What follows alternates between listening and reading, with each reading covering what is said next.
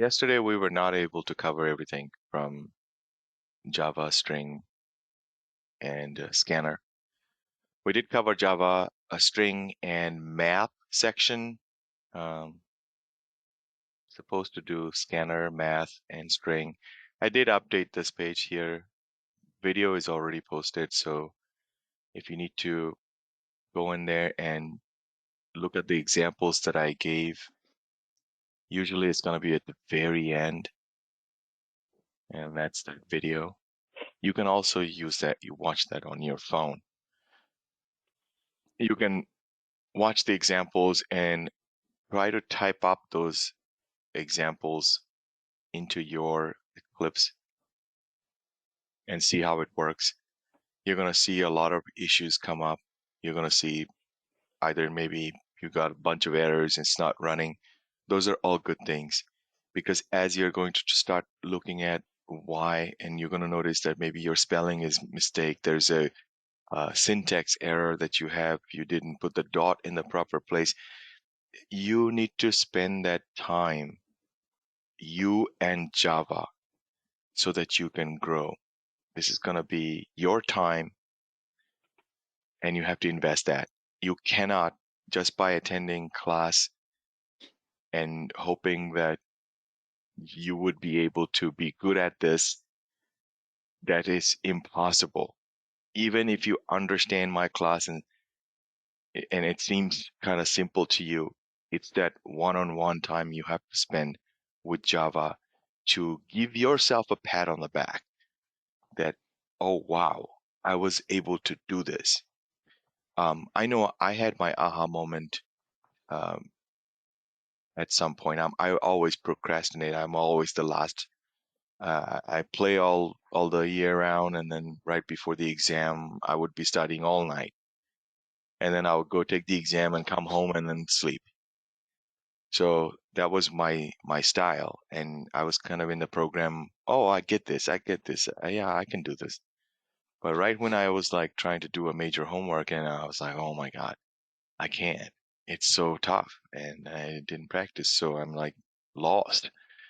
But I spent about 4 hours on that thing, and I was doing a bit of a going back and restudy, and then with trial and error, it was working.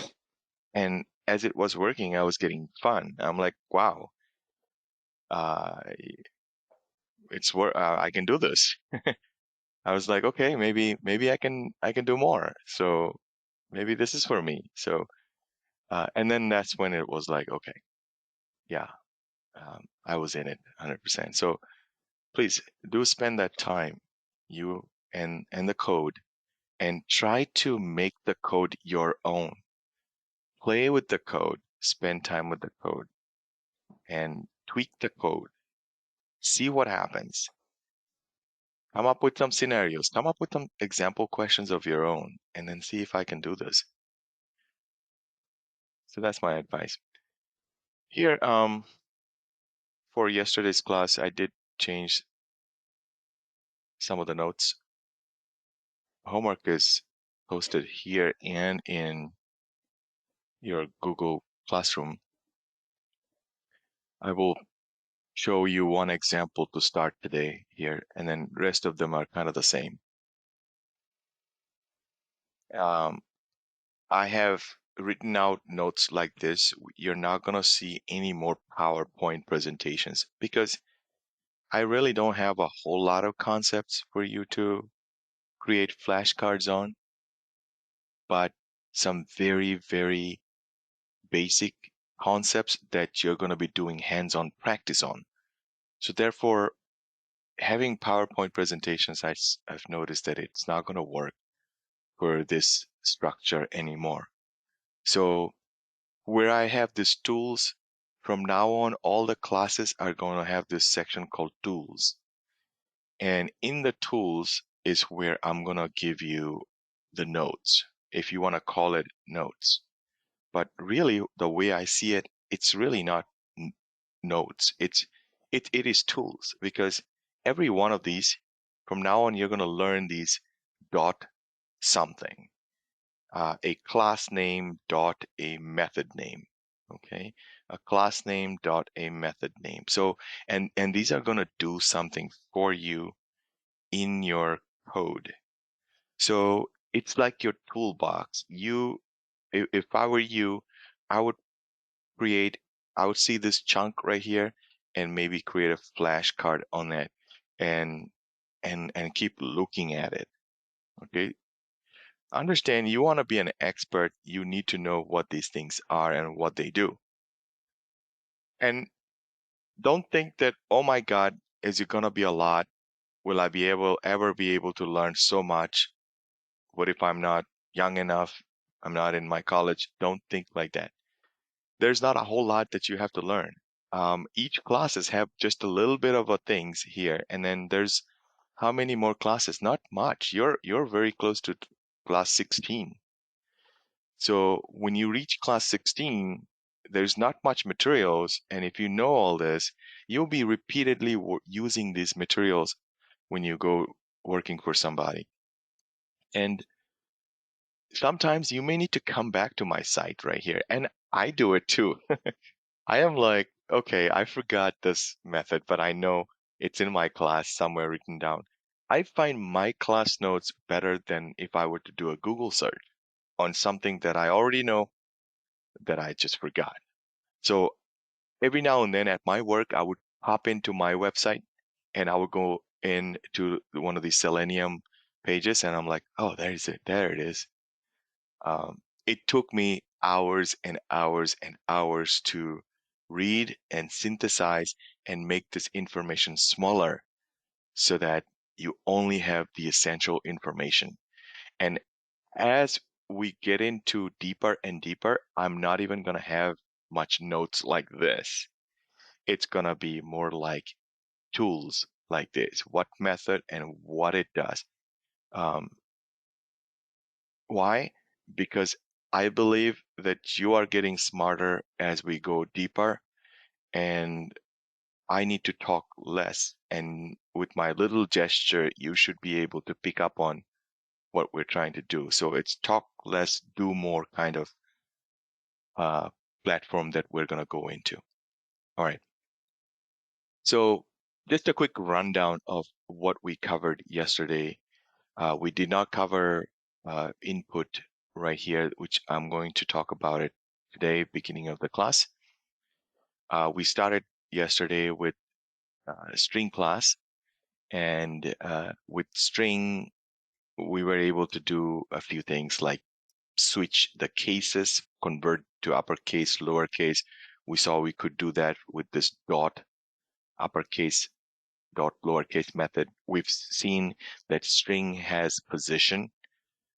We could check how long that is, the length or the size of it, and then go into any index. Character at will give us the index of where that character is in that string.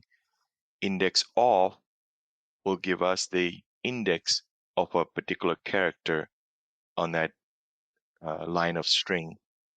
In comparison, we've seen is empty tells us whether the string is empty. Is equals, we kind of had a hit or miss on this one. Didn't really work well. I never used this. Sorry, this is not supposed to be to uppercase. This is supposed to be um, is equal ignore case. Let me quickly change that here. I have a question. Go ahead. Some reason I can't see your screen. I see just a blue screen and some code. But you're writing anything? Yeah. No, I Oh don't yeah, see it. I have the same thing. I only Yeah, see whatever something you're like showing, I the blue can't see screen. anything. Hmm. Okay. Thank you for noting that. It's been like all time. I think it's three open. That's why. Yeah, I think it's the wrong screen you're Yeah, three sharing. tabs. Yeah. Okay. We see the Java code you highlighted with the blue screen. Okay. That's the So one. I am sharing a wrong screen here. Just one Yeah, second. screen position Java. Mhm. Yes. How about now? Yeah, So now we see a different your website. white Thank one. you for pointing out. Please do not wait next time if you see anything like that, because yeah, it can happen. So this one was dot equal ignore case. Dot equals probably dot equals ignore case. All I right. think it's maybe different because we can see your cursor, like the pin. You don't see my cursor? No, it's a still page. Okay, let me see this here.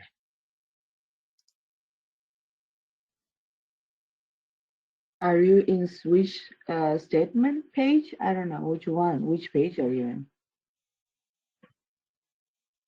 Yeah, Or I just want operator? It's kind of I frozen.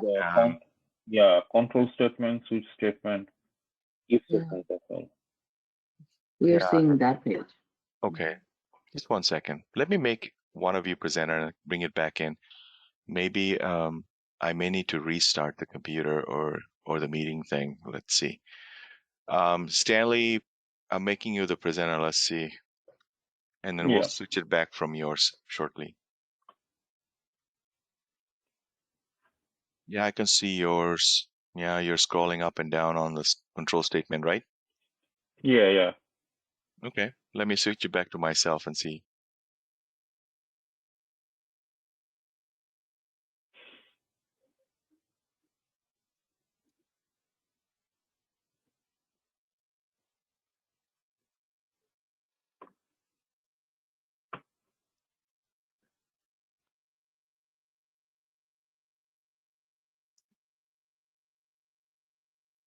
How about now? Yeah, now we can see. Do you see my I pen can tool? see, I can see your Yeah, pen is yeah, yeah. moving. Okay, and maybe I can write. Yeah, no, Yeah. now it's Okay, sorry. Thank you for this. Okay, let's go back to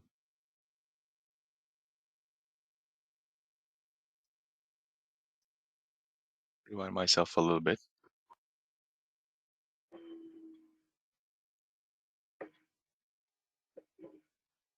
So in here, this is what I was showing actually.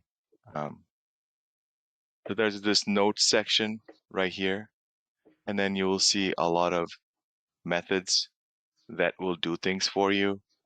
And your goal is to learn these methods and then know what they do and be able to do it to whatever you need to cook up for.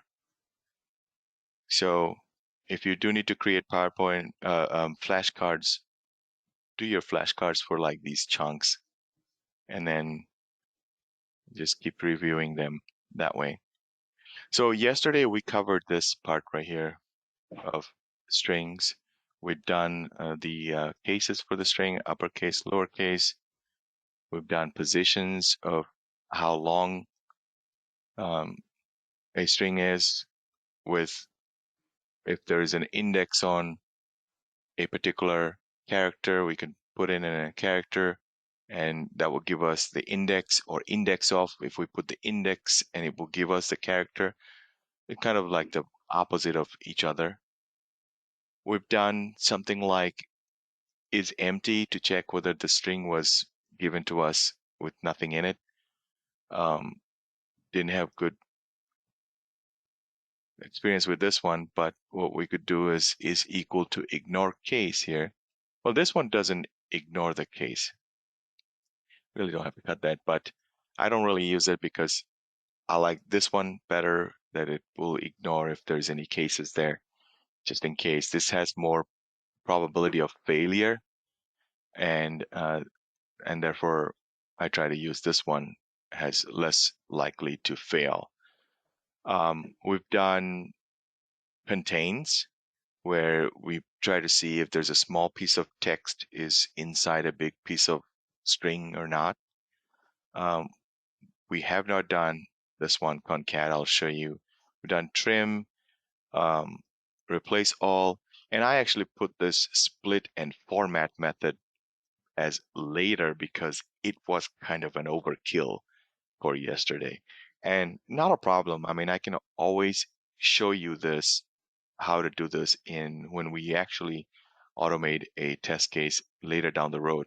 As a matter of fact, all of these code blocks are going to be used when we're going to be automating test cases. So you're going to have hands-on practices on real-world applications at the moment when we go into Selenium classes. So just keep that in mind, and we will revisit this. So this is not going to be the end-all lesson for this. And then we have this code snippet here and this is coming from my previous sessions classes. What you need to do here is, if you want to practice what I wrote, and that is a very, very good idea, that after I'm done with my class, you sit and take some time and create the classes that I created, then this would be your class name. So you write a class name, you create a class with string case, and then you first, if you want to copy this, you can into your class, or I would highly recommend that you try to type in yourself. Go ahead and type in yourself, because as you're typing this in, that's going to open up a connection between you and Java, and you will do better learning, because you're going to make mistakes when you type in, and that's a good thing. You can't learn without making those mistakes and correcting your mistakes. So don't avoid that ever. And don't get discouraged if you see you're making mistakes. Those are great things. You don't have to copy this if you don't want to. This is just kind of a notes section. Again, all of these dot length and dot to lowercase, what it does, it in the notes way up there. So you don't have to. But if you want to just copy this part in there, that's okay too. If you want to be hard on yourself, go ahead and type that up on your Java class. Because as you're typing in, you are remembering more. So then you're just, if you were to just look at it, okay? Same thing down here. The next class you're going to create on your Eclipse is called string position. That will be the class name. And inside the class, this is a bit of a notes of what we were doing, and this is what we did. So it may or may not 100% match with what I did with you guys, because I tweak a little bit, but it's very close to what the concept was trying to cover. You will see each of these will do something for you. So there's a whole lot of these, and it will be your practice. Okay, there's a lot, and you can just uncomment these and then try to practice it on your Eclipse and then see how they work. Now, what I didn't cover here is this part right here. Those of you who had to leave early, towards the end of the class, we covered this, which is a math function.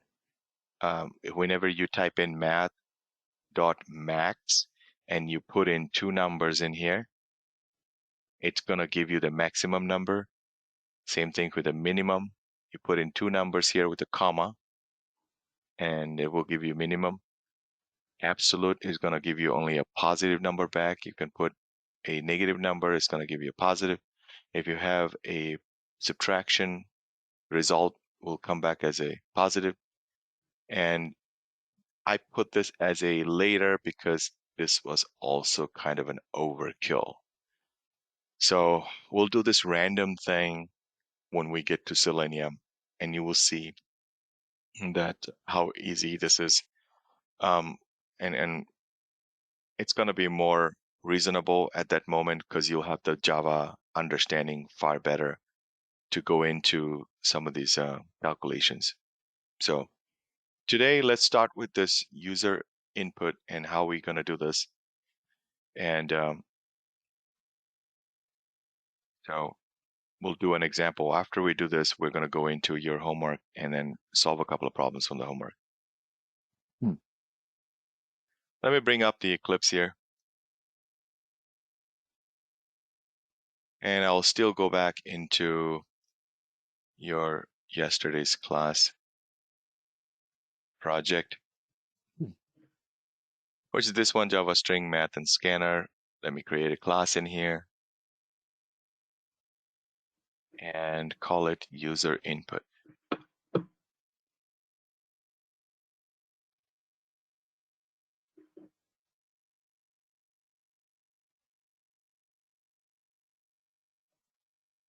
Okay, don't need this part. Delete that. And what user input is.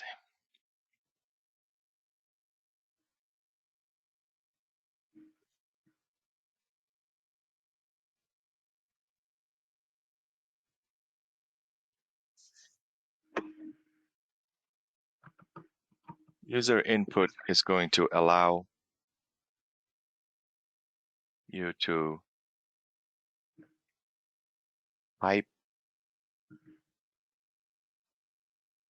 anything into the console. Here's the console. With user input, you'll be able to type up something in here. And really, with this typing up right here, you'll be able to communicate back and forth with your code. So the Java is going to ask you for something. You type in here. Java is going to take that and store it using your code, do some calculations, and you'll be able to return the answer back. It's kind of like if you went to an ATM machine. ATM machine, it doesn't have anything you can type with, but has a keypad. Okay, has a big screen. It's a touch screen, and might ask you to put in your passcode, and then you type in your passcode here, and then it goes in. If you have your passcode wrong, it might say wrong, give you another option. Maybe 3 times you get it wrong. They will just, there are some ATM machines, they will take your card and just insert it into the machine, and you will never get it back. You have to contact your bank to get that back. Others will just lock you out and say, sorry, you've tried your maximum try. We cannot process any transactions. And you try to pull that card out and put it back in. It's not going to work for you because now it's in the memory, and they save that data saying that, okay, this person tried to put in a wrong PIN more than 3 times or more than 2 times. Probably stolen. We're not going to allow any more withdrawals or any transactions on this account. So you typing in these numbers right here is kind of the same thing as you typing in the numbers right here. I want you to think it like that, because what they do is they actually, when they first write the code for this ATM machine, they first write the code here and they practice right here, the developer. They will put the input and then check and then see if it works or not. Once this is all working, all they do is they take this input part and they integrate this input part into the touchscreen versus integrating this input part into the keypad.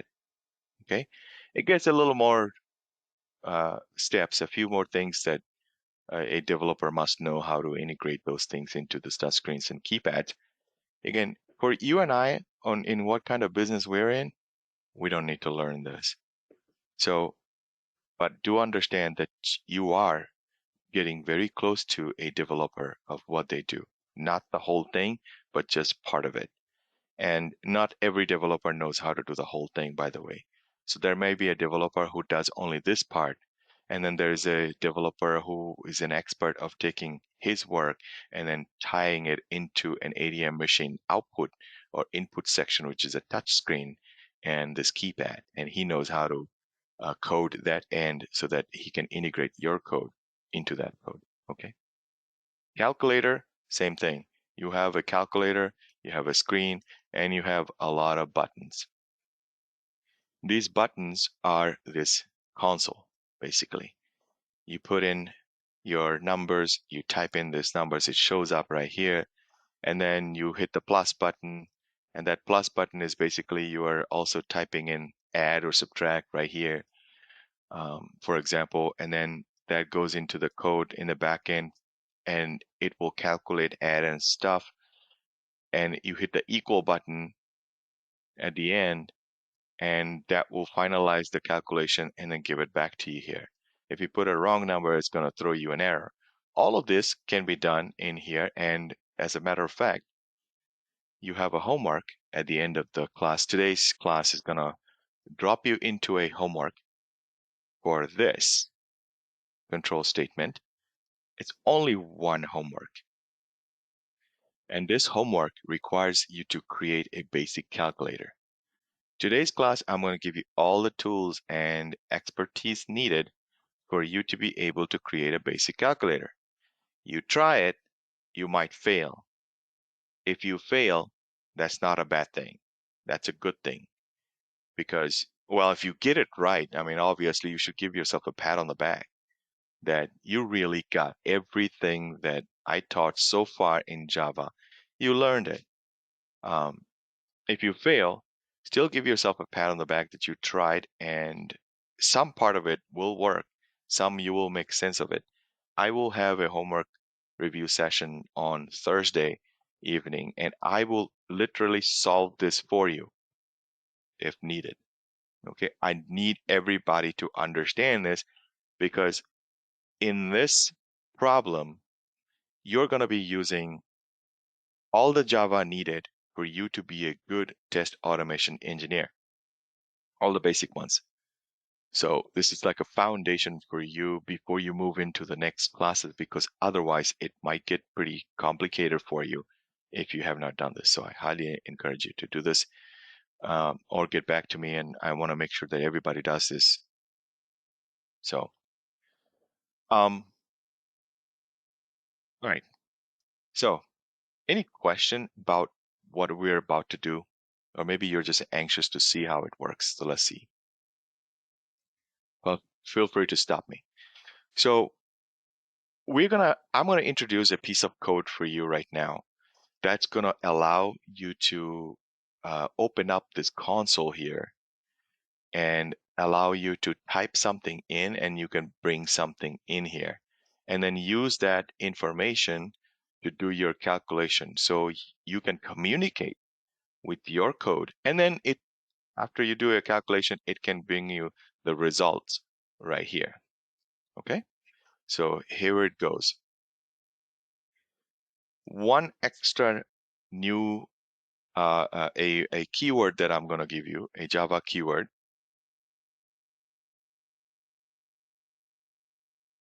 Java keyword called new that you're going to use. This new keyword creates a cloned object.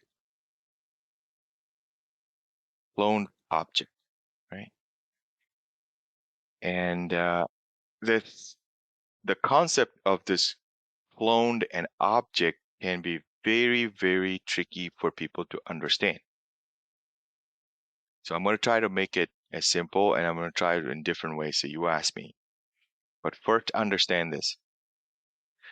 When you create a class, as you can see, this is the class name. And you know it's a Pascal case and a class word written in front of it. Inside the class, which is an open curly brace and a closed curly brace right here. That's the opening and the closing. Inside, you have something called a main method. Okay. So this main method is not the only method. As a matter of fact, you can have more methods inside classes, which you will see in few weekends from now. You'll be able to create classes, methods like this inside classes, multiple of them. As a matter of fact, in the real world, you will probably have about 100 of this. So 100 of these chunks like this, methods. And another one. And another one. And then has a block of code in it. And a block of code in it. And each of these do something, block of code. But right now, we are only dealing with one method called a main method. And this lowercase main is reserved by the Java. This is supposed to do something. What it does is Java will come to this first. When Java sees main, he will come to this method first. Now, all the other methods you create here, Java will go second and third and fourth. Doesn't matter where you put it. I mean, I can put this main method way down here and have other methods up here. Java will jump to this main method first and then start looking at line by line here. And then if it needs to go anywhere else, it will go anywhere else, but it will stay here first. Okay? Method names, you understand the difference is going to be in camel case. You're like, oh, well, this is all lowercase. Well, it is, because the camel case first word is always lowercase. And then if there was a second word, then the first letter of that second word would have been an uppercase, but we don't have a second word in here. Therefore, everything looks like lowercase, but it is actually a camel case. So understand the difference there. You need to understand the difference between a class versus a method. Another difference of a class starts with a curly brace, finishes with a curly brace. A method has a parentheses like this. We'll have an open close parentheses, and then it's going to have a curly brace, and then finish with a curly brace. Class does not have an open and close parentheses right next to them. So those are some fundamental differences that you will see just by looking at it. Any questions about those fundamental differences?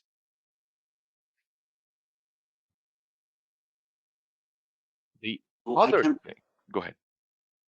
I can see some square bracket inside the parenthesis. So what does it use for? That's a good question. Now, this is not used for anything at all. But this main method must have that. It was coming in from way back. It doesn't really do anything. If you take it out, it might throw you some errors, but there is something in here that you're going to learn when you create your own method down here. You're going to be creating more methods. When we go to that methods class, I will talk about each and every single word of this. Today's class might get heavy. So just kind of ignore that for now. Just ignore that and think that, okay, methods have these parentheses here. Okay. The other difference of this method, hang on, my mouse froze.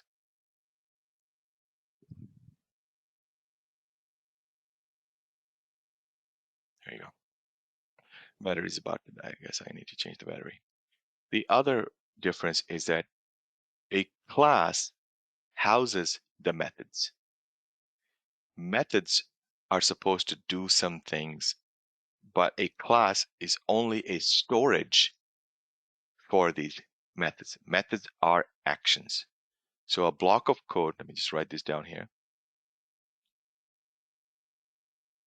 Methods are a block of code that does a specific task.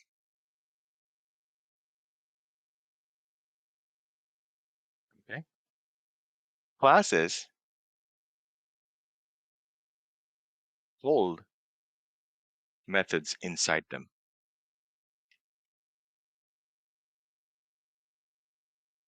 Okay. So the classes really don't do anything. It just holds these methods. But the methods are what it gets the work done. Okay?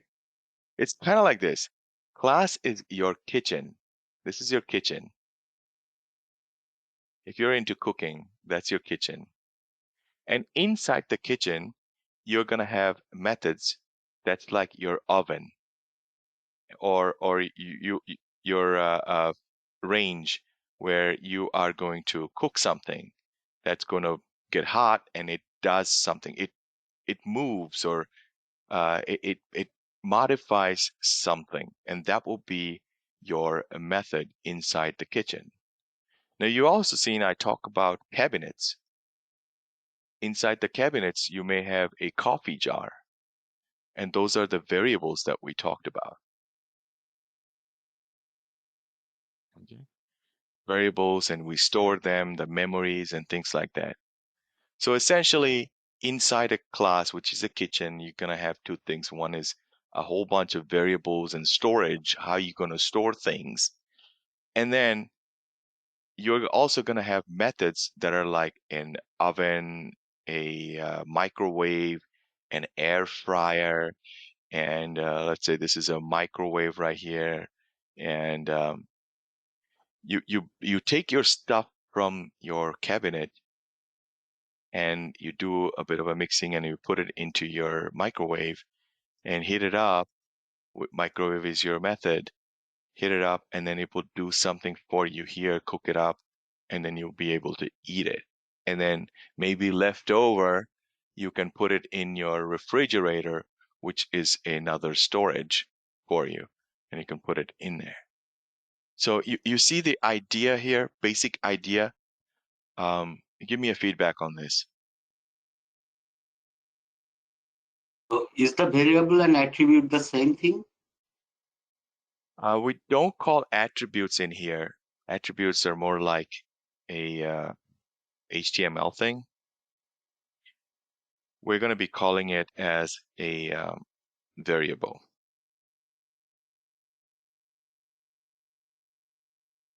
But if you understand it with an attribute, it's also totally okay.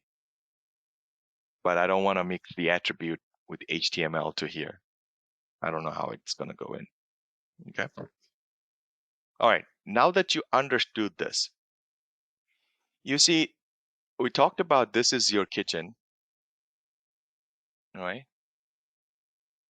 This is the kitchen. And this is your oven. And inside the oven, you have a few things that will do things for you, like cook up the turkey. Now, Java gives you the power to create this kitchen a million times or more, as many times you want to. That means you can create this kitchen all over again with the name called user input. It's going to give you all of those cabinets that's in the kitchen. It's going to give you the oven. Okay. It's going to give you that refrigerator and the microwave. And then you can create another one if you need to and have more cabinets. Okay. You're probably asking, why do I need all that? I'll explain it.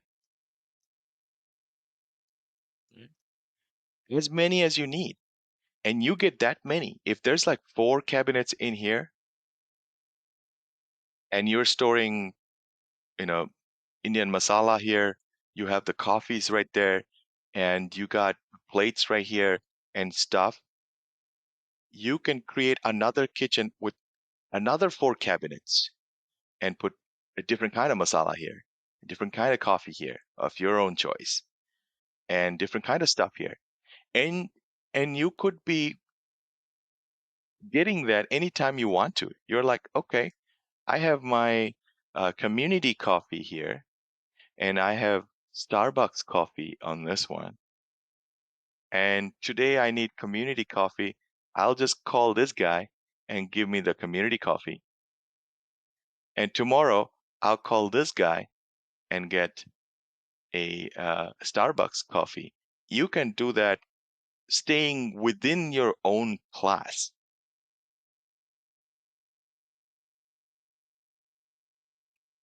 With me so far? Do you see the power of this? It's like, why create so many cabinets in your own closet right here, in your own kitchen? This is your kitchen. You're working right here. And if you were to create so many cabinets of space where you want to store things, so many, and have all these ovens, that's going to take up a lot of space in your own kitchen. But how about you create a virtual kitchen like this, where you can store things and pick it up over there, but you need to know which kitchen you put it. You could call this a kitchen 1. You could call this kitchen 2. And you need to know exactly, okay, kitchen 1, I have the Starbucks coffee, and kitchen 2, I have the community coffee. You need to be able to know where you have your stuff and then be able to use it. Okay, that is a concept that is allowed in Java with the word called new. If you put the new word in front of a class name, you basically create a copy of that particular class, and a new kitchen will get created for you. Okay? Any questions so far? Let's see how we're going to use it. Okay. So here we have a kitchen somebody created called Scanner. And that Scanner kitchen allows you to type something in here. So we're going to create a new Scanner kitchen for our own purpose of use. So the code that I'm going to write here is called new. And initially this one, you have to memorize it a little bit, okay?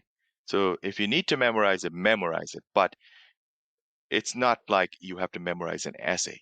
It's only 2 lines of code. So you do that. Later down the road, as you keep on working with this kind of creating new something, it's going to kind of engrave in you. It's going to become easy.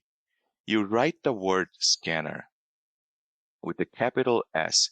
Why capital S? Because that's actually a class name. Somebody created a class and put a lot of methods in it. Okay, there's a lot of cabinets inside that class, and there's a lot of ovens, microwaves in that class as well. So you're like, okay, it's not a kitchen.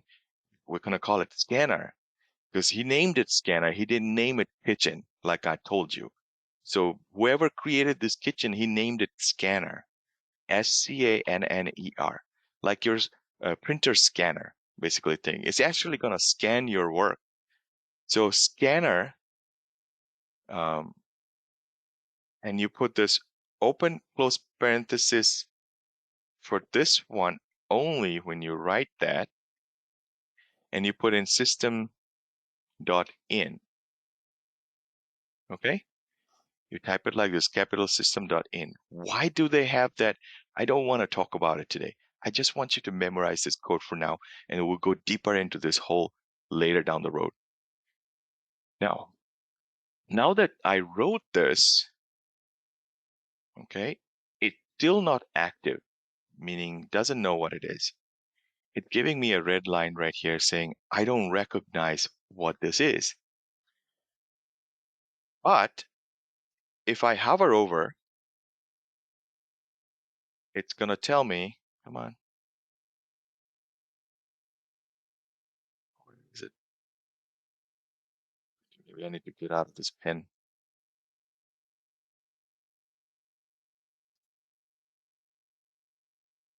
There was a hotkey to hover over somewhere on this lesson that I can't remember. Yeah, it shows a lot of options like the import scanner Java utility, create class scanner, create record scanner, and lot of things. Do you remember the hotkey to show the error or expand the error? Bummer, I did not I even did. have it in the notes. I fixed mine. Here are the hotkeys. Quick fix error, organize imports, back. Runs shows a list of your currently defined shortcut keys. Format, maximize. There is a hotkey that will open up. Space, main, theme. I can't remember. Maybe on the previous slide. Nope. Control Shift L. Control 1, quick fix error while cursor on the error. Okay, let's try that. No, my Control 1 will zoom in on that. So let me see if I still got the writing function.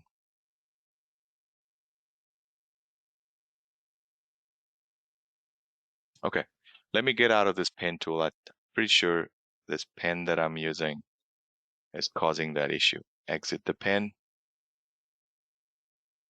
And There you go. yeah, there are 6 quick file fix available.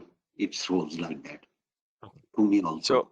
So right now, with the new, notice it got changed to color, like reddish maroon color. It's telling you that he recognizes that. And with the scanner word, he's like, I don't know what this is, but I got a few solutions. Look at the first one. It says import scanner. And it's coming out of java.utility package. So somebody, this Java project, by the way, it's like the same project as your project names that you're writing. And come on. There you go. And this util is a package. Now, this java.util is the source code is in there, meaning when first Java created these guys, let me see if I can zoom in or is it going to shut me down? Yeah. And it shuts me down. Can't zoom in, but hopefully you can see it some. So that java.util is that package where they have those really, really like source code. Whoever created, the creator of Java, wrote those codes in that package. And one of the things that he wrote in that package is the scanner class. And inside the scanner class, he has a lot of methods. So imagine that scanner is like a kitchen. Inside that kitchen, he has cabinets where he's storing his spices. And then he also has ovens and stuff that can do stuff for you. Okay. So right here, it's telling you that, hey, I don't know what you wrote here, but there is something there inside java.util that I recognize called a class called scanner. Do you want to import that here? That's what you want to do. You want to import it so your kitchen understands what his kitchen is. Okay, now I want you to look at something here. Keep your eye on this line number 2. The moment I'm going to import or click on this import scanner, you're going to see something pop up right here.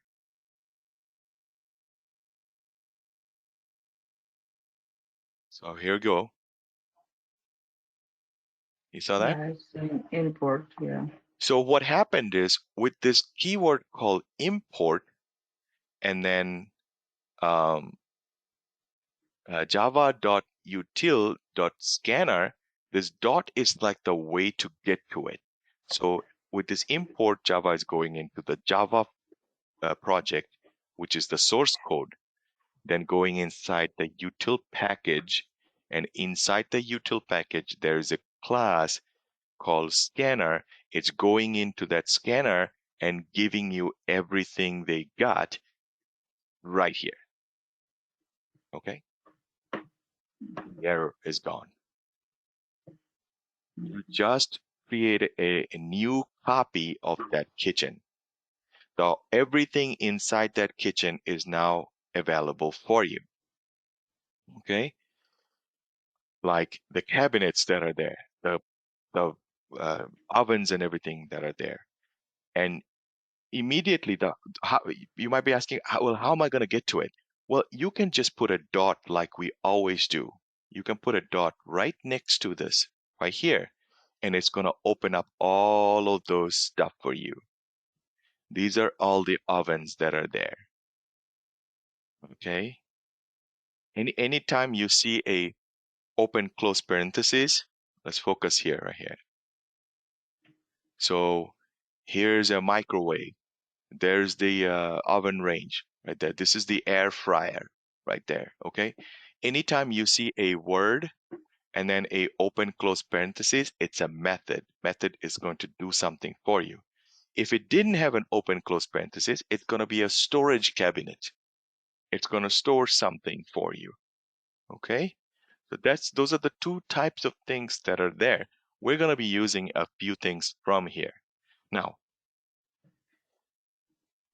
bad thing is, if I keep doing new scanner and then put a dot and use one of these methods, for example, let's say dot I use called next, this method. Each time I use this, I have to create a whole brand new kitchen just to use one oven. That doesn't make any sense whatsoever. You're wasting resources. Because I'm going to have to use this several times. I'm going to have to use this to get one user input from here. This will give me an input. And I could be using it again. Let me copy this.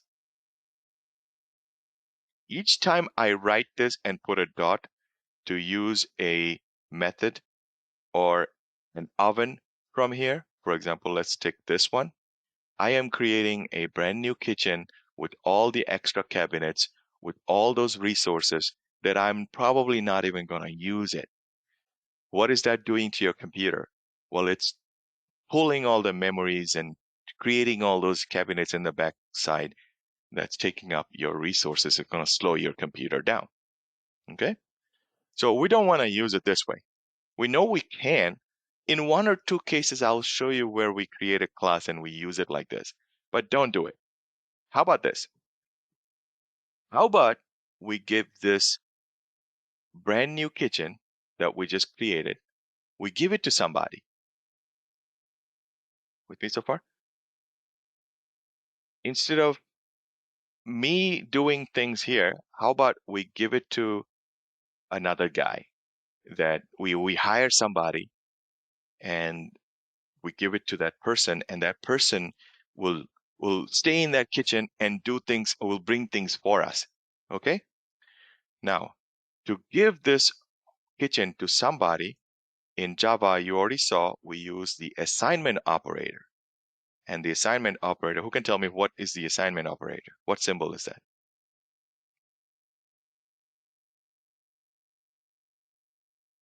Equals to? Equal sign, correct. If you use the equal sign, it's the assignment, meaning you assign it to somebody, okay? So now I just put the equal sign. Java is going to look at that and wait for like, okay, you're going to give it to somebody on the left side right here. You created it and you're going to give it to somebody. Okay. You created a kitchen and you're going to hire somebody and give it to the person. Now, who are you going to hire? You don't want to hire just anybody, right? Somebody who has maybe some kitchen skills, like cooking skills, right? A chef. Well, a kitchen skills here is somebody who has the scanner skills, because we're trying to scan something where we created a new scanner. I don't want to give the scanner to somebody who's a janitor. I want to give the scanner to somebody who has scanner skills. So what you do is you write the scanner word again right here, because that's what the skill that you want. So you write scanner, the exact same word.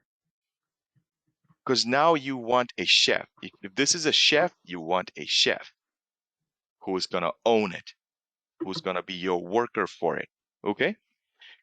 Okay, so this is a chef, but every chef is going to have a name. Scanner. The chef is his skill. Scanner is his skill. He can do scanning or he can do cooking. But if you hire somebody and his name is, let's say, Johnny, then, this Johnny is going to have all those skills. So you give it a name right here. HNY, for example. Okay. What just So we can put happened? any name. Any name whatsoever. Do they But use if I Johnny? put the scanner with the lowercase, it will work. Am I right? Will also work. In the industry standard, nobody Mhm. whips out a name like I just did. Usually what they do, they use the scanner word with the lowercase s. Okay, they use it like this, SCANNER. Why? Because it's on the fly, they're writing code and they're like, I don't want to make up a name. I'm just going to call it a scanner with the lowercase. And this lowercase is not the same as uppercase. Uppercase is a class. Lowercase is totally different name because Java will understand as a lowercase is something else and not associate with this at all whatsoever. So usually they use this. Okay. Now, in short, some people are like, I don't want to write the whole word scanner. Why don't I just use the word S, letter S? Mhm. With me so far? Yeah. But if I wanted to use Johnny or Michael or Jonathan, I could be using that totally. Let me just do that for real world sake. Okay. So let's take who's one of the popular chefs here in the United States? So Bob. before going to the next, Yeah, go ahead, Chisti. before going to the next, so a scanner, then if you put any character like the name or something, is it the name of the scanner or something else? Scanner means file, that is class.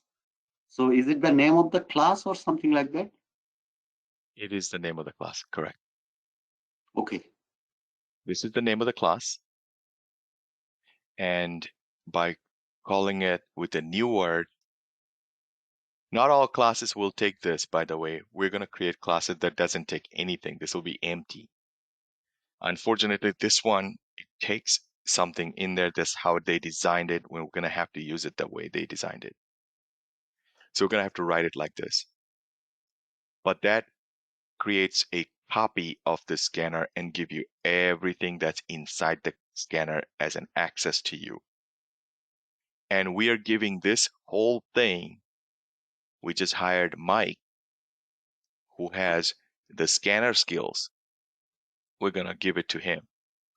That means if you write the word Mike and put a dot right here, that's going to give you a whole drop down of list of things that we were able to get it from here. So let's take a look at it.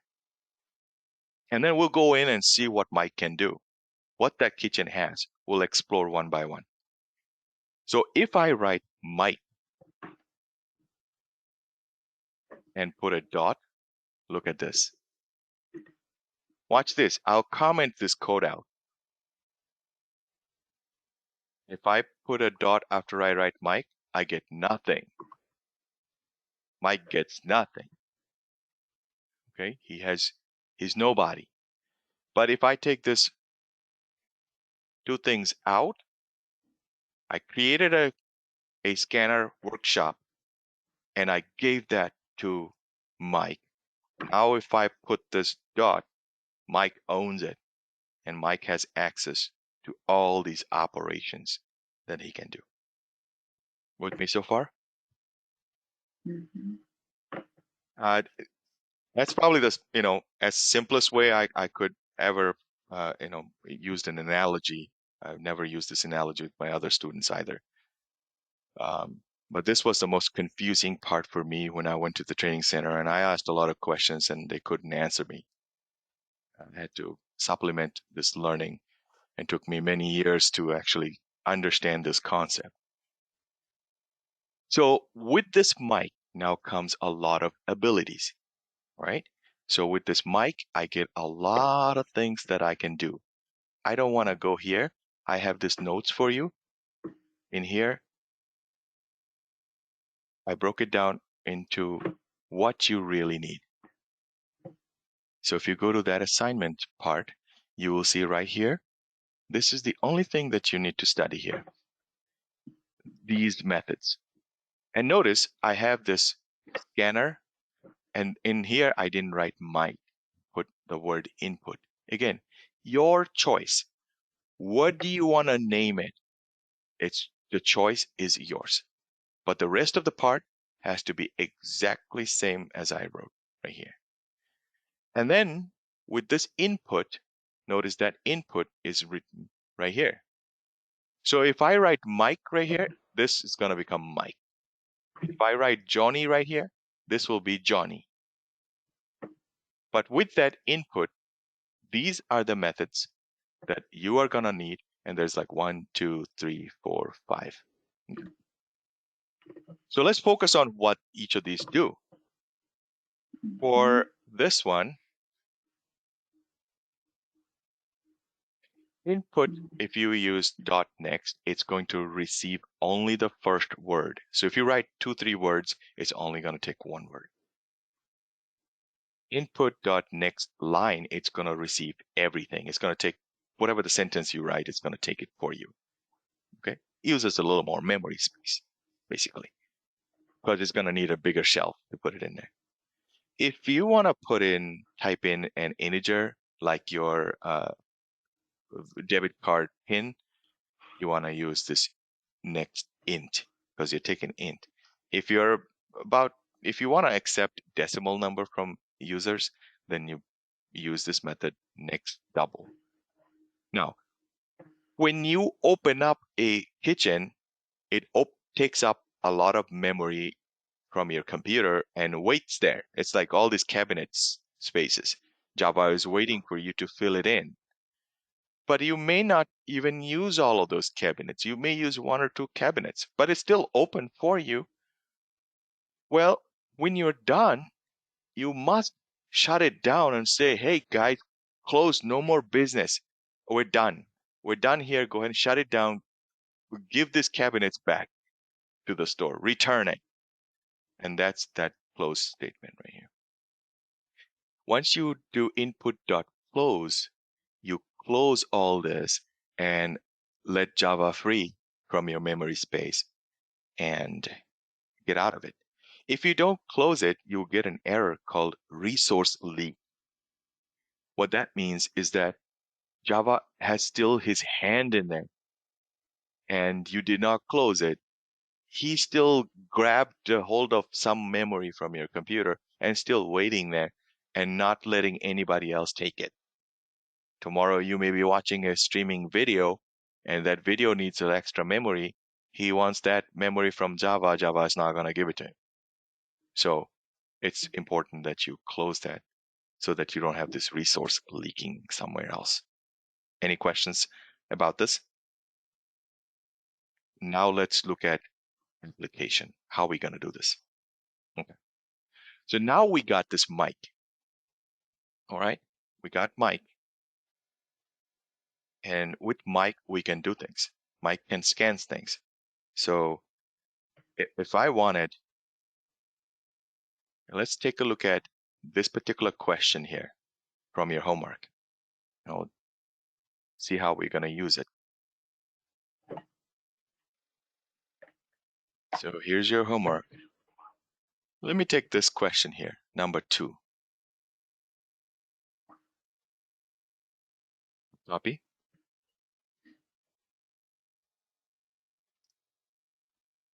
I'll do it on a next.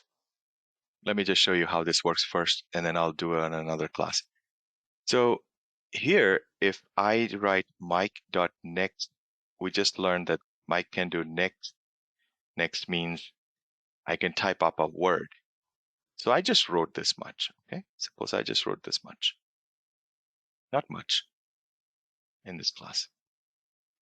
And if I run it, what's going to happen? So if I run this, you see this console got white. Before, you were never able to put your cursor in here. Now you can. See, I can put my cursor in here. Java is actually waiting right now. What happened is right here, the code is right here right now. And it's waiting for you to enter something in here, type something with that next command. So I can put my cursor in here, and now I have the capability to type something. Like let's say I type Stein or hello. I can type a lot. My name is Stein. It allows me to type it now. So its input is open, right? When I say next, okay? So if I hit enter, only then Java is going to move from this line to this line. And in this line, I have nothing. So the program is going to end. So watch this. I hit the enter button that I'm done typing. And that's it. There's nothing else going to happen. It's over. It didn't give me an error, but the program ended. So that's that. Now, what if I wanted to type something and I wanted it to print it out to me? Let's look at that. So this is what Mike.next is receiving this information. Okay? If I wanted to print it out, I need to print out with my code. Which code do I use? This out. This out. Mhm. So I need to type in what I need to print out right here. Okay? Now, I don't want to dare to copy this and put it in here. That might be too much. I don't want to do that. But you see, one thing is, yes, Mike got what you typed in with this code. But Mike has very short-term memory. So you can't call Mike and then say, hey, give me what you wrote. There's no way to do that because he forgot.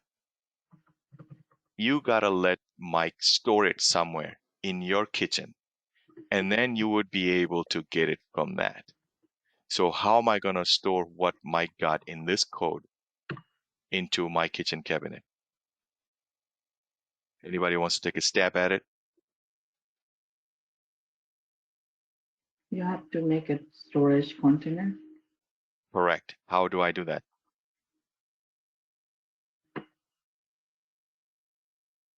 We learned this on the first day of Java class.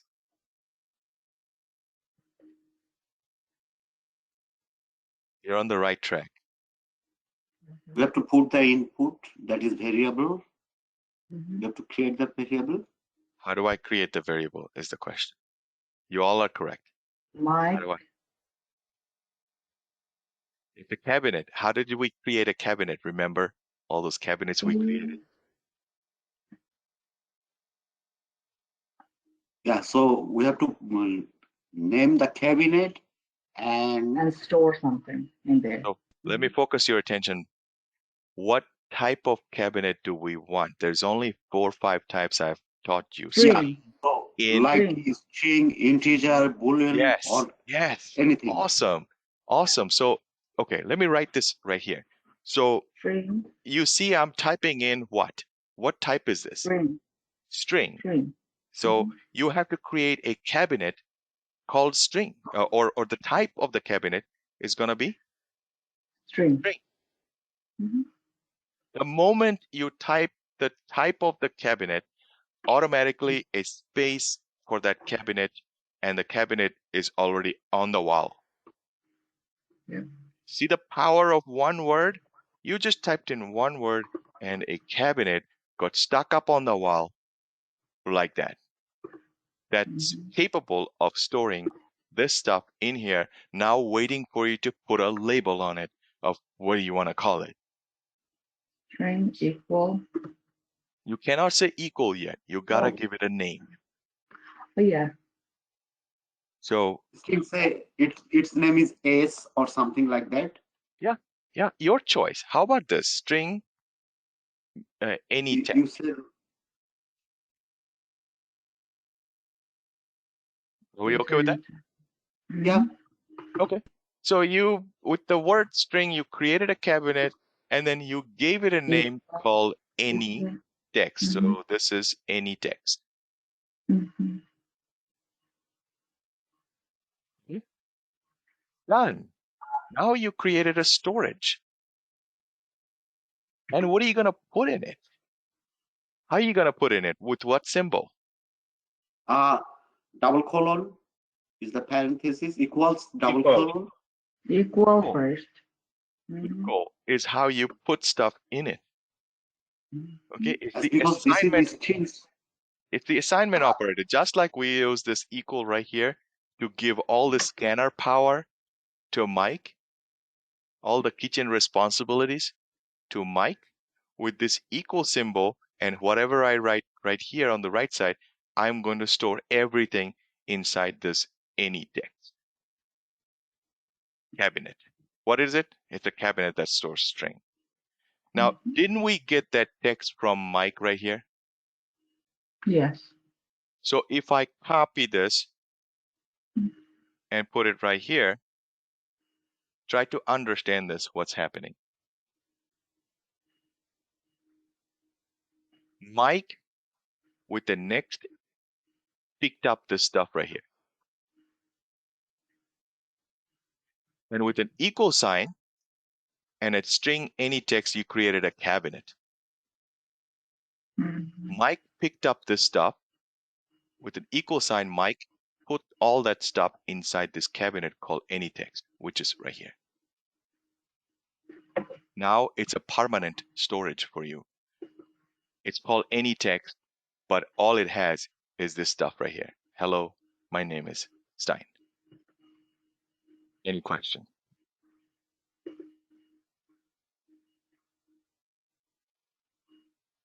This first part is the hurdle. I know I'm taking like 1 hour on this one line of code, but once you get this one line of code, you're going to be running like 100 miles an hour with Java if you get this 100%. And then I can't stop you. You'll become a genius after that.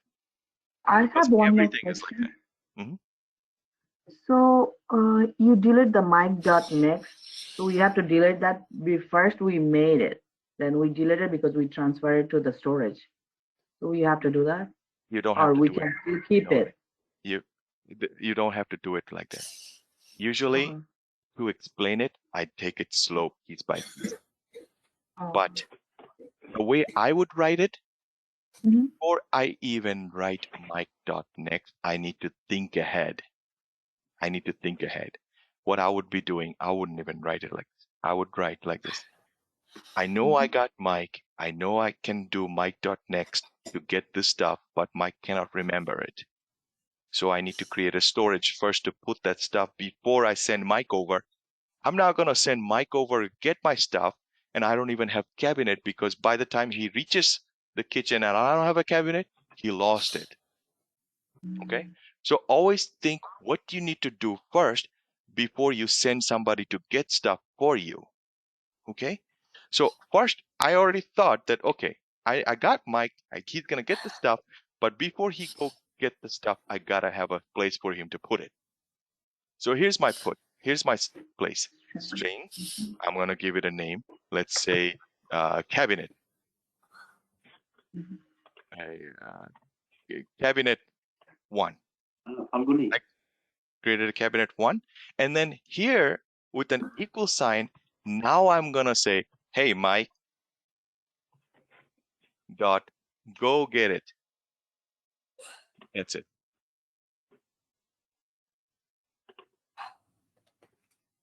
Understand? I have a question. Go ahead. Yeah, I mean, so what we are storing actually? I mean, the line that you wrote, or what we are storing actually? The line that I wrote. I mean, say, hello, my name is Stein. That's your storing? Well, that's what we're storing. Mhm. Okay. Any other questions so far? Okay. Can I explain the next option again? So what this next does Yes. is you are going to go and this is your manual. Okay. This would be your manual. And in here, with this scanner stuff, I just need you to learn 5 things. And with this .next, it receives the first word value from console. It's going to take what I wrote, only the first word from the console. So even though I wrote the whole thing, with this next thing, Mike is only going to take one piece of that word, first word. The next line, then Mike can go get everything. With next int, it receives integer value. Next double, it will take double value. Otherwise, it's going to say, hey, you told me to go grab Johnny, but you gave me Sunita. But Johnny wasn't there. Sunita was there. I'm sorry, I can't do it.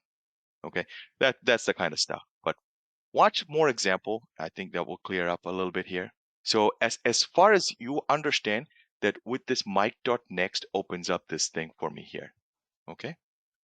Mhm.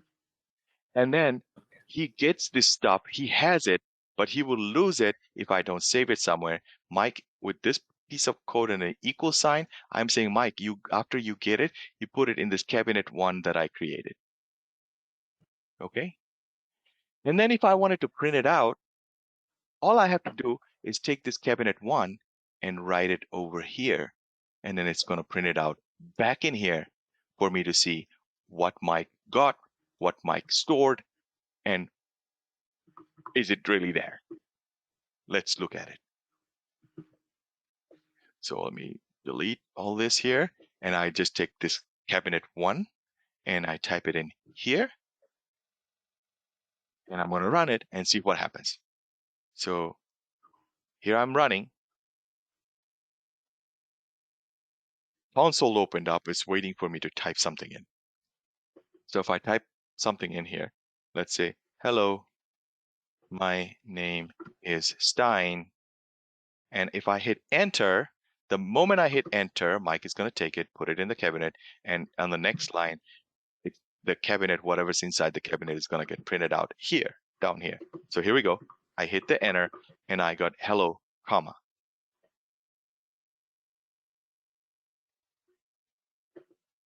Just like the method said, it only takes the first word with this Right. method. It did not take anything else that I typed. Now I can change that to next line. Then it's going to take the whole thing. So let me go ahead and change and say, hey, Mike, yeah, I told you first time to just go get that peanut butter, but yeah, you need a bread with the peanut butter, so you didn't have the common sense, but that's okay. I'll just tell you right now, just go get the next line. So if you type in the next line, and there's that method right there, you can see that. There's a whole lot of this, way more than I am teaching you. You don't need any more, just need 5 of them. So if you take that next line dot next line, and now he's going to grab everything. So if I run this again, console opened up, became white, waiting for me to type. Java is on line number 17 right now. He's actually right here. He didn't even execute this yet. The moment I'm going to type something and hit enter, this will get executed. That's going to get stored into cabinet. And then he's going to move to line number 19. He's going to see, oh, you want me to print it out? Sure. What do you want me to print it out? Cabinet 1? Okay. Whatever is in cabinet 1, I'm going to print it out. right here. Okay. So let's run it. Run. Oh, I already ran it. Waiting for me to type. Hello, my name is Stein. And if I hit enter, it gave me back the whole thing.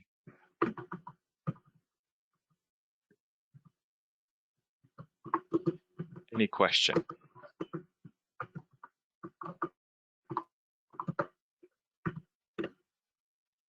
No question? You guys get this?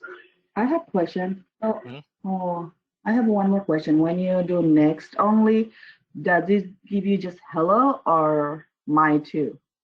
It won't give you anything after a space.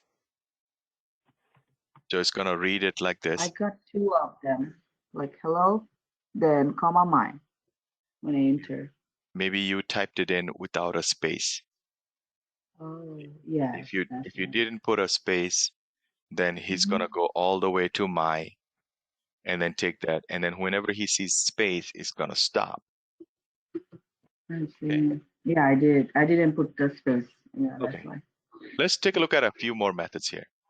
But before I do that, let me introduce one more concept. I know I'm like, this. When is this guy going to stop? Oh, can I ask something? But Yeah, thank you. I mean, the thing is like, say you wrote something in the beginning, and then you ran the application again, it opens the console again in white. But is it like every time when we're gonna run, it will just open a new console without anything? Then we need to write and enter. it's going to open up the same console here, and it's going to go back and forth. So that means I can have Mike go and get something else again. So suppose I want, first time Mike went ahead and got a string. Next time I wanted Mike to go get me an int. Maybe, how older you are. Okay. So suppose I ornament this a little bit. So obviously you don't want to open up something like this with just like with nothing in it. User doesn't know what it is, right? So if I go here before user types in anything, I should write something like this. Sysout and say type something or type a string. Type any string. And then Mike goes and gets it. You save it in a cabinet. And then before you print it out, you should probably write you type something like this. Sysout. Maybe we should say, actually, this can be done in the same line. String concatenation, if you can remember. I can put it right here. Say, you type and put a colon and a space. And I have to put a plus sign here to connect them together. That. So it's going to print out you type all the way up to here. And then it's going to go and get that stuff from the cabinet 1 and then print it out here. That will be a nicer way to do this. So if I run it now, look at this. It says type any string. So if I put my cursor here and say, hello, my name is Stein. And if I hit an enter, it's going to say, you type, hello, my name is Stein. It was able to get it from the cabinet and print it out over here. And you can keep on doing this, Stanley. I think that was your question. Like, do I have to open up a new console? No, you'll be working on the same console. It's like a communication between you and the computer. And this is like keep on going, kind of like you're texting your computer and your computer gets back to you. It's that like a texting platform for you. Does that make sense? Yes, something. But I wanted, let's say, in the first line you wrote, "Hello, my name is Stein," right? But I don't want to remove that. I want to stay. I want to save it. When I need in the future, I'm going to use the same thing again, but I don't want to type again. Yes, you don't have to type again.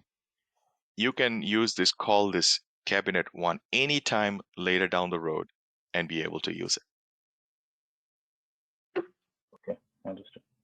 Thank you.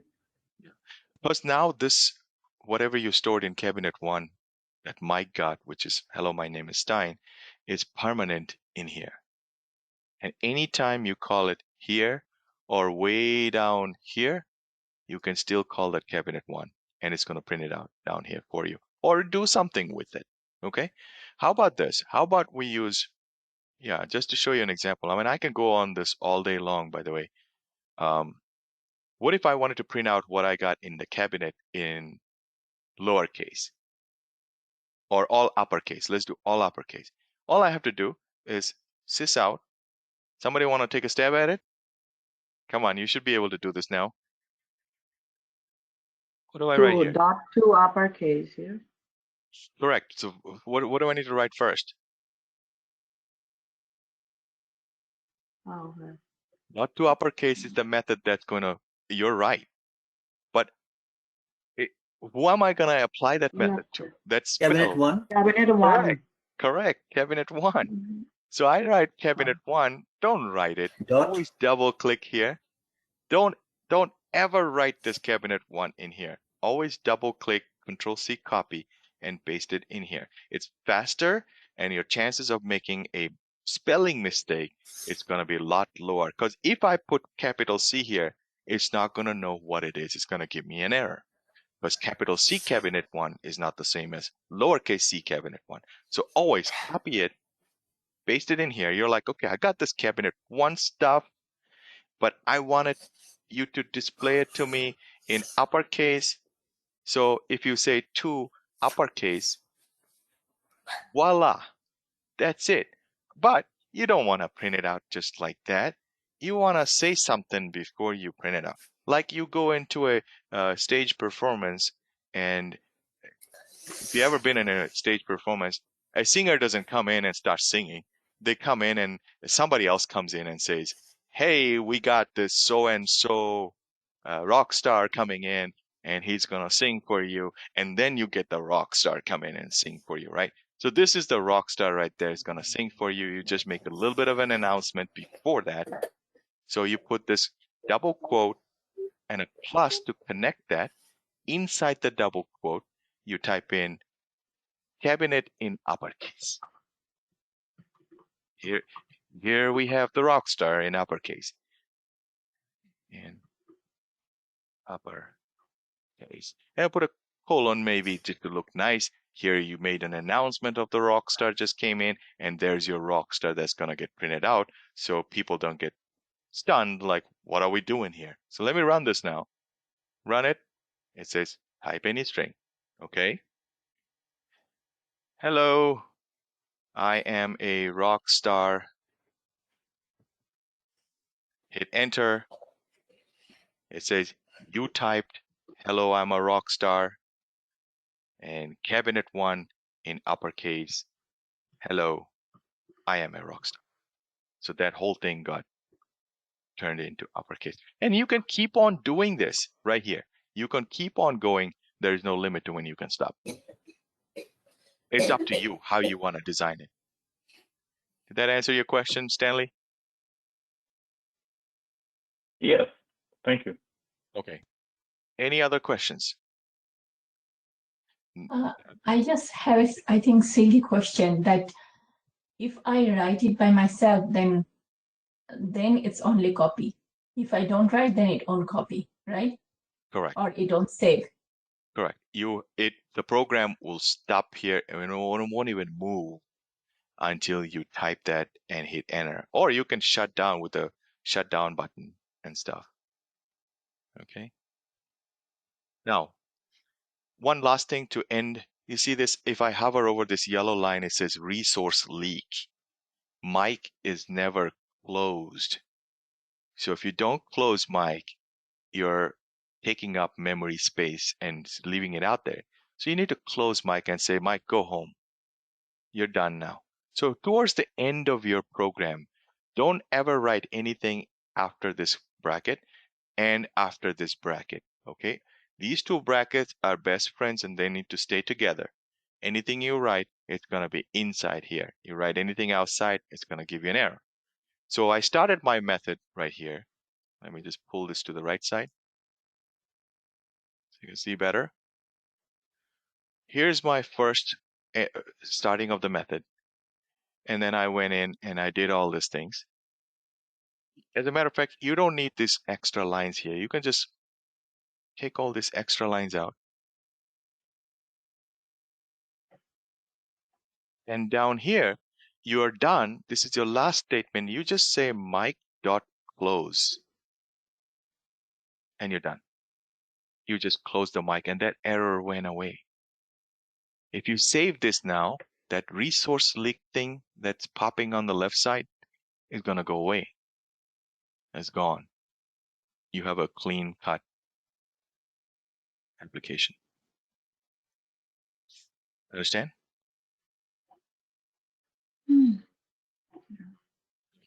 So that's it for your how to create a new scanner, give it to somebody.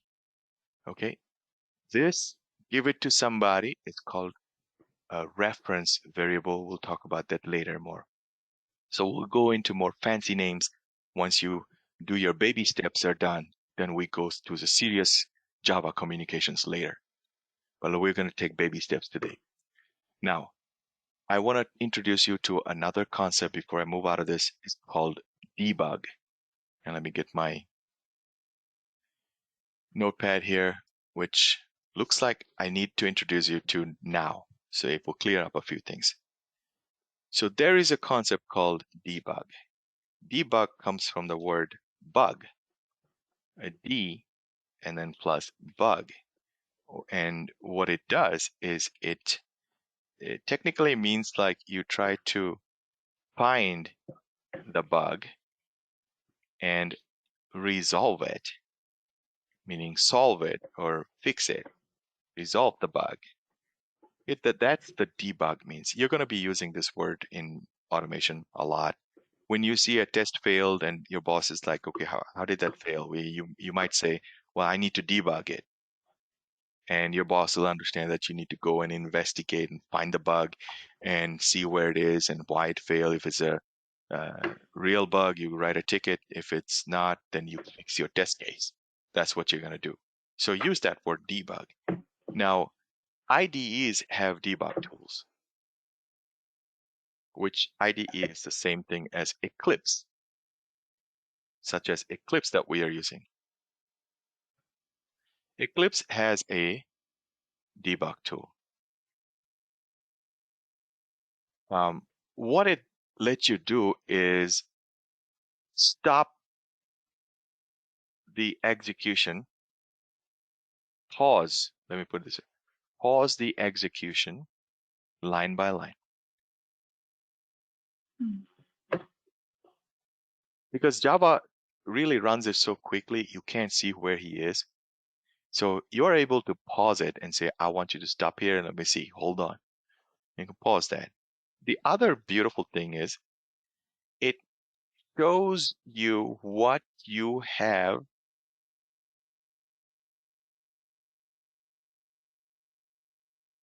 stored in the cabinet.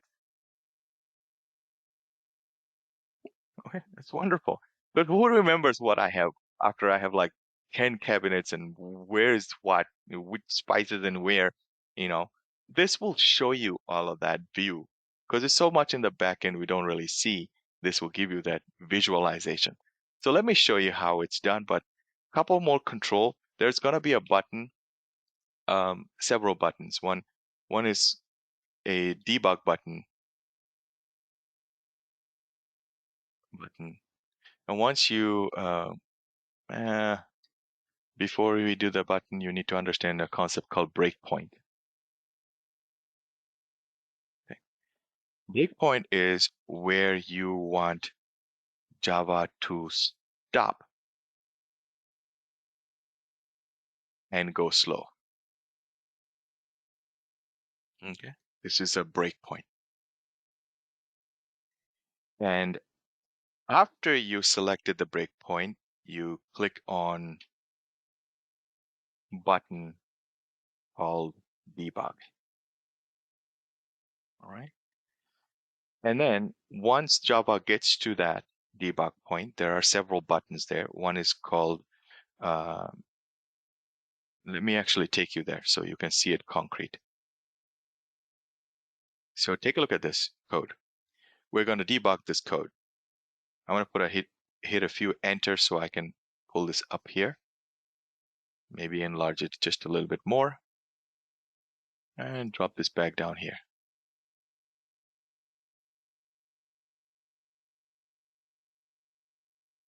All right. Here's that debug icon that you can see.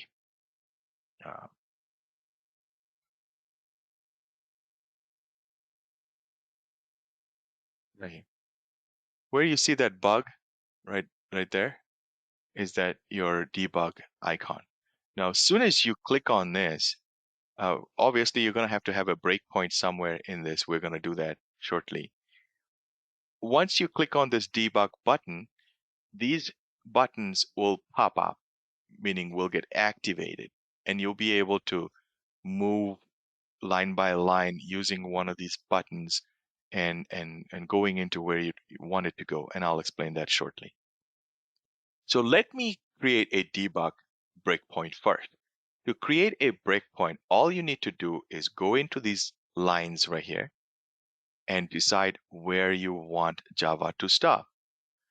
So let's say if you want Java to stop right here on very first line, line number 15, then you double click on this number and there'll be a dot place right here, and that will be your breakpoint, and Java will come and stop right there. So I'm going to do that right now. I'm going to double click on this line number 15, and there's my debug point, if you can see it right here in blue color. Okay, so let's go back, and I'm going to now kick off this button called debug button, and let's see what happens. It's giving me this window. It's messed up here. I need to fix this Windows. So I'm going to go to, whenever you see sometimes it's going to mess up your window shape, just go to Window and set up Reset Perspective, and it will set it up to how it's supposed to be. So I'll go in here and go to Perspective and Reset Perspective, and it will ask me, are you sure? Yeah, it's going to bring you back right here. You need that, okay? And you can kind of minimize or maximize something on each of these. Because we're about to debug, Java was like, Eclipse was like, hey, you're going to need me to display these variables. Look, it's these variables right here. This is where your cabinets are. So all of these cabinets are going to get listed in this section, and you'll be able to see what is stored inside each of these line by line as we code it. Very good tool. I'll be using it going forward to explain various things and how they execute. So just keep that in mind. All right. Now that I have this debug activated, and let me stop this because it's still active. Let's stop it. Here I'm going to run it, and then you'll see this right side get populated under the variable. So I'm going to debug, and you got this right side got activated. Always it's going to have this first line here that's going to actually indicate stuff that comes in with the code, but this is nothing to do with your stuff. Okay, so ignore that. It's telling you there's 20 lines of stuff. If you want to notice what that is, this is 20 right there. There's 20 lines of code that you got up there. It has nothing to do with what you're doing. Notice that this particular line right here became green. In this highlighted green, it's trying to tell you that the Java is right now right here. So it's waiting for you to run it. Okay, there's a couple of things you can do. There are these buttons here. There is a play button, and it will play and run from here and finish up the whole thing. Okay, if you press that button, it's going to not stop anymore and then continue moving until it's done. There's a stop button. You can stop it and say, nah, I don't want to do it. End it now. And it will stop it. There's this button called step into. As you can see inside the two lines, step into. It's like you want to go deeper into the scanner. It's going to take you to that scanner kitchen, the original kitchen that the developer created. It's going to take you in there, take you to his code, which might seem very complicated for me and you, because we don't know how they did that. So we don't want to use the step into option. What you want to use is called step over. This button here. That step over button is going to take this line of code, step over and go into this line of code. Hit it again. It's going to take you to this line of code. And one by one, it's going to show us what's happening. Okay. So let me go back to the notes and just write this down for you. So after you click on debug button, the two buttons that really you need definitions for is button step over. Sometimes you might need step into. We'll take a look at that later. Step over will execute the next line, and button step into will deep dive into other methods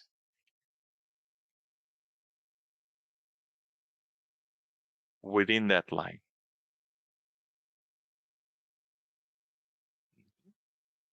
So let's run this. Now we're here on line number 15. It got highlighted. Really nothing to do here, but instantiate a class. I could go deep into, step into, and it's going to take me, watch this. It took me to this class right here. It's called public final scanner. Implements something. This is source code, by the way. Okay, if I scroll up all the way, it's a huge page of code, whole bunch of imports. Here's the name of the class way down here. Here's the class name called class scanner. Okay, here's some cabinets he created. A whole bunch of fancy cabinets you never heard of. You've seen this one, int position. Look, he even made some comments right here of what this does. Trust me, I don't understand what this is, what they're doing. This guy who did this is a genius. Has created this scanner class inside the Java as a source code that everybody else is using. So you really don't need to bother with this. So I'm going to skip this right here. Stop it. We're not going to go deep into it. We're going to run it again. I'm right here. I'm going to do step over because I don't want to go into scanner class. I don't know what that is. So I'm going to click on the step over. It's going to go to my next line. It executed, created a copy of this, went to next line, and you see something got changed right here. If you can see on the right side, excuse me. This mic got created, and it has the scanner authorities that was assigned to Mike. This second line just came in. Well, let's do more. Hit the step over button. This got typed in, but nothing got stored in here. This got printed right here. Type any string. So printed that. Now the code is waiting right here. Mike is waiting for me to type this in. Watch this. Right after I type and hit enter, this cabinet stuff right here, this cabinet is going to go right there. And what's inside that cabinet that I'm going to type is going to show up right here on this line. So watch this. I'm going to type, say, Starbucks coffee. All right. If I hit enter,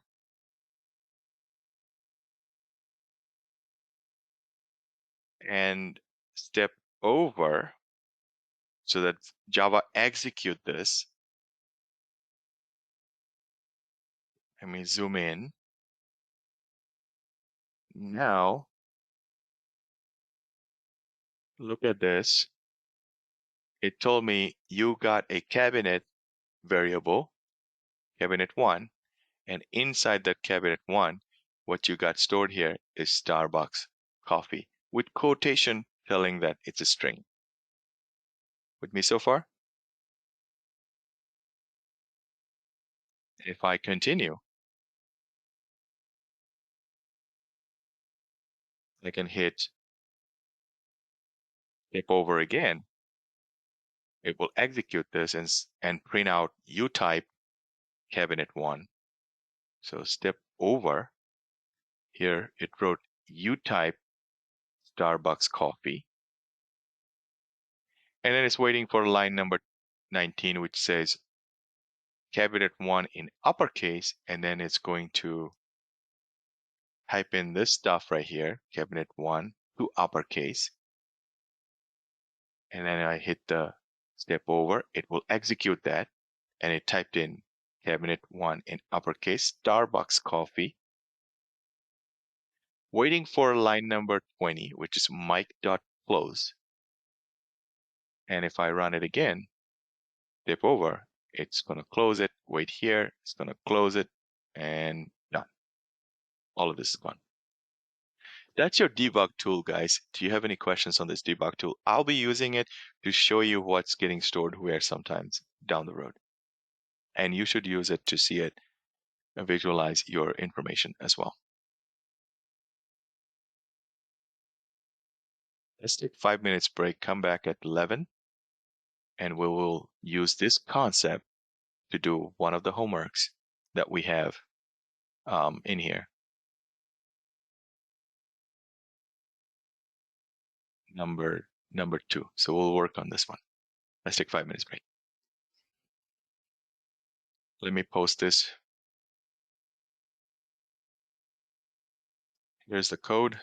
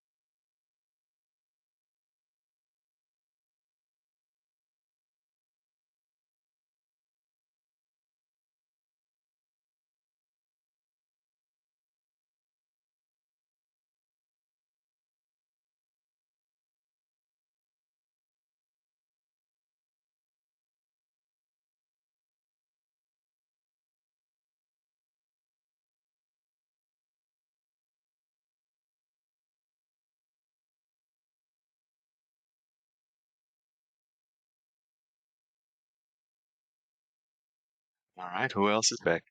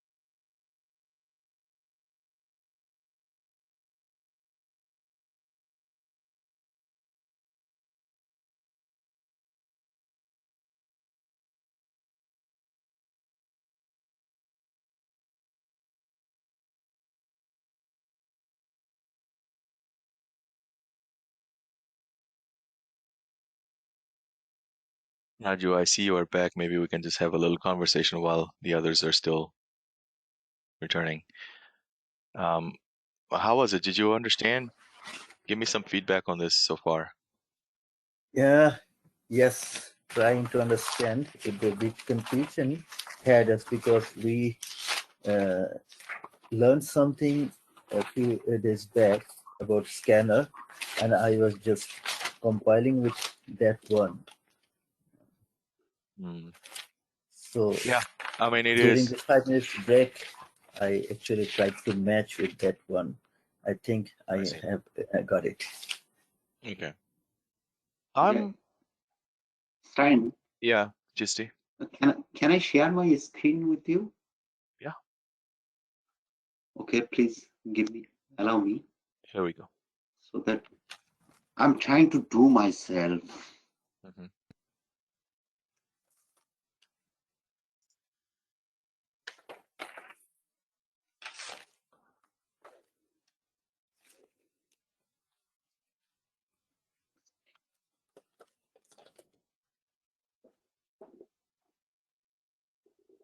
Okay. Mhm. So can you see my screen? Yeah, I can. Okay, so what I did, I'm trying to do according to your note. Then I'm not getting the output yet. So can you check Yeah, what you did not do is the import. You have to hover over that error, this one, right? and then import scanner java.util. Remember, without that import, Yes, he doesn't know what it is. right. Okay, now hit So the run button. let me check.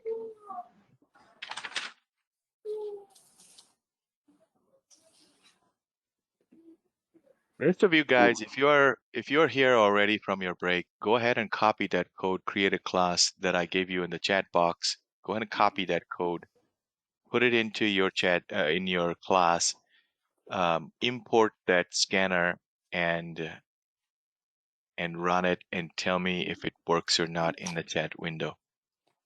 Yeah, see how Chisti is copying his code from the chat window, and now he's gonna run it.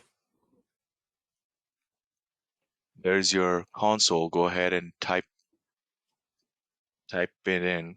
Yeah, so yeah, if I type anything here, so yeah. it will Type appear, right? exactly. Why don't you do this? Just go ahead and copy the whole thing that I have up there and delete yours. Should I delete my one?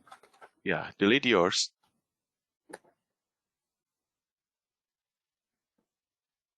This one? Now the code from line 10 to line 15. Okay. Delete Line that. 10 to line 15. Yeah, Okay, delete that. I just keep it here for the next. It's the same code. The only difference is there's the colon that I put in that you didn't have a few things Okay, in there. so should I Copy Should the I whole copy thing. it again? Yes, copy the whole thing. Okay.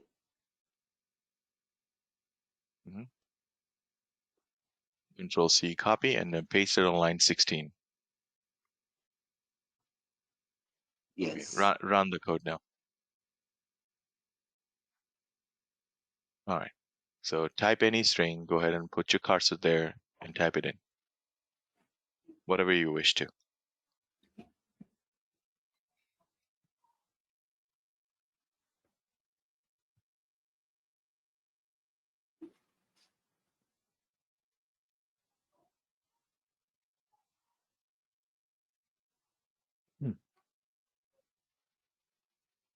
And hit enter when you're done.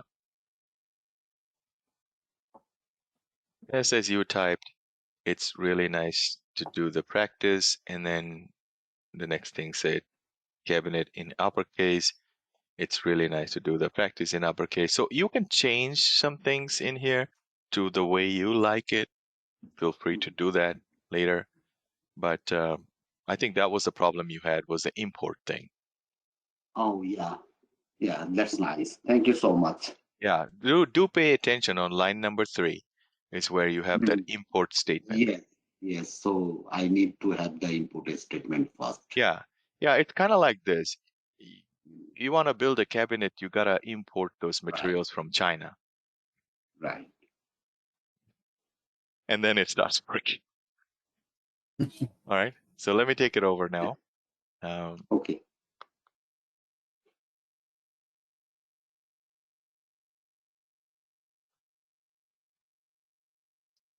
Hang on a second.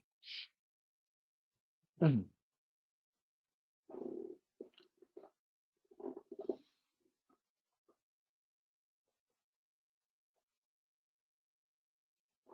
you all see my Eclipse? Yeah, it's good. Here's what we're going to do. We take 5 minutes. Well, before I do that, I don't think I can explain this to you today. I will really overkill you if I go to control statement. Okay, because it has some concepts right here. That's like the if statement. There's this switch statement, and I kind of get a feeling that I've already overloaded you with this scanner thing. It's brand new. I know a lot of questions coming in your mind. You're like, why does it work the way it works? It's weird the way it works and stuff. And then I got this loop statement, which is very technical stuff that it's able to do. I know when I was in college, very first course semester, I was a computer science major, and then I did this if statement. If statement took like almost 2-3 weeks for the professor to explain, and he did a horrible job explaining. And then the loop statement took another few weeks to explain, also horrible job. And then I decided computer science is not for me. But I made a wrong decision. I made this decision. I thought it's not for me, that I don't get it. But I never asked the question that maybe the teacher is bad. So I moved away from computer science, went into finance major, made the biggest mistake of my life, because if I finished with the computer major, I would have been so high up. I mean, I'm not complaining. I'm happy where I am right now. I don't need anything else. But goodness gracious, I was so young and I was in the college. I would have been a major director level or something. But the professor kind of shot me down, and I blamed myself that maybe I'm not good enough to understand. But actually, now I know. Now I know that it was a professor that did not explain well, rushed through things, and did not wait for me to get it, and was very high level and not to the ground level in my level to explain things in my way. So, but I don't want to be that professor to you guys. Okay. If I start this concept, it will be so overwhelming for you today that you will not be successful. I might lose a few. What good does it do if I lose you here with trying to be on par with my weeks and not get you to the finish line, okay? If I take a step back, if I wait and teach you this next Friday, then chances are that you will get so strong with the homework that we have right now for the previous classes that this will stick with you. And there's a higher chance of success that I can pull you to week number 16. I want to do that because my goal is you getting the job. And you getting the job, you need to learn this material. And if I need to slow down for you, I need to slow down for you because I'm not success until you get the job and be success. So there's no point in me jumping into this homework and class. So we're going to finish this class off today with what we already got from this yesterday's class. Okay. Now, what are we going to use this time for? I'm going to have you practice a few things with me. I'm going to have you do one of these homework with me. I'm going to go into your computer and see what mistake you're making. I want to make sure that you really get this stuff. So get ready to do some hands-on and I'll give you time to do your hands-on and get back to me. Okay? So with that in mind, are you guys okay with that? Yes. Okay. Yes. Yes. So the only thing that's due for you in the homework is these 5 questions, and I'm about to do one for you.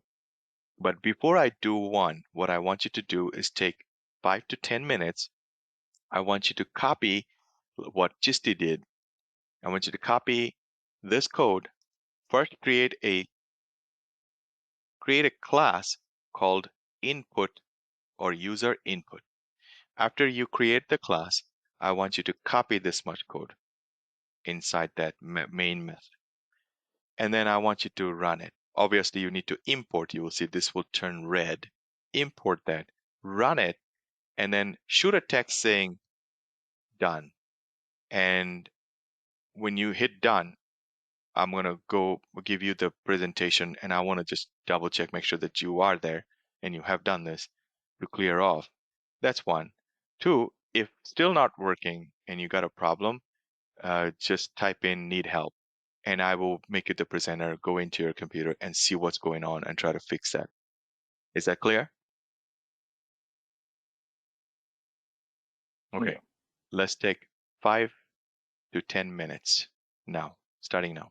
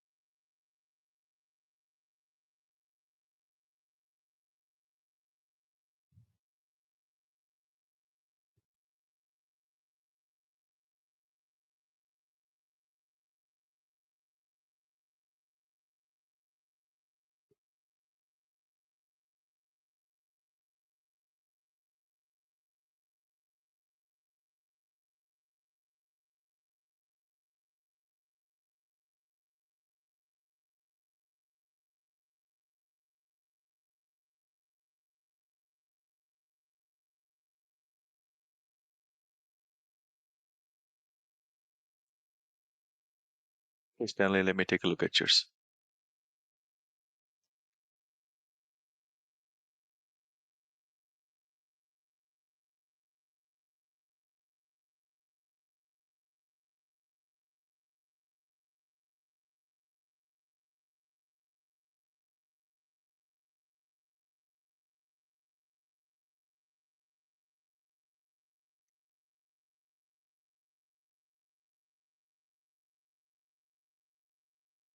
Yep, you can maximize it.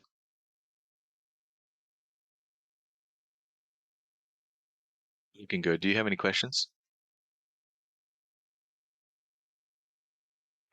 No, it's fine. All right, great. Let's wait for a few minutes for the others. Meanwhile, you can do a little study on the side. Look at the notes that I have on that class page. Look at the other dot, next, dot, int, dot, double, what they do, and so forth. Just look into that. I am done. Can you check mine? Yes. One moment. Mm,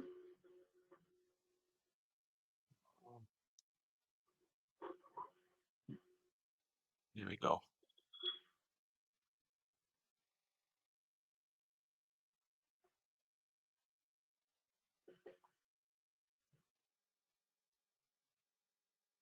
And present when you're ready.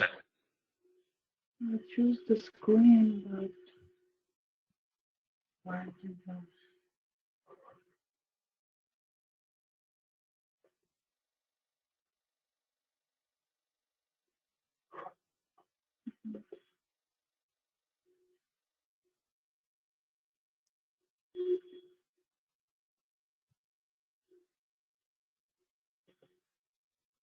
You want me to resend? I see the screenshot, then I don't see like a screen share option. I select that already. Select, and then there should be a share button. I don't see the share button. That's the problem. Okay, just give it give me 1 minute. Let me check Raju's, and then I'll request again. It will resend it to you back. Raju, you're on. Here we go.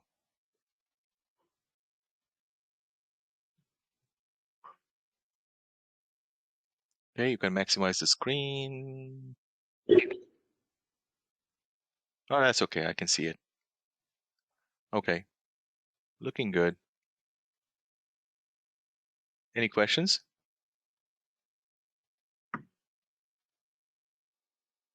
No. Okay. All right, Loretta, here we go.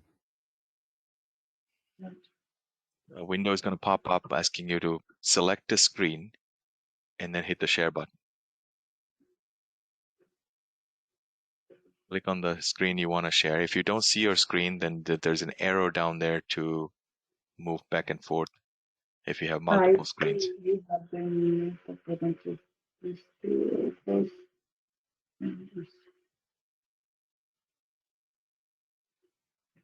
I did choose, but I don't have a share button. That's the problem. That You have to click on that screen for that share button to be active. I did click. It's blue. When I click, it's blue, and I don't have the share button. Okay. Yeah. I can't tell what it is Yeah. until I see it. You can come. Yeah, I why don't don't know. you bring it over to my office? Because I am using bigger screen, honey. So it doesn't. I No, can it's take still. my. Oh, okay. All right, I am just hang using in. my monitor. So. Okay, just hold on then. I can take off Okay. my monitor. Yeah. No. Well, I No? mean, you can use your laptop if you want to unplug your monitor, and I can resend it. Let's see that. Yeah. If you can come. Okay. Parveen, Shanjida, do you need more time? I'm so down, like I don't know how to do that You can share. because I missed another class, so that's why maybe putting me down. Okay. Can you be more specific? Like, do you have the Eclipse on your machine? Yes, I do. Okay. And do you have any project created? Do you need help with project creation? class creation, copy paste. Where are you? So I just the beginning, like I put the hello world. That's it. Okay. And Let me take a look yeah. at yours. Here we go. I did share mine. Do you see it or not? Not yet. Hold on. Let me just switch. I gotta switch it and then switch it back to you for a re-request. 1 sec.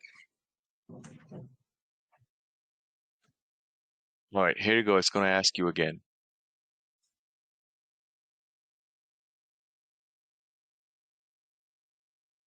Do you see the request? Did share.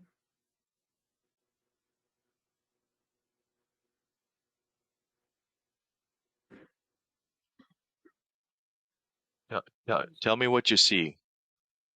It's gone when I click the share button. Okay. All right, I'll need to come down there and then see what's going on, or you can bring your laptop here. All right, Shanjita, here we go.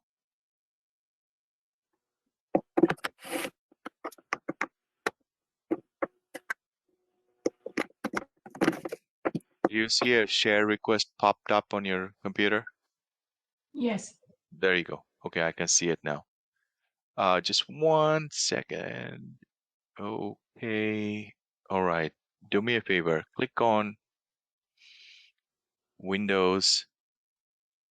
Click on Window. Go to Perspective. And click Reset Perspective. And then click Reset Perspective again. All right. This will back to your normal view. Click on the code, which is the center where it says Hello World Code page. Yeah, click on it. And press Control plus several times to make it bigger.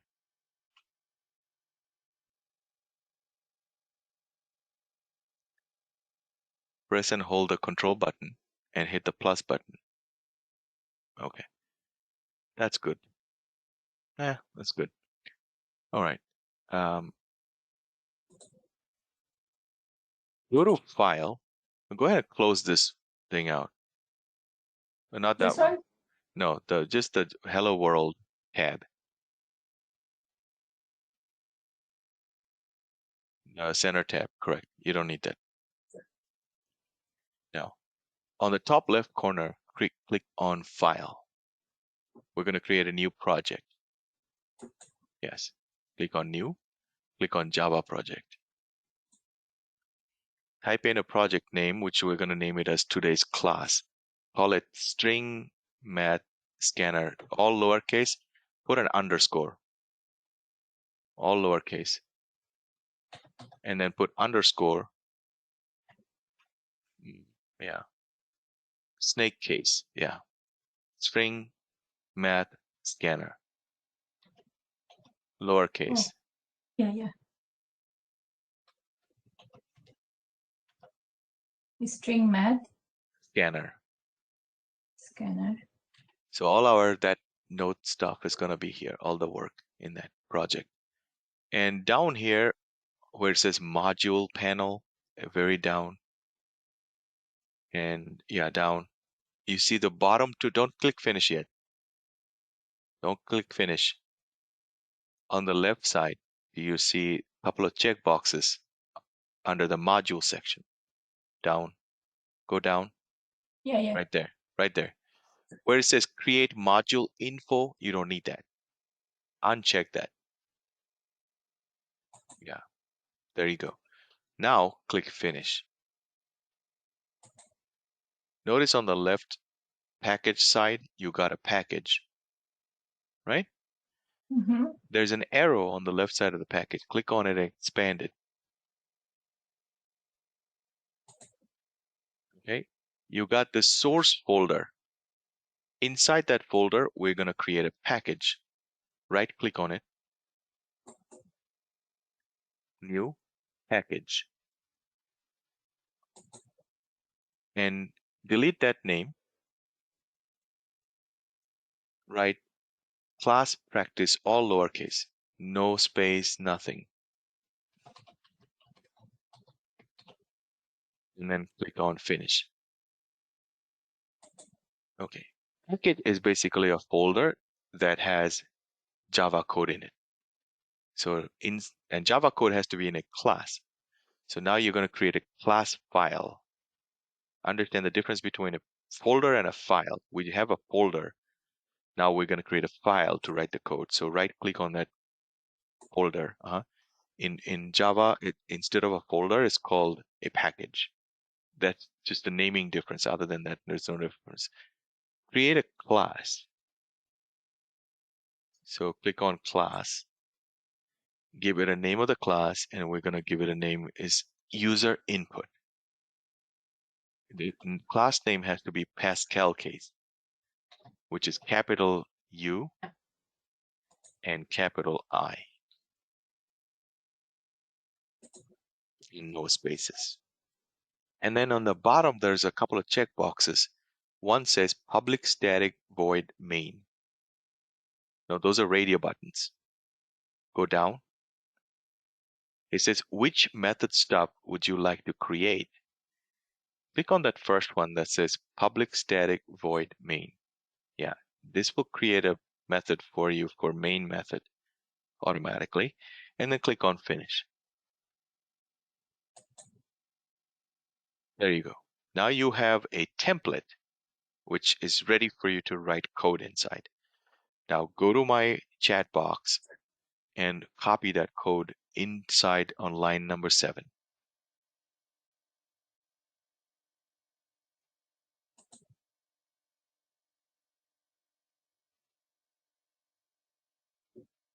Okay, how I can,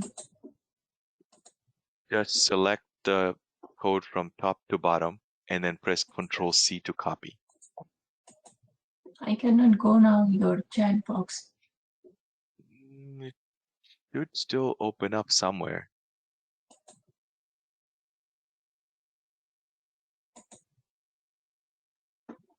In the meeting window. Yeah, it's this one, but I can make it bigger. Smaller is fine. I mean, as long as you can see the text. Do you see the I chat can't, stuff? no. Okay, let me It's on- drop you out of this meeting window so that you are able to do that, okay?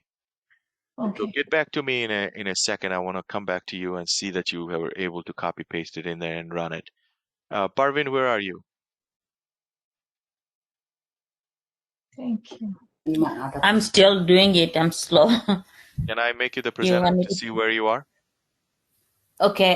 Give me 1 second. I'm using my Chromebook for class, and I'm working on the Java on my other computer. So give Oh, I me see. 1 second. Yeah, no, you need to have one computer to, Okay. or even log in through both. Log in through both because Like it was making echo sound, so that's why I went to other one. oh, I see. Yeah. Let me go ahead and sign on to other computer. Give me 1 Okay. second. Meanwhile, Loretta, let me give you a try again to see if. Here we go. Making you the presenter. Tell me what you see.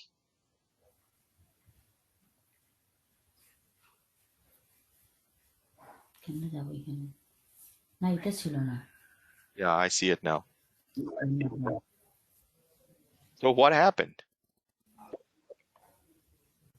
দাও If you're talking in mute, I No, can't hear you. last time I didn't have the share button, but this time I see the share button. This is what happened. I don't know why that happened. But In my yeah, screen or is super small? too small. I only see like 1/4 of your screen. All You see right, it or no? I see it. Can you? see that's what happened Okay. Then just drop out of the other one. Don't use the Chromebook. okay Yeah, You can see it. I can see it. Can you press Control Plus on the screen? Yeah. Okay. And adjust it. See, you have a major big window for the holders. You don't need all that. You can just kind of drag that and make the Folder. Those one. package window smaller.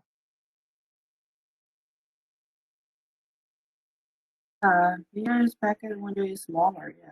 Do you want it bigger? No, that's okay. Just hit Control plus a few more times.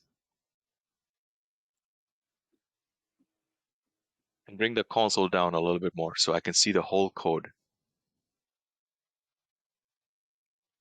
Yes. Put your cursor on that. Drag it down. I Okay. thought I did copy paste. So this All is right. my code. Okay. Can you drag this left panel back as well? One more drop. The vertical bar, blue color bar that you see on the center, grab a hold of it, pull it left so that I can see I don't see any blue color bar. Oh. in them where all the numbers are.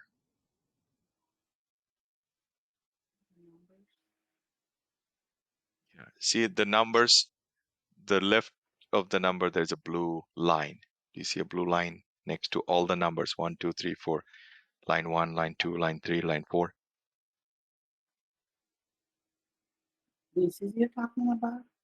Okay. I'm going to request again, this time with the control, mouse control of your computer. Just 1 second. Let me do that for you.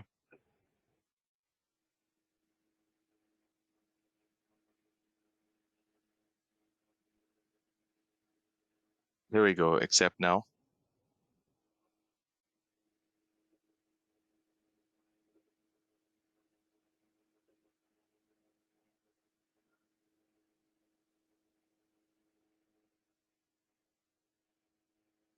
Oh, that blue line. It's like I can't grab it. So you want me to make it smaller? I can do it. Just Oh, pull it to bring the it. left. Go to the left. Are you done? When you hover over and the cursor turns into an arrow, yeah, that's when you can pull it to the left. Done. Yeah. All right. Enough. So what I would do here, you're doing okay. Everything works good. I would need to align your code because it's like all the way kind of in the left. So there is a shortcut button, which was what? Control Shift F. Yeah, I just pressed Control Shift F and notice everything kind of moved to the right side and got aligned, except for this commented out code did not do that. So not sure why it didn't. I guess the comments don't do that, but I can hit the tab button to bring all this commented code here. You want to make sure your code is readable. It's very important. Okay. Yours is looking good. Everything is working. That's great. And let me go back to Parvin. Mhm. I have one more question. Mhm. So in my Java, the package, I don't know what happened here. I don't know. I was trying to do it here and it's like messed up here. So I'm like, I lost the package. Okay. I told you not to do that. Hey, one thing is because you're using that widescreen, this all symbols are so tiny, it's very hard for me to see it. Oh, So what I would recommend is try to use just the laptop and not the widescreen. And that opens up a bigger icons for me to be able to go in and debug. But for now, don't worry about I those see errors. there's a white screen Let me move on instead to of the the white class. screen. Yeah. For now, don't worry about those errors. I will look at those errors later, but let me move on with the class with some other topics right now that I need to cover and make sure that Parvin has it. But for now, what I wanted to see is you got the code copied on your IDE and it's working. So just hang tight and we'll move into the next issue later. Parvin, here we go.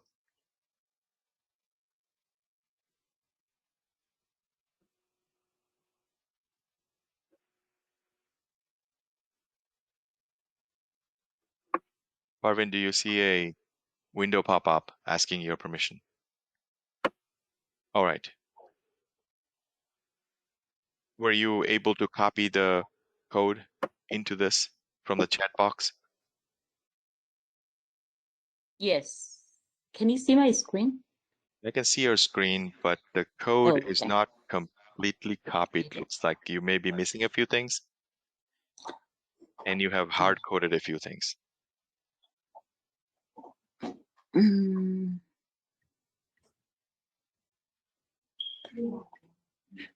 So, okay, I have to go back. Yes, please go back and copy. Let me go to Shanjida and see what's going on. Copy that code Okay. in this class.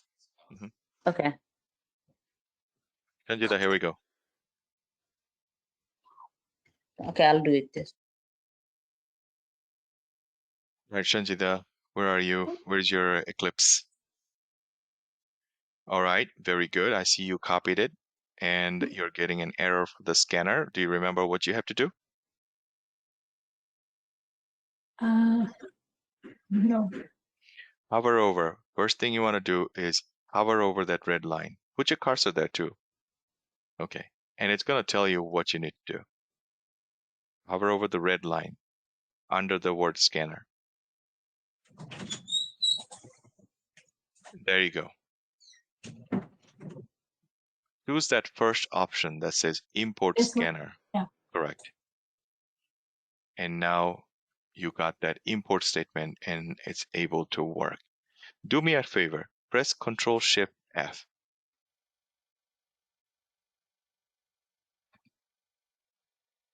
Notice did. your code got aligned. Did you notice that? Yes. Okay, now run it. Look at the console at the bottom. It says type any string. Go ahead and type something in there. Can you share the slide again? I don't see the copy paste thing.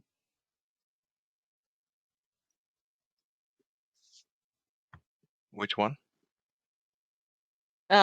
Just you said copy paste from where? In the chat box. I don't see anything on the chat box. If you have to scroll up to see where I pasted it. It's, as mine is empty, just nothing in there. Maybe I was at the Chromebook or it should be. Oh, bummer. I think it's in your Chromebook. Yeah, but I'll paste it again. Hang on a second. Okay, thank you. Yeah, welcome. Because you were in a Chromebook that captured that part. You just joined with another computer. It doesn't have Right. it lost Right. it. So this is the class name that you're gonna type in. Did you see that? Yes, I see that. Yeah, I Okay. see. And Loretta just pasted it for you in the chat as well. So you can copy that code right there. Thank you, Laura. All right. And you typed in Shanjida. Okay, Shanjida, you can hit enter when you're done typing. And it's working. Do you have any questions on this? No. Okay. Hang tight. I mean, I just wanted to make sure that your platform works and is ready for you to do the homework. So I will now, as a class, go into and do the homework. One question, and then I'm going to give you guys some time to do a question yourself. And I'm going to come back to your platform and see if you're able to do a homework question from scratch or not. So we will spend that time today to make sure that you got the skills you needed. And that's how we're going to spend the time today. So, Parvin, are you ready to share now yours? Were you able to copy it?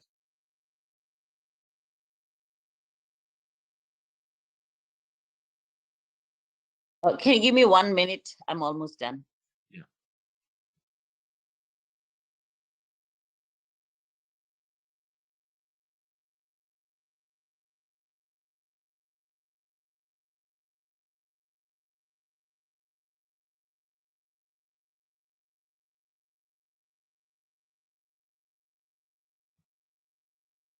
If you do not have a external mouse, you must get one.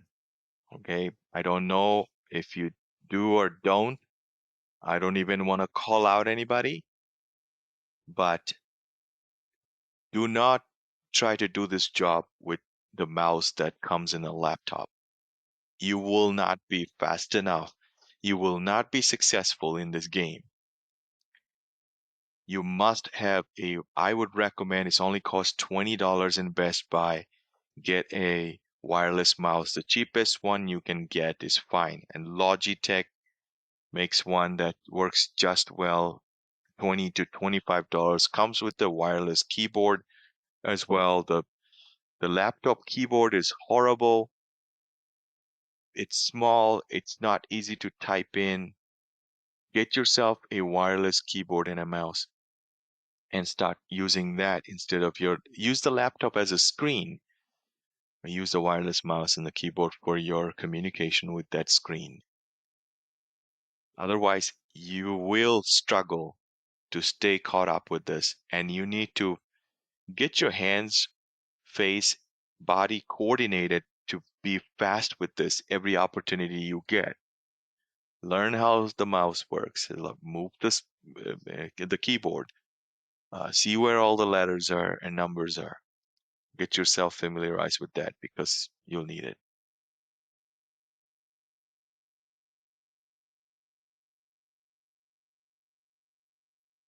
Okay, I can share my screen now. I got errors, lots of error message.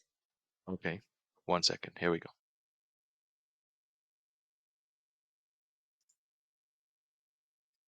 Go ahead.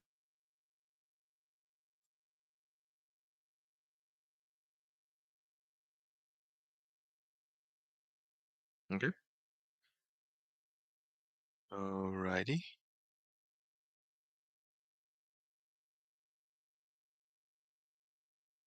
Okay. You don't have a main method, and that's why you have an error. Your class is missing the main method. So let's do this. Go ahead and right-click on that user input, delete that whole thing. Oh, hold on. Don't delete it yet, because we're going to need to copy this thing down. I see you have a project created on the left panel, which is good. That's the only error you have. You don't have a package name you created. It says default package. That could be another problem. You should have it in a package called classwork. So how about this? Let's do a brand new one. Let's go ahead and create a package. On the top left corner, click on File, New, Java Project, and give it a name, string_math_scanner. That's the name of that class that we did yesterday. All lowercase. This is the snake case, they call it. String math scanner in snake case. Underscore. String_math_scanner. Underscore is that shift minus button.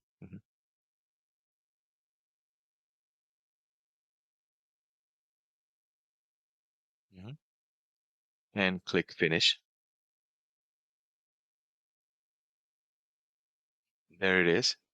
Expand it out on the left side where it came in. Not that. One down. Look for where you wrote string math scanner. Yes. Expand it. Click on that arrow. Okay. Now you have a default folder called source, SRC.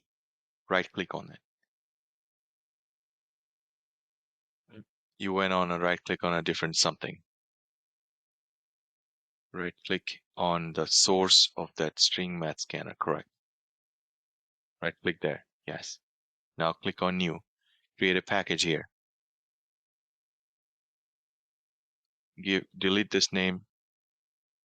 Give it a name, class practice or classwork. All lowercase, no space, no symbols. Okay, finish. In this package, right click. Create a class for me called user input.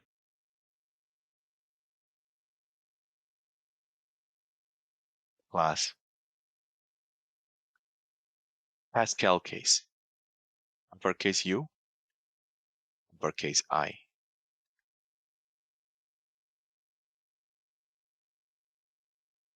Input with uppercase I.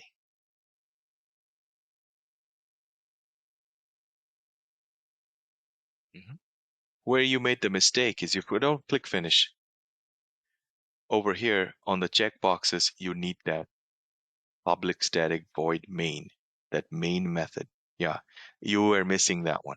Click finish. Now you have it. Go to that error tab where it says user input.java with an error. Top. Right here, this one. Okay, and now copy this here. Copy the code.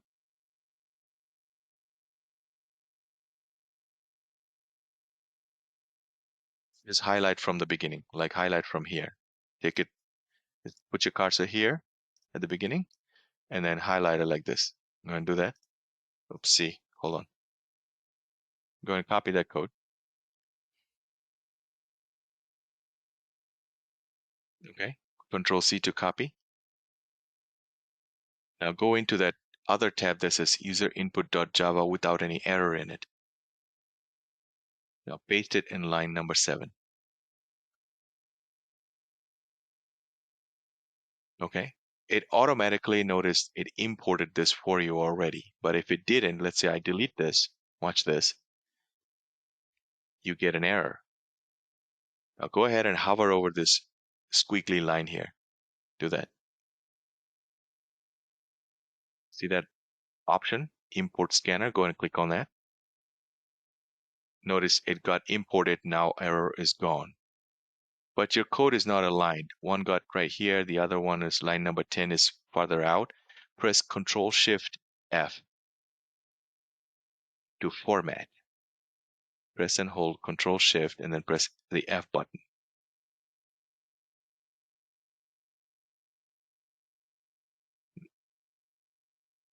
Give me a feedback. Is it working? What's going on? Have you pressed it? All 3 buttons at the same time. Control Shift F.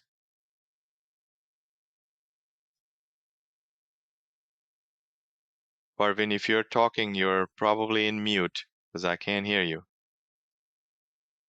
Yeah, I'm sorry. Is it S as in Sam or F as in Frank? F as in Frank. Okay, that's what I did. It's nothing working Let me try. together. I just did that. It worked. Control, Shift, Control and F. Shift F. All together, right? All right, hold on. Let me mess it up for you. Okay. Here, notice I messed it up right there. Yes. Now I have Press to line. Control Shift F. It's not working now. Well, that's because you picked up your Oh, finger it from came. the Control Shift and that you Okay, ended so- up pressing the letter F. Ah. Did you see it work? Try it again. Hold on. Yes. Okay. Hang on a second. Oopsie. All right, try it again. Nope, Hi. you pressed Control F this time. It didn't press Shift. That's why it opened up a search box. Now you did it right. Yeah. Okay. Any questions? No, thank you. Go ahead and run it. Let's see. Go ahead and run it. Click on the run. Type in something down there. See, the console is waiting for you. Yeah. Can I do it right there, or Yeah. I have to go down No. Anywhere. anywhere? Yeah, just type in.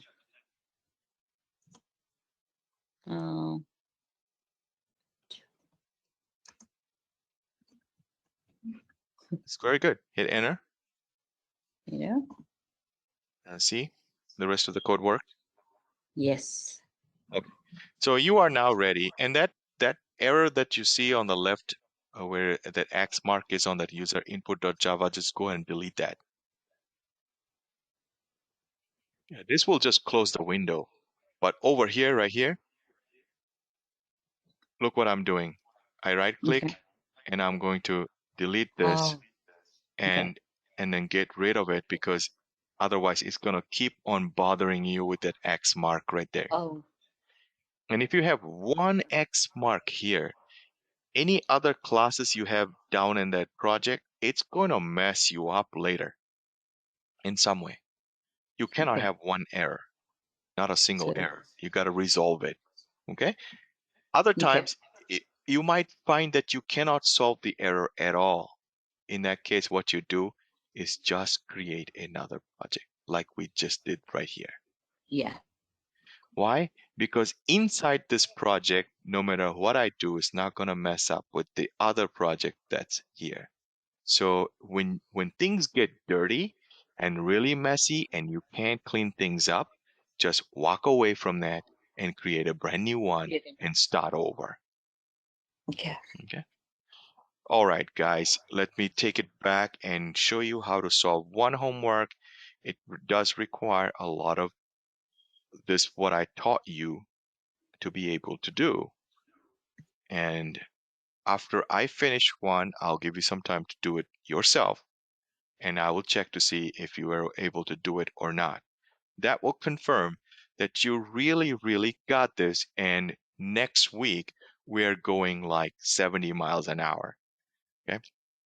So here's the question.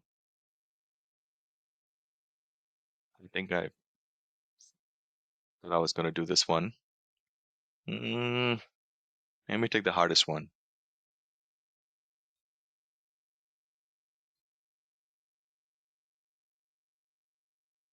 Okay. Here's this one. It has a little bit of mathematics to it, so I'll take the hard one.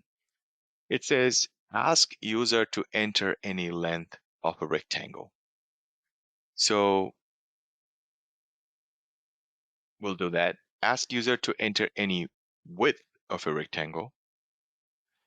Print the name in the format, print the area in the format below. So you have to calculate the area from the length and the width, calculate the area, and then print it like this. The area of the rectangle is XYZ. That XYZ is going to be that area that you're going to fill in.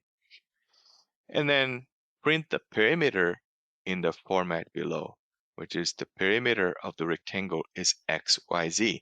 Notice this assignment, you may have done it in the previous homework if you have done it already. Only difference with that one and this one is this one requires user input. So the user will put whatever the length is. In the previous one, we hard-coded the length. You probably say 20 or 10 or something, but this is going to be dynamic and we'll pick it from the user. So what you want to do is you want to copy this here.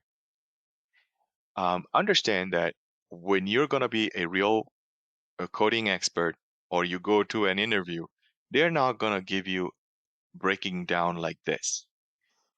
They're going to be writing it down in a paragraph and say, hey, get user input from user for length and width and print out the area and perimeter. That's it. They're not going to break it down in letter A, B, C, and D. I did it for you because you're doing baby step. This is called a pseudocode. Okay? Pseudocode is like a code in English that you did not write a code for. It's kind of like an instruction. So here's the term. Pseudocode spelled P-S-E-U-D-O. Pseudocode.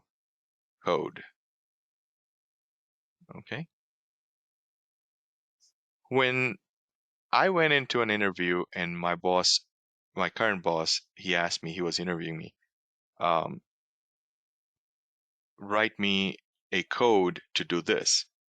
I don't remember right now at the top of my head what he asked me to do, but I will teach you that later down the road. And I was like so nervous because I'm like, okay, where am I going to write it? He said, on this piece of paper. I was very uncomfortable writing that on a piece of paper. I know my spelling is going to be wrong and things are going to be wrong and I need time to think about it. He's like, no, take your time. Don't worry about it. I was still trying to negotiate myself out. And so I was telling him, how about I give you the pseudocode? And he wasn't okay with that. He wanted me to write the code to see if I'm able to write it or not. Pseudocode is like, I tell you how I'm going to write the code, but I'm really not going to write the code. That's what pseudocode is. It's like how you will plan and write the code, but not actual. It's not the actual code. Like a pseudo. That means kind of like a fake. Here you will describe each step in a sequence. Like first I'll do this, second I'll do this. Honestly, in some interview, they will only want you to verbalize the pseudocode. And frankly, I can interview you, and if you give me proper pseudocode, I already know that you know how to do your coding. Why? Because when you are going to describe each step to me, if your step is not sequential, that gives me a red flag saying this person doesn't know how to do it. The sequence does matter. One thing comes after another. In Java, line 1, line 2, line 3 is a big, big factor. So if you mess up line 2, put the code on line 3 on line 1, it's going to give you a wrong answer. And it's going to tell me that you don't know. You can't think in your mind in that technical level, and that would draw a red flag. So it is important that you know your sequence of steps. If you do your pseudocode, you should be able to write your code. So always try to think of a pseudocode first.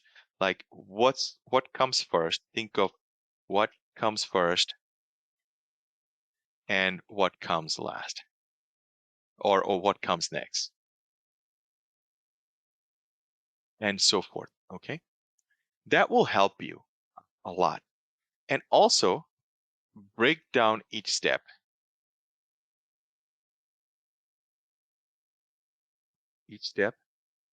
Maybe write up each step. Write up each step in comments,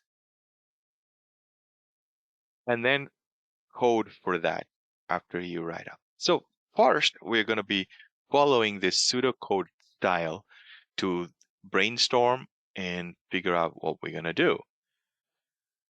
This is a project. We're trying to build something here. So you can't just go in there without a plan. You're going to fail. So always have a plan. Let me go in here and I'm going to reset perspective.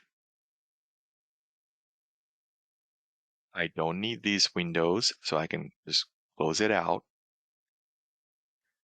Don't need that debug tool, so you can close it out. It's going to open up this Project Explorer section, which is same thing as File Explorer. I want to make sure that I am in my proper class called Java Math String Scanner. I have a package called Classwork. I have a package called Homework. Since I'm doing homework number 2, I'm going to right click here, create a class called homework number 2. So I'm going to type in here homework classes Pascal case homework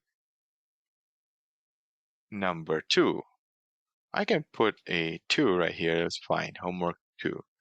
Or I can write the number 2. That's okay too. Okay, your choice. Doesn't really matter. Always, always, always pick this public static void main. If you forget this, it will give you an error. And I click finish. So I have this template right here now, a class template of homework number 2. In here, I'm going to first delete this part because I don't need that. It's telling you that it's a good idea to comment a few things and put a notes in here so others can read and understand. Well, I already have it. I have my homework stuff. So I'm going to take this, copy this down. So I highlight, Sorry, I did number 5. I wrote number 2. Totally messed up here. This number should be number 5. Do not go in here and change it to number 5. That's gonna give you an error. Why? Because that is supposed to be exactly the same as your file name right here. So the only way to change this is you come here on top of this file name, right click and click on refactor and then choose rename. And then that gives you an option. You can go in here, change it to 5 and then hit finish. Not only will it change it here with the 5, but also over here, it's going to become a 5. So do it like that.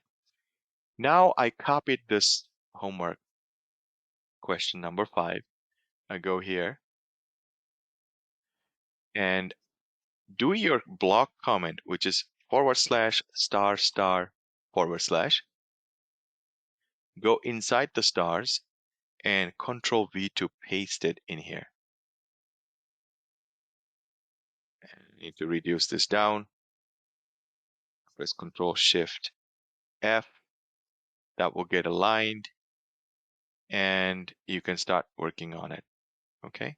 You don't need this extra line, so you can always take this off, keep it together. Okay.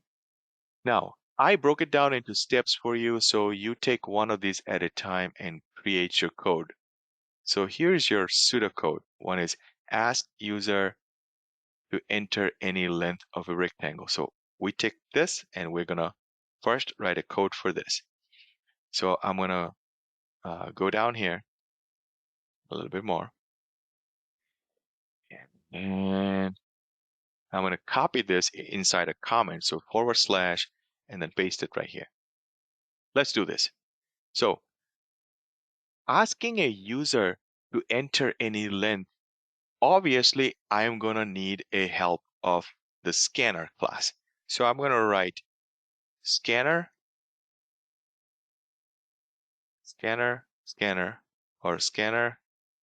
and let's call this time input. Instead of mic, we call it input. Scanner input equals new scanner, and in parentheses, we're going to write system.in, which allows us to take the information in. Immediately, it gives me an error. I hover over and I choose the first solution, which is import scanner. I click on that. That import statement gets brought up right here, line number 3, and now Java is happy. Java is telling me that you created this input guy who has the power to do a lot of things, but you never used it. The variable local input is not used. Well, hang in there, we're going to use it. So now we have the power to take user input, but look what it says. Ask user to enter any length of a rectangle. So I need to ask user. So this, I just created the power. I did not ask yet. To ask, I have to use what kind of code? You guys unblock and shout out your answers. See if you're right or wrong. How do I ask user? So it should be, should I put the value of the rectangle's length and width, like the value should be in integer, and any Yes. name of the integer and the Correct. value of the integer. Correct. Yes. And you know, any order you want to doesn't really matter. But one thing you know that you need to create a storage. So you can create the storage now, or you can create the storage later. Let's just go with later. First, how are we gonna ask the user? Don't we need this sysout? Yeah. And here we ask the user, right? We ask enter. What do we say? User to The enter. length of the rectangle. Yeah, so you can just copy this right here. Enter any length of a rectangle. So you can just copy that and paste it here because you want to ask that. Yeah. But asking doesn't stop there. I mean, you have to receive it as well and store it. Notice it doesn't tell you anything more. It doesn't tell you, hey, now you need to store it somewhere. You need to be able to figure that out. All right. So if I run this code right now, all it's going to do is create this thing, and it's going to ask you for it, and nothing. It won't even let you type anything. I see. I put my cursor here. I'm typing. Nothing. I can't type it. It just said enter any length of a rectangle. The typing operation comes with this guy. This guy has something called input.nextLine. In that is going to open up this next line option. Okay. So my next thing I need to do is take this input and do the next line right here. Input.nextLine. If I run it now, it's going to let me type it. Watch this. Run it. Here I put my cursor. I can type it. Okay. And I can hit enter. Done. No errors. Nothing. It took it. But did it store it anyway? I have a question. Yes. Can I put just next instead of next line? Sure. If I put next instead of next line, it's only going to take whatever it got from the space. And if I put a space, it's not going to take anything. Okay. But understand what Chisti said, that this length has to be a string or int or double. What do you think? Better to put it double. Better to put it double, because what if somebody put like 23.5? So in that case, you cannot do next line, because next line only takes string. It won't do any mathematical operations here. Double then. So you would need to choose the other option called next double. And now watch this. If I type in string, it's going to have a problem with that. Look at this. I typed in this stuff and it told me input mismatch exception. That means what I put in doesn't match with what I'm trying to get. That's going to have a problem with it. But I can run this and type in an integer. It's still going to be probably okay. Yeah, it's okay. Because double can take anything. So if I run it again and put a decimal, like 23.56, it's still going to be okay. Hit an enter, no problem. You guys with me so far? Yeah. Yeah. Okay. So now that you know that you need to calculate, and you know this input guy doesn't remember anything. So he will take this 23. If you don't save it somewhere, it's gone. You got to save it somewhere. How do I save this? So always think of this code right here, which a lot of people have problems thinking. This whole piece of code, it doesn't let me type. It doesn't let me draw. This whole piece of code is going to vanish in the thin air and become this 23.56. I want you to think that this, we're putting a match light on this code. Imagine putting a match light on this code and you're burning it up. It will burn, and what's going to be left over in here is 23.56. Okay? So imagine that. Imagine this whole thing is going to go in here, take that, and be nothing but 23.56. So if this code was 23.56, how would you have stored it? What would you write down here, left here? Double. Double, good. Keep going. Double maybe length. Yeah, Correct. length. Correct. Yeah, A descriptive equal. name. And then Equal. equals. And then what? 23.56. No. What And is what the do you have to finish with? Input. That is input. Semicolon semicolon? Yeah. Put it. to close. LEN. So Length. you would have done this, right? You would have done 23.56 and put it into length, call a space called length. The type of the space is a double. The cabinet holds doubles. But this was hard-coded last weekend. But now you don't want this hard-coded here. You're like, I don't care 2356. I don't care if you got like chili pepper from India or Bangladesh. I want user to put in whatever the chili or cayenne or ghost pepper they want. So you don't want to put 23.56, which is chili pepper from Bangladesh. You delete that. You take this piece of code right here. You cut that and you put it right here. What you got is now anything. Anything the user gives right here is going to become that. And that 23.56 will be stored in a double cabinet called length. Make sense? Yeah, but we need to have a lot of practice. Correct.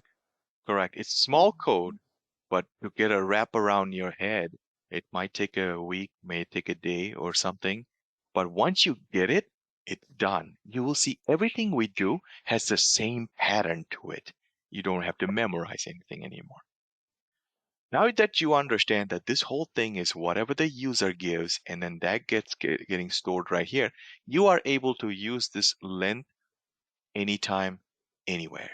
You can call it and you get it. All right. So now that we got this and stored in this thing, you are actually done with this. Ask user to enter any length of a rectangle. You asked it right here, and you're able to get it right here. I have one more question. Mhm. So we always have to write input.next double, then you do the double length. Make sure then deleted the input.next double. Like you did that. Correct. You already deleted that. Always have to do that. Yeah. Oh.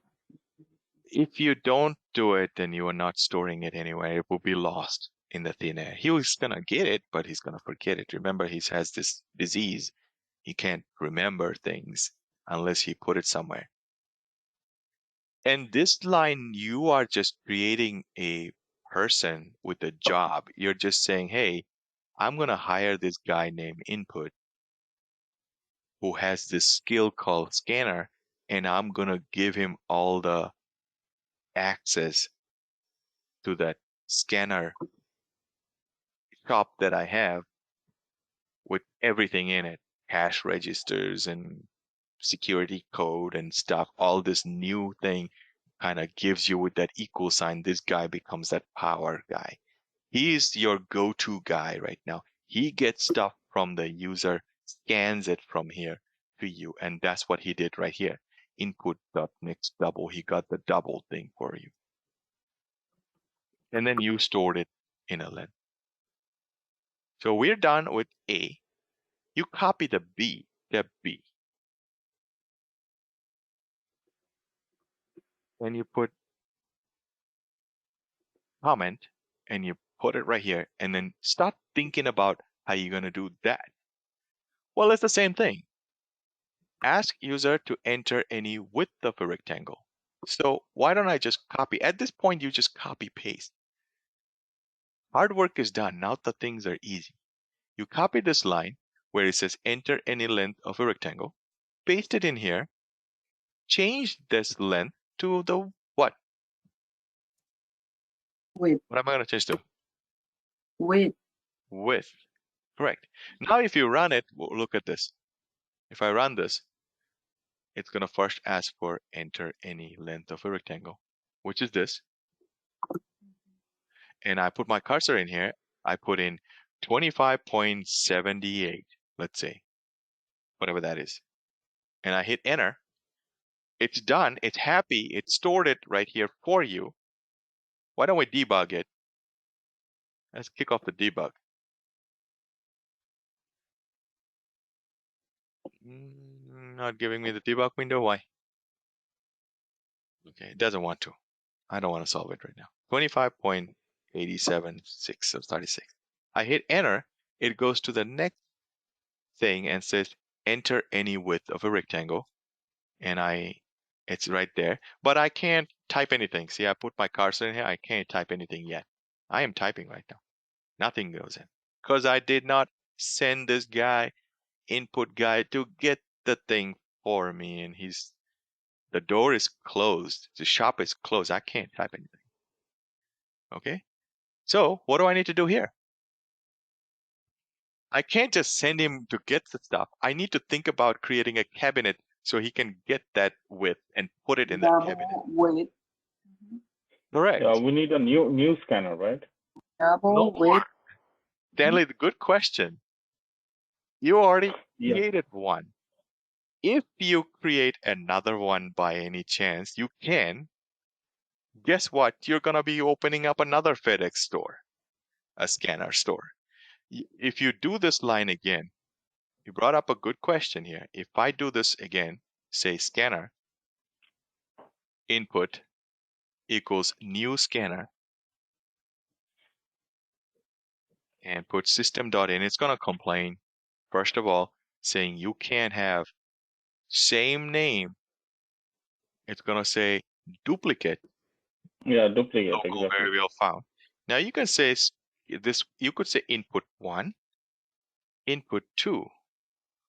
But what you're doing is you're wasting resources. With just by creating scanner here with the input 1, your Java already went into your hard drive memory and picked up like 1 gigabits of memory, suppose, and said, block it, block it, block it for this guy. And don't give it to anybody. Don't let anybody use it. And then you did it again, and he went in and blocked another piece of code, piece of memory from your computer and said, block it for this guy too. Well, both of these have the same power to do what you're asking to do, which is input dot next double. Really, we don't need two FedEx stores when we only need one scanner, one machine to scan everything from the user. Why create two different stores? Why don't we just keep using the same guy and same guy that we have, which is this input? We can just do it right here. Let's create a storage. Laura, keep going. What do I say? Double what? Width. Width. So Equal. we got our cabinet to store width, and with an equal Input. sign, what are we gonna put in here? We're not gonna put in 56.35 because you like that number. No, we're gonna take it from the user. And who gets the stuff from the user from us? For us. The input guy. The input guy gets it for us. Now, if I put a double, I got a lot of stuff he can do, but this time we want him to go get the double number from us, which is what? Next double. Did you notice this? How smart this IntelliJ or Eclipse is? Because I put double width, and soon as I put input, put a double, guess what? Something else could have come up on the first of this list. But what came up on the first of the list? Next double. The next double. Because Eclipse already knows that, hey, I got the feeling that you are putting this stuff inside the double. I think you need to put in next double. So try to take that suggestion as well. You don't have to be brilliant, guys. You don't have to be brilliant to be a Java coder. This software is brilliant for you. So try to get the understanding of the software more so. It will help you a lot. So I just hit next. Eclipse already told me, I know you're going to take next double. So here it is. I click on it, hit enter. It got me there, and I close it with a semicolon to finish the line. I'm done with step B. Any question? Let's run it and see how it looks. Just Go ahead. one question, like when we are entering the value, say 23 point something, We always enter in the next line. Can't we enter just beside the colon? Or it will always go to the next line? Good question. Yes, you can. What Stanley is saying is that why do we type it in right here? Why can't we type it in right here? Does somebody want to take a stab at it? How I Is it fix that we need to use the plus? right, like right here with the plus? Yeah, something. Yeah. Unfortunately, you No. are, yes, it works. You can copy this here in here, but as you're not storing it anywhere, you won't be able to store this. So you type it in and Okay. store it, it will be lost. So there has to be another way to do this. And that is actually taking this print ln off, Yeah. just write print instead. If you do it this way, now if you run, it's not going to create a new line. So watch this. Run. You want Here's your length. Let's say 15.37. I hit enter. The next thing is going to ask enter any width of a rectangle. I go here and say width is 7.56 and I hit enter and it works. I have a question. Okay. Thank you. Welcome. Yeah, I have a question. Mhm. So when I'm entering, like I did all you did, but my second line entered the any width doesn't come next line. I don't know why. Like right here. No, the printout enter any like a second box. Yeah, Like this. enter any width of the rectangle. Yeah, it doesn't come when I run it. But I already did. I don't want to jump into your computer and debug it right now because I want to finish this and then I'm going to give you a question for the whole class to complete. And then at that moment, I'll jump into your computer and debug it, okay? Let me finish this right now. Yeah, let me finish this. Don't try to copy paste and do this. Try to understand this first. Because I'm going to give you this code in the chat box for you to play around with it. And I'll give you a practice time right after this so that you can practice hands-on and then get with me and I try to debug and fix your problem so you learn from your problems. So just stand by with me for a second. So I am done with step 2. I ask the user to enter a width of the rectangle. I ask, not even ask, but also get it and even save it. Everybody's not going to spell out the steps for you. You got to figure those things out and learn it yourself. I go back to the main question and says, print the area of the rectangle in this format, meaning you need to say the area of the rectangle is and calculate the area and print it out here. Again, it doesn't spell out everything. So I just take this here. And my next line, I would do a comment and put it in the comment so the Java doesn't execute this. So print the area in the format below. Well, how about this? We have to figure out, in mathematically, you have to multiply this length and width to get the area. Okay, so you can immediately do it right here. You can just type in, copy this length and hit the multiplication button, copy this width, put it right here. You know that's the area. All right. You can print it out straight like that with the sysout. That will be a one-liner code. Or you could create a variable, say double, like a cabinet to store it, double area equals, and then this will do the length and the width, multiply it, whatever the answer is, store it in a cabinet called area, and then you can sysout, print it out. I'll do both. I'll show you. So in this sysout, first it's a rock star performance show. You don't want to just throw in the singer out there. You want to say, hey, we got this Michael Jackson coming over. So you type in that thing first. The area is, and then now you get out of the quotation and put a plus sign and copy this area and paste it here. It will do it. Let's run it and see. And I'll show you how to collapse this into one line of code instead of 2 lines. Run it. Here's asking enter any length of the rectangle.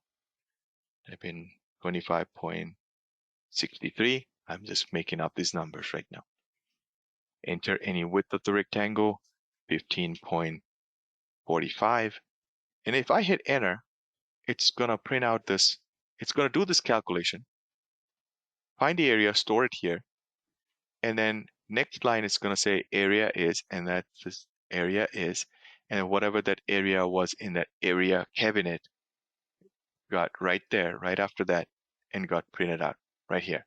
Any question on these 2 lines of code before I collapse this into one? No. Now, since you are never going to use this, I hope you're never going to use this, but let's say you want to use this area later down the road, somewhere here, we're doing something else. Obviously, you should do it this way. Because that way, you don't have to call this length anymore. You can just call this area again.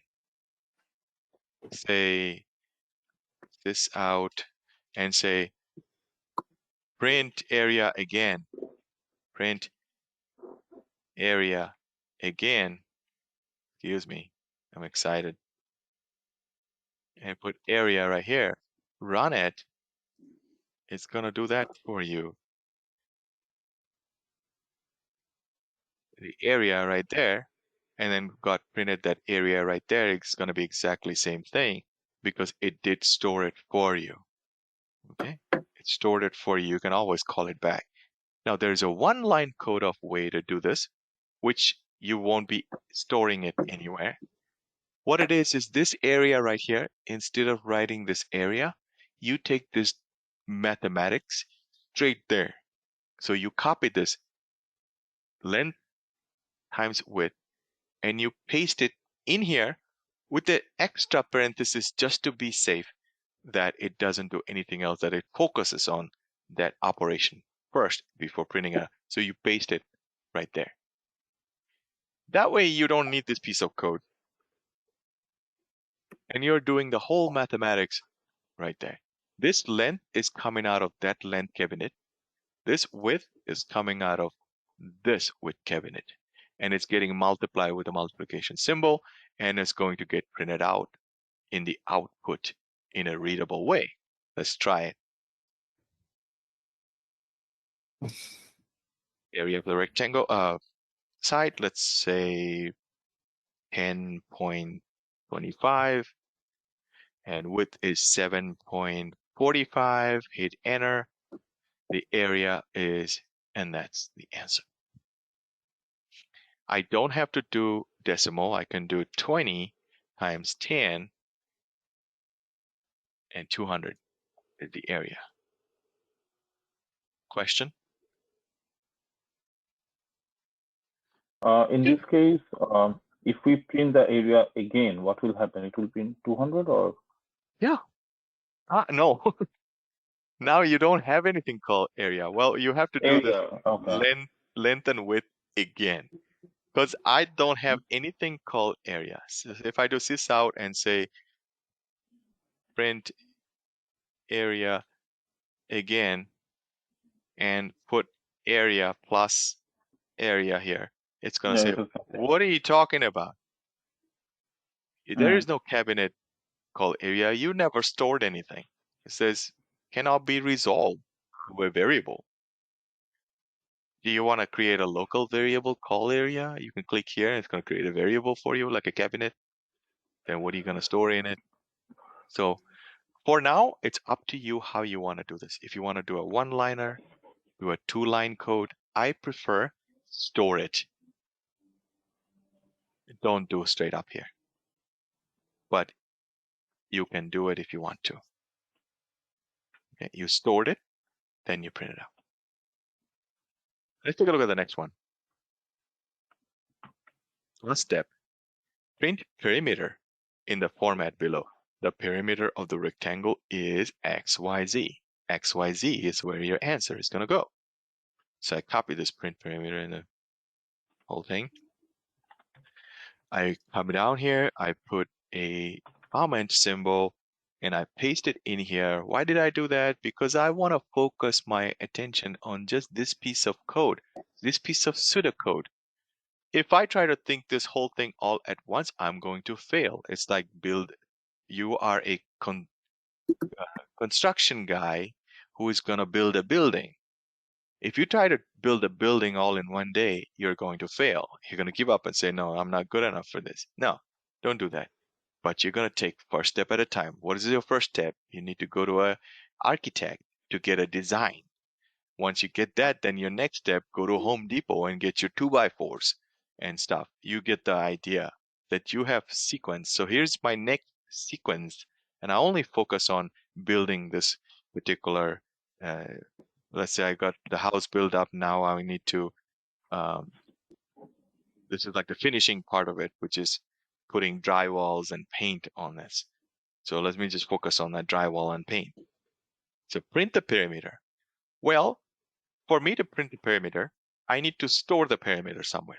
So create a space. Just to be on the safe side, create a space, double, and call it perimeter. Okay. Is my spelling wrong, perimeter? It's trying to tell me. No, it's saying a parameter, but parameter is something different. Yeah, perimeter The is different. perimeter is not in the library. I mean the. Yeah, then exactly. Not in the library. Okay, so let me just add this right here. See this add perimeter to dictionary. You can click on that. It's going to stop complaining next time. So I click here and a user direct dictionary is needed to add words. Do you want to configure it now? I don't want to do this. This could mess up something. So I'll leave it like that and ignore it. So here's my perimeter. Where am I going to get the perimeter from? How? It's the formula. Right? I already have the length. No, I don't need the input anymore. User is not going to give me the perimeter, right? No. User already gave me length. User already gave me width. I got to figure this out from this length and width. So this is a little bit of mathematics you've done. If you ever thought that all the high school math you did was like a waste of time, you are wrong. So perimeter is found out by taking length. Here's a shortcut. Actually, yeah, just add it. Just add the width and multiply this whole thing by 2. So I'm going to hit multiplication by 2 and semicolon. So it took the user length, user given width, added together, multiplied it by 2. Whatever the answer was got stored inside a cabinet called perimeter. And now you just print it out. So you go next line and say sys out.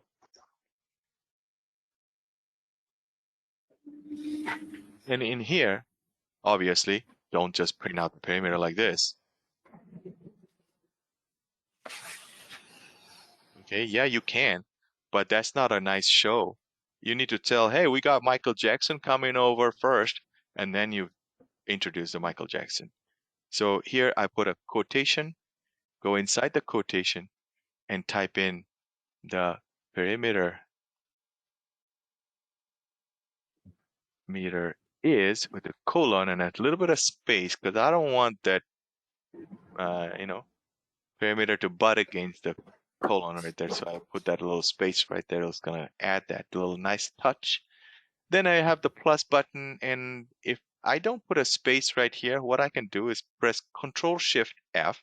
Not only is it going to put space right here, it's going to put space right here.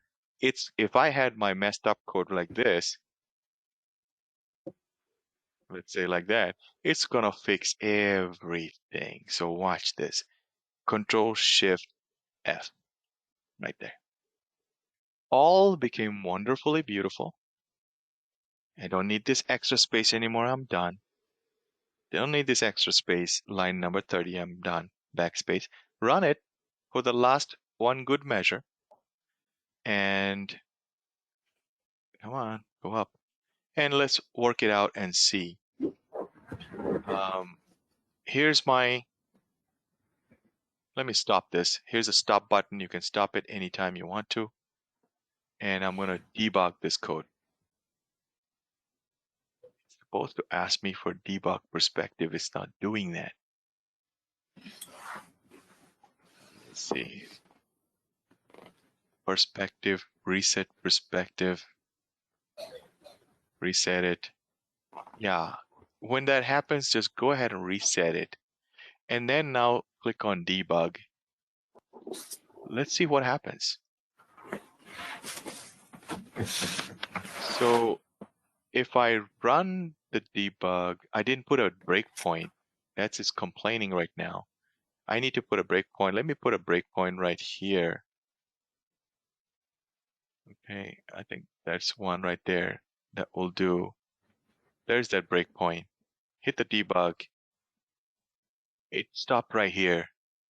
And the variables are right here. So we can see what's happening instantly. Let's walk through this code. So step over, did that. Step over, went to user input.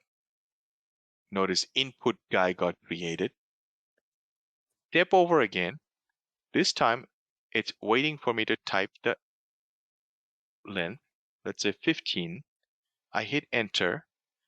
It executed this line and it created a cabinet called length. Look at this length right here, which is 15, and stored 15 value, which is the value column right here. Waiting for this user statement again, hit step over again. Now it printed this, and now move the executor to the next line, but I gotta add this first. So even if I hit step over, it's not gonna do anything. It's waiting. Let me put in 7, hit enter. Only then it was able to finish that step and store it into this cabinet called width. There's that width, and it stored 7.0. And then waiting in here for this operation. If I hit enter, it's going to multiply length and width and create a cabinet called area, store it in there, and it's going to show up right here. So if I step over, I got this area. Now area has a this value 105, and in my next line I'm going to print this out. Area is area, and if I hit step over, it printed out nothing to store here. No more cabinets was created. This is the list of cabinets and what you got in where. It stored that. No more user input. I hit enter, and it calculated this perimeter, also created a new perimeter. Look at this perimeter right here. After calculation, whatever the value was, got stored inside perimeter, which is 44. And if I execute this line of system out perimeter is perimeter, it's going to actually take this 44 and print it out over here. So watch this. Step over, and it got printed out right here. Any question before I hand over the one of those questions for you from the homework?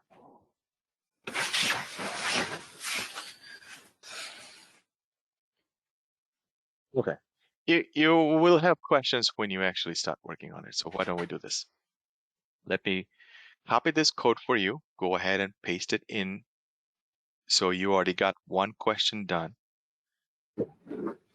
How would you turn this into me? You can just copy this line 16 to this part. I like to see that you actually wrote your pseudocode like this, and then you got your piece of the code. So have these comments. I love this. And have them. If you can even give me this whole thing from here, that works as well. Bare bone minimum. I must see these lines of code. So it confirms to me that you actually understood everything. Anyway, I will just give you all of this right here, and you have to create your own class. I can't copy this and give it to you, by the way. If I copy this main method and stuff, and I skip giving you this bracket and you copy in your machine, you might get an error. So it's best to create your own class, create your own main method, and then when you come inside, just paste this whole thing in there. Then it's going to work. So here we go. Taking this, and this is for homework number 5. There. So go ahead and copy this, create your folder, do that. At the same time, you work on this problem. Let's take about, we're going to spend the rest of the day with this. So whoever finishes early gets to leave early. I say go for,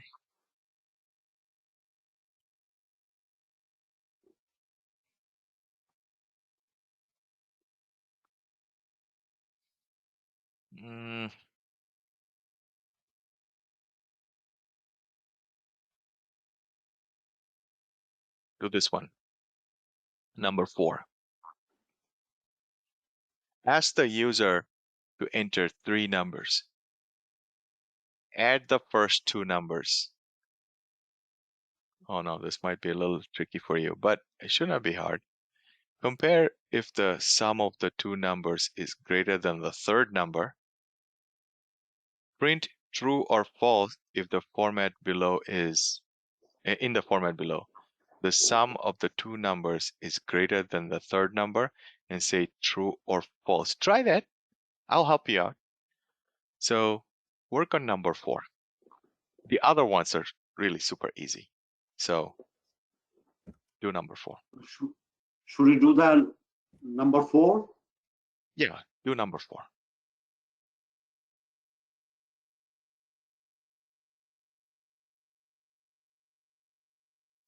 Okay. So before going that, can you please show me again the debug?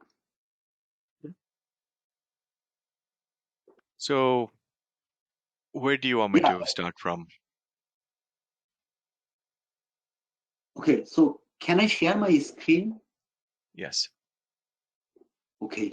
Please. Making presenter. Yeah. No problem.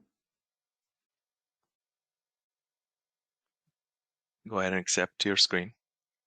Mhm. Okay. So you can see now, right? Yes. Yeah, I just changed the background like the original one in the virtual machine, doesn't matter. But can you see it clearly? Yes, I can. Just hold on 1 second. Let me just post this instruction, this question to the class so they can start Okay, working on it in case they kind of fall behind. Which one was that? Number 4. Yeah. So let me paste this question in the chat for the others. 1 second.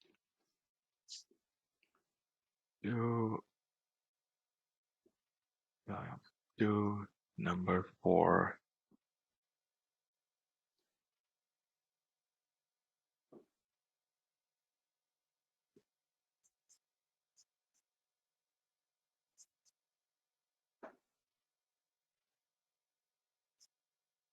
Right, guys, you'll be able to see the question posted in case you don't know which page the homework question is on. It's number 4. I put the steps in there in the questions on the pseudocode. So create another class and start working on it. I'll help you out. I need you to finish this on your own as much as possible before you end the class. So if you're the first person to get this done and working and everything works fine, that's it. That's it for you. If you need an extra help, I'm here. All right, Chisti, go ahead.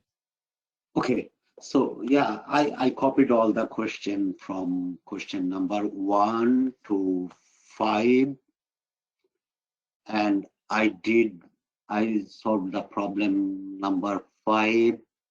Just a little modification of it that you showed me, like this. Now I want to see the how to debug. I mean, line by line. Like if I start from line number 64, then what should I do? So click on the debug. Put a breakpoint first by double clicking, which looks like you did already. Yeah, 64. Okay. Now click on the debug icon. Okay. All You right. see what comes in the left side? It's supposed to. Okay. It's supposed to. Mhm. And on the right side, the variable window got opened up, which is also Yes. supposed to. Yes. And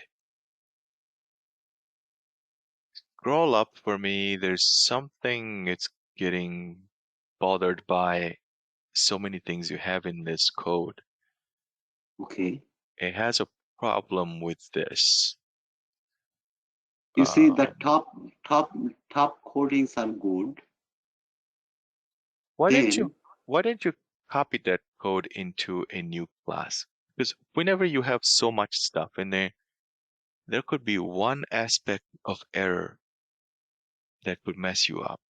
How about you copy it to a new class? Go all the way down, take that code that you need. okay. So let me open a new class. Yeah. First copy it. Mhm. Highlight that whole thing. Yeah. Copy that. Now See. click this debug window, close this debug window with the X on the left side. Yes. Mhm. Here's your Okay. package. So let me go Give me to open a class. hold on a second. Let me take a look at your package structure here. Intro to Java package. Learn Java project. Do me a favor, give me another project because I don't like the way you have it set up. It could throw some issues. Yeah. Go to, wait a minute. Why is it showing it this way? I don't know. Yeah, I have the same issue when I create a new project. General, like that. Why is yours not the same as mine? Should I click No, here? no, you're not. Java You probably project. have a wrong version installed, is what I'm thinking. It's an older version. It's 17. I mean, Ah, I can work with it, but go to File okay. and go to Settings somewhere Uh, and go to Windows Preferences. Go to Windows, okay. go to Help, all the way Wait. to the right, Mm-hmm. and go Mm-hmm. to About Eclipse IDE at the bottom. Let me see what version this is. Where Which it one? says IDE. About Eclipse IDE. Mm-hmm. Ah, shit. So open that. Let me do again. This will Yeah. give you the version number. Let me check, Mm-hmm. compare. I'm comparing with mine. It's the same.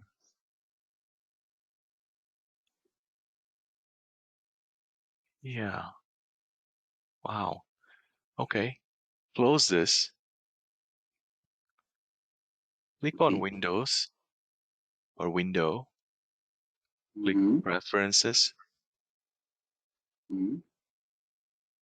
and type in Java Mm, in here, the top window. Yeah. Java. Type Java. Okay. Okay. Delete that. Type JRE. JRE. Which one? Delete that. Delete Java. Type JRE. Okay.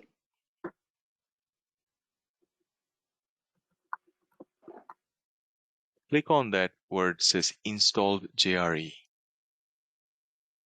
Just click on the word. All right. 17 is selected. Yes. Everything looks fine. I don't know why you don't have those menus like that. Anyway, close this. We'll try to work Mm-hmm. it out. This is an older version kind of image. All right, go to File.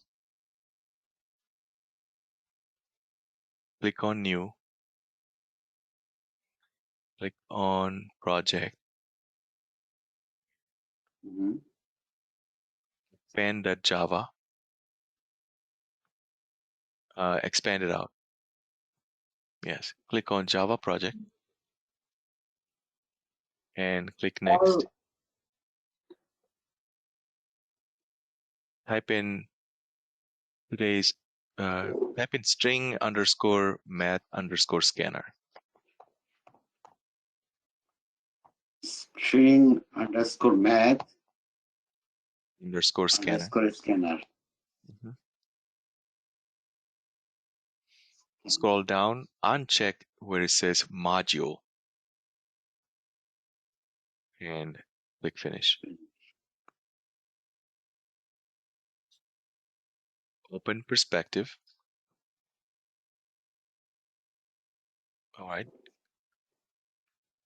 Open that up. Go ahead.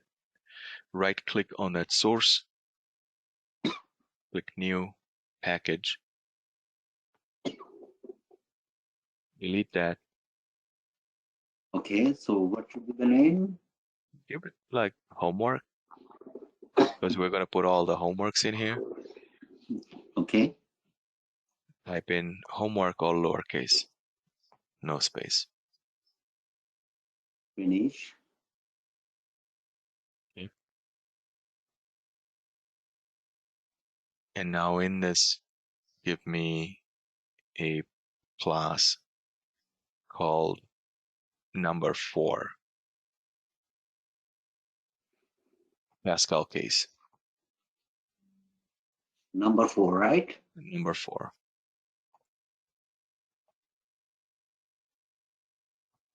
Okay. Yeah, and then finish. Now paste the code in there. Line number 7. Okay. And let me take a look at it. Okay. Give me another line after 15. Which one? Yeah, give me another line after 15. Hit enter. Okay. Type input.close. Lowercase input. Otherwise it won't recognize it.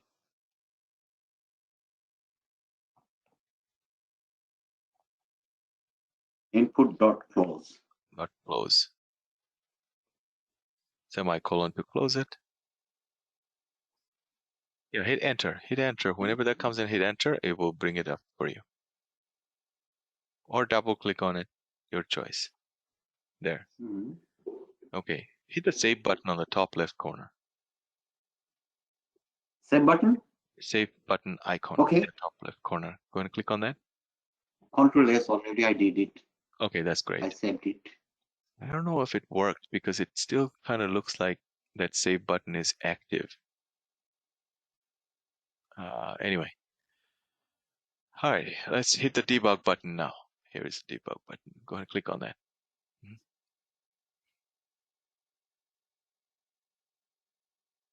I did it. Oh, bummer. Yeah, forgot to put the breakpoint. Go ahead and line number 9, double click on it. Yeah. And debug it. Say switch. It's going to move it to the debug window for you right there. Yes.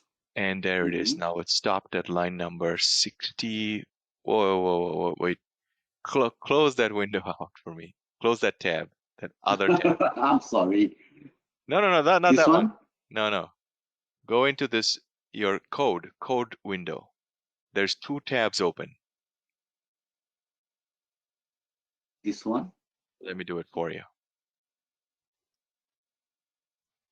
Okay, I'll stop this and rerun it. And go ahead and click on debug Okay. icon again. 9? It's okay. You already did that. Yeah. I see the dot, I think. So should I debug now? Yes.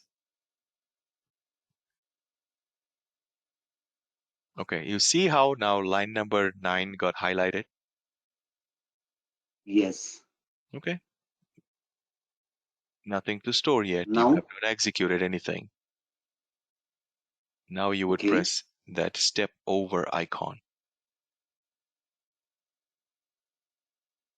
Yeah, do that. Keep pressing that line by line to execute your code. Yep, if you hit that, now it's not going to do anything because you really need to type something into that console. It's waiting for you to.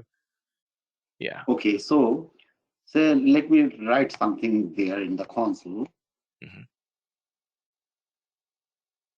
Hit enter. Okay, All right. I Now it's already entered it. the execution went to line 12 and waiting for you to decide what you want to do with it. This one. Okay, the width of the rectangle. So if you want to hit the debug step over, it will execute that. No, This one. not that, not that. That will start all over. The step over icon, Chisti. Mm-hmm. Yeah. You got printed. All right. Then say 7. Yeah, you can do that. And hit that. Then No, not that. Step over. step.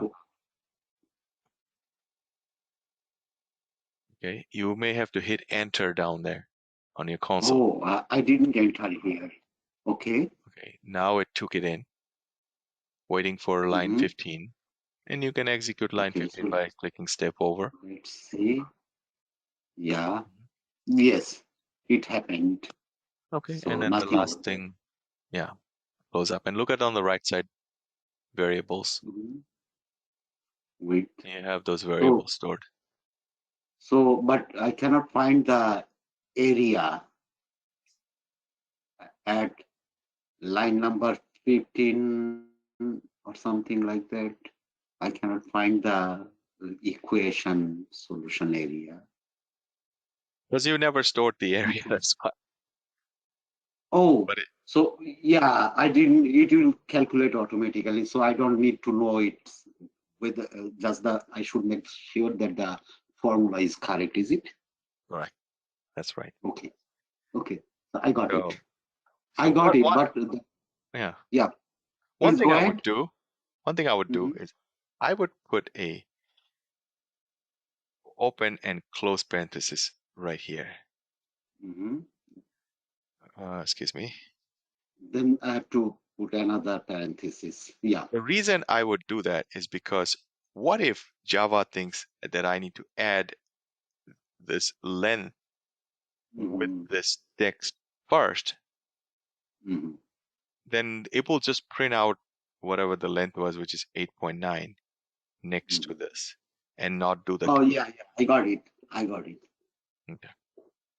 So better not to mess up anything. I need to give it in parentheses. So if I give the square bracket rather than the parentheses, then what will happen? Problem. Okay, let me try. Square brackets are reserved for other things that you will see later. Oh, is it? Okay. It's reserved for other things. For arrays, Mhm. we have a class for that. Now press But I. Control Shift F to align everything. Mhm. Press Control Shift F. See what happened is it also gave you a little bit of space right here Mhm. and Yeah. expanded things out a little bit. You don't need that line. You don't need this line number 17. You don't need this line number 18. We can just delete all that. And Mhm. now you have your beautiful code. That's how you would submit it if you were to finish your code up. Yeah. Hmm? I got it. Okay. I Now got it. So work on the I have to. question that I gave you. And let me go to Stanley. He already finished. So if you guys wanted to take a peek at what Stanley did, you're welcome to look at it. Stanley, making you the presenter, go ahead and accept. Yeah, please. Yes, sure.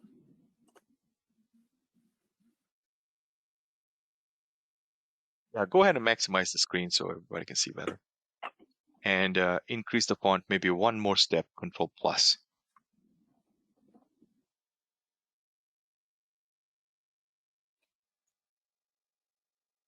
It's not working. I don't know why. Doesn't hold the control button and then hit plus button. Doesn't work for you? Mm, Okay, let me see if I can work it because I have mouse control over here. So hold yeah, on. sure. Don't touch Yeah, anything. yes. Yeah, it's working for me.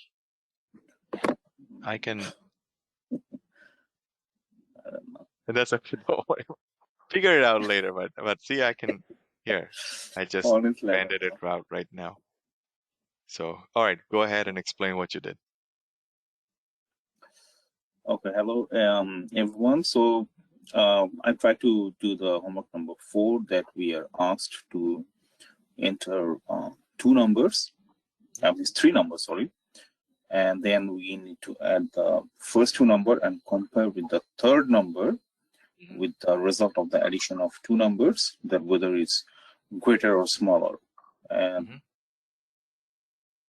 and then just print out whether it's true or false as a Boolean. Sounds good. Yeah. Well said. Very Cool. well said, by the way. Oh, thank you. So the first one, what I did the scanner, so we can write in the console. So this is the scanner, like, see scanner input, and I just import the new scanner. You can see is import the scanner. Very good.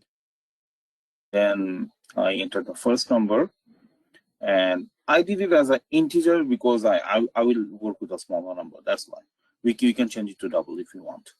Sure. So this is the first number. That's the first number we enter. Let me run it. So this is the first one. It just ran here into first number. So it should be number.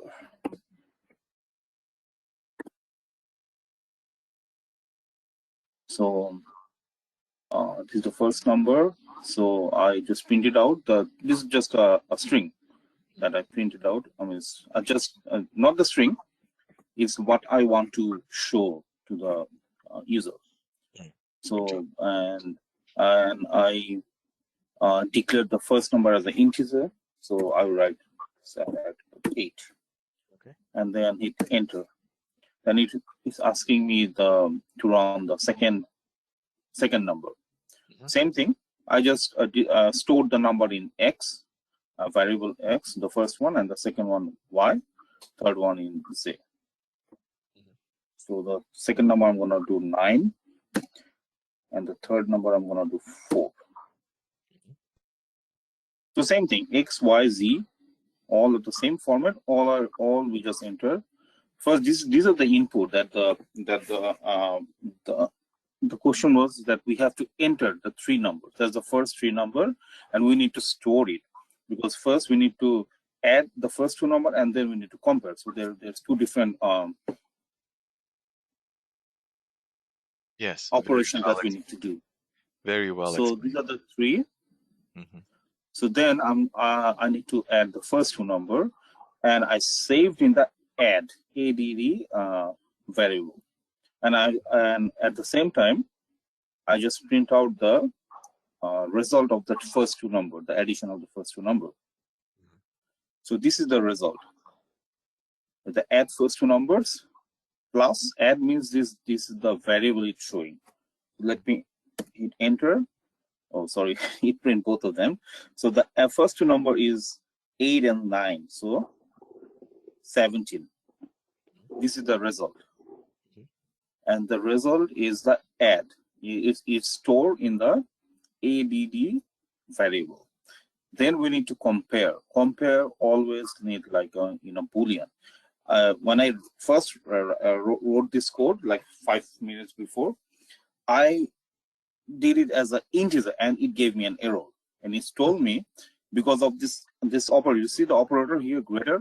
Yeah. Because of this operator, it shows me an error that I can't declare COMP as an integer. So then it click works, so it should be Boolean. So that's the mistake I did. But then I corrected that one. So what if you last type line. in, go ahead and do me a favor, go ahead and type in Boolean, int instead of Boolean. Yeah.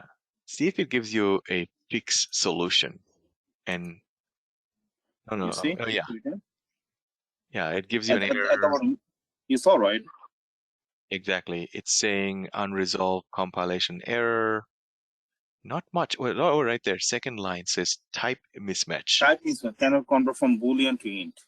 So Boolean, I mean the IDE it already like determined that as it's a greater sign, so there's a comparison, so it should be Boolean. Correct. The return is going to be true or false. That needs to be stored in Boolean. Exactly. Don't change it yourself. How about let the computer change it for you? Hover over that squiggly Here? line. Yeah. Look at this. Oh, change. Okay. Change type of comp to Boolean. Click on that. Watch what happens to that int. Oh yeah, you change it. It does it for you. It fixes the code for you. So yeah, that's all. And then you ran this and you got the sum. You checked. Yeah. And then it's telling you true or false on the right side with that question. Is the sum of the first two numbers greater than the third number? In this case, it's true. Let's try to see if we can get it to a false, okay? False, yes. Yeah, so put a small number. Yeah, that works too. There you go. We checked it with a false. We're going to try to break it. So run it again. This time we're going to put decimal. Oh. Decimal, it will not work because it's an integer, right? Right. Let's see how it happens. Put in a decimal like 25 point something. Yeah. It's going to break. So you see, two things take away from this. When you're coding an application, you want to pretend to be a user who is a total nut, who is going to put in whatever they want. Even though you said enter a integer or something, you should handle your code so that if somebody enters a decimal, it's going to tell him that, hey, don't use decimal because we're not using decimal here. And why don't you type again? Right now, your code does not do that. Correct? If somebody types in 5.2, your code breaks and you can't even go farther. Imagine ATM machine getting broken like this. That will be a big problem, right? Yep. So if you put in a wrong password in your ATM machine, then it asks you to re-enter. So when you take next class, which is called control statement, I'm going to show you how to use the if statement and for loop to create a repeated asking and how many times you want to ask the user to enter a valid number without breaking it like this will be the next class that you're going to learn.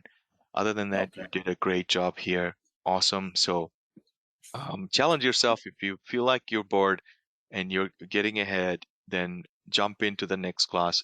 Try to convert this same question with your for loop and if statement to create repeated asking the user, hey, 5.2 is a decimal. We want integer, so re-enter an integer until it's happy with it. That will be your challenge to think about it.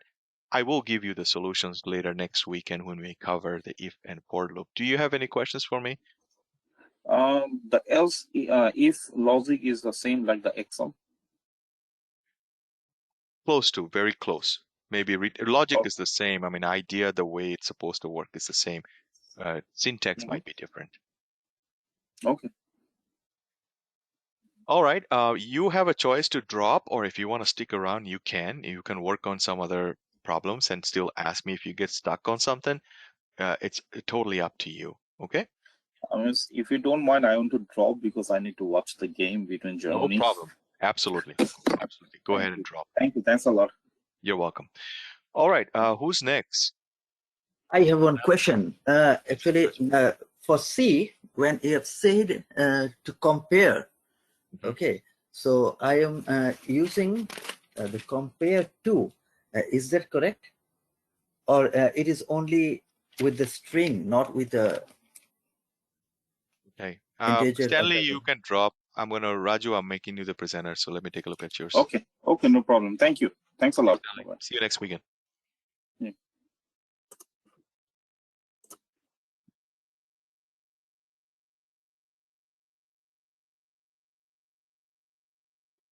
Raju, you can share your screen. There should be a window open asking your permission.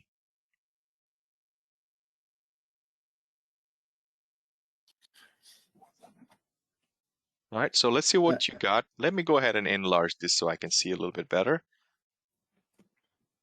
Hang on a second.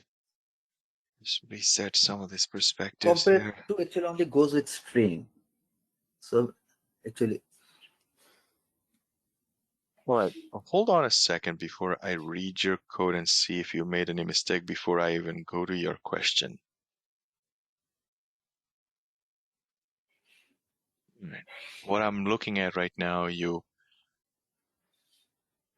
may have instantiated this right here. Oh yeah. So you created the scanner input. You're taking input next double, very good. Storing in double, number 1, number 2, number 3, 3 double inputs.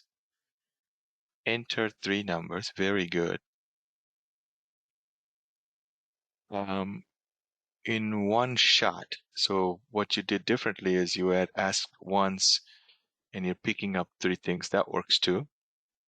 Stanley had it asking every time. No problem. I don't care. Both works. Add the first 2 numbers. So you added the 2 and saved it on sum 1 and 2. That makes sense. And then over here, the sum of the first 2 numbers you print it out. Very good. And over here, you are printing out is compared to. Okay, so is compared to is not going to really on, tell you not with whether numbers, it only with the string. only with the string. That's number 1. Number 2 is it's not specific enough. You know, the question is saying the sum of the first 2 number is greater than the third. So we need this greater than symbol. But this compared to really doesn't say if it's a greater to comparison, is it a less than to comparison, or nothing really. So we need just that greater than symbol. So what you need to do is No, just, I did it. oh, This you line. did? Oh, you did? Yes. Let me see. Right here. Correct. You took the sum 1 and 2 and put the greater than, and what happens is this whole thing returns a true or false. So that's what the question is asking you.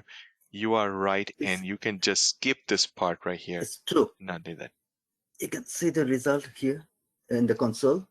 Yes. I have entered 3 numbers, 5, 4, 5. The sum of the first 2 numbers is 9. Yes. Yes. You are correct, and this is working. I can see that. So good job on that. Next class, what I'll show you is if you were to That was use. C and D total. This is the only one line output. What do you mean? That means for question C and D, only the last line, what I actually did. Let me check. Compare if the and print true or false if the looks like it. Looks like it. But what you see, what you could have done is if you wanted, you combined those 2 into 1. That's what you did here. Yes. Yes. But if you wanted to take one step farther and say, I will just have a C step right here and declare a variable called double and call it sum of first 2 numbers. 1 second. Sum of first I already 2. declared it, sum 1 and 2. Okay, sum 1 and 2. But if I call it here, oh, wait. Oh, yeah. What you could do is you could have a Boolean then in that case and store the result of the comparison. I see. So in Boolean, you could say Okay. comparison result. Comparison result. And then you can compare it and say the sum 1 and 2 is it greater than the third one, which is num3, num3. and then close that. What happens is that that answer gets stored true or false right in here. And watch this if we debug this. I'm going to put a breakpoint right here. How to debug it.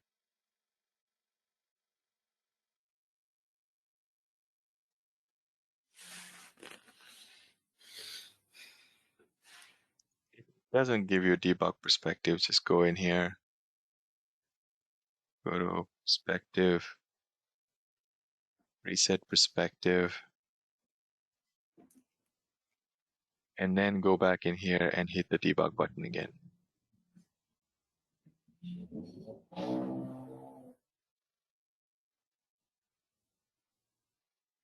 Why is it not doing it? Maybe you have too many things open here. I see. So let me close.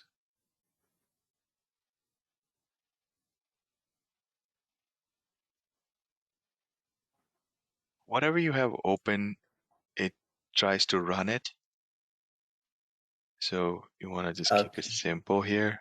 I'm going to go back in here and say perspective, reset perspective. So just don't want to overload the computer with all. I'm just going to run this, and breakpoint is here. Debug.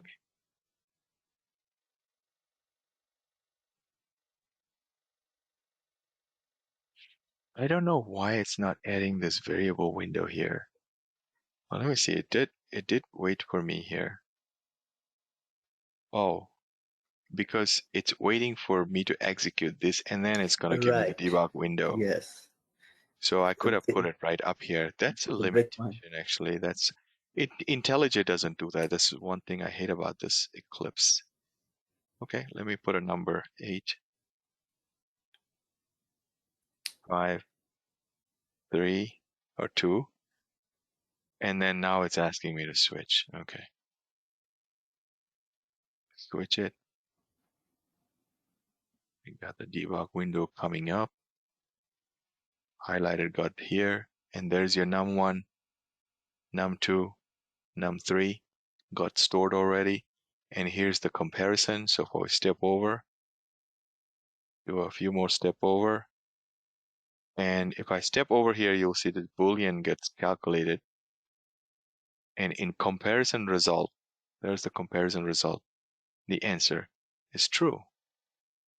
And that true is going to get printed out right here. If you were to just print out instead of this, at this point, you could have just printed out comparison result. So what I would do is I would take this variable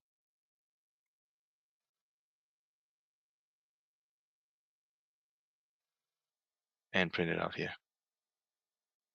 Does it make sense? Yes. Okay. Do you have any questions? No. There's no right or wrong way of doing this. If you feel like you're going to be using this result in the future, then you should put it in a storage like this. Okay. But if you feel like you're only going to be doing it once and nobody ever going to use that result to do any kind of calculations down the road, in that case, you can put the whole mathematics right here. No, I like it this way. Cool. You can drop your, I think you got this. So I'll see you next weekend. Okay. All right. Thank Thanks, you. Adam. Then. You're welcome. Okay. Who's next?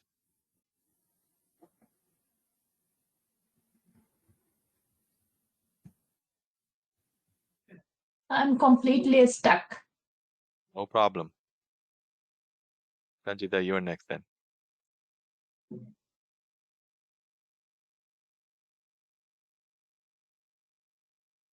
All right. Go ahead and accept when you're ready.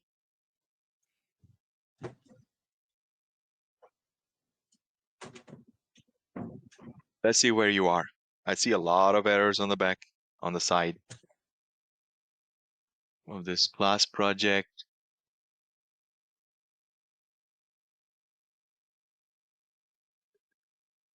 Let's clean things up a little bit.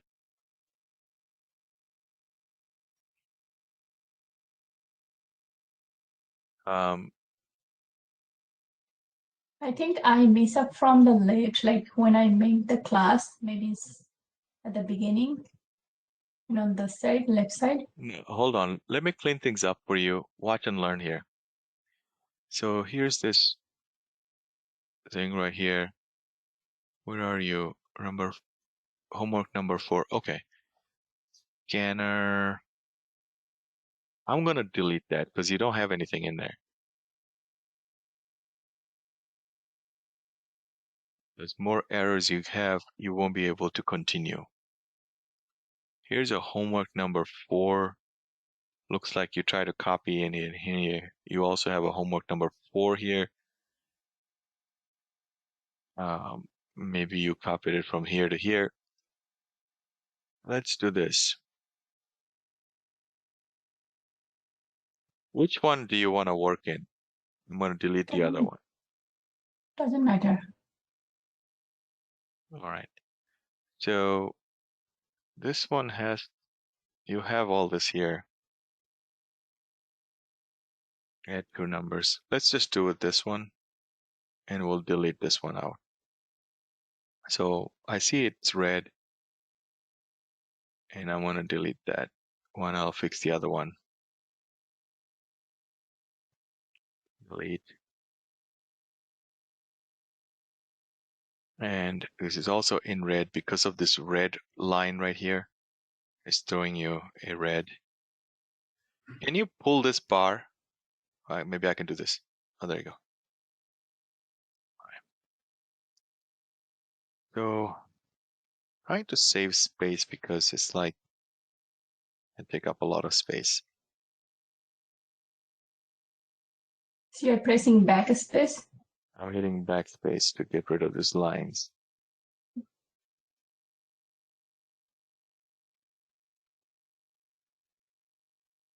Okay, and you took the step 1.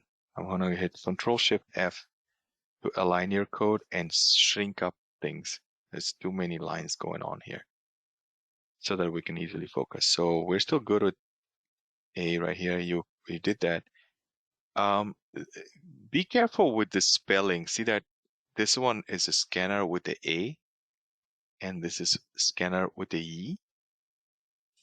If you have a scanner without the spelling correct, if you hover over, it's not going to give you the correct way to fix it. Okay, these are not correct ways to fix it.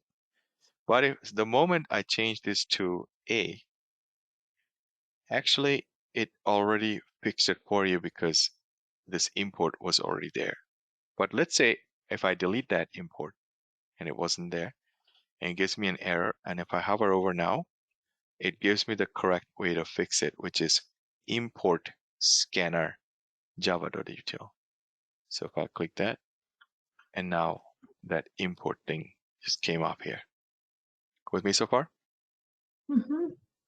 All right, so over here, you got the input and you want this name of this person to always be in camel case, meaning it has to start with lower. Okay? You see, this capital name is only used for class names or something that has something stored in it.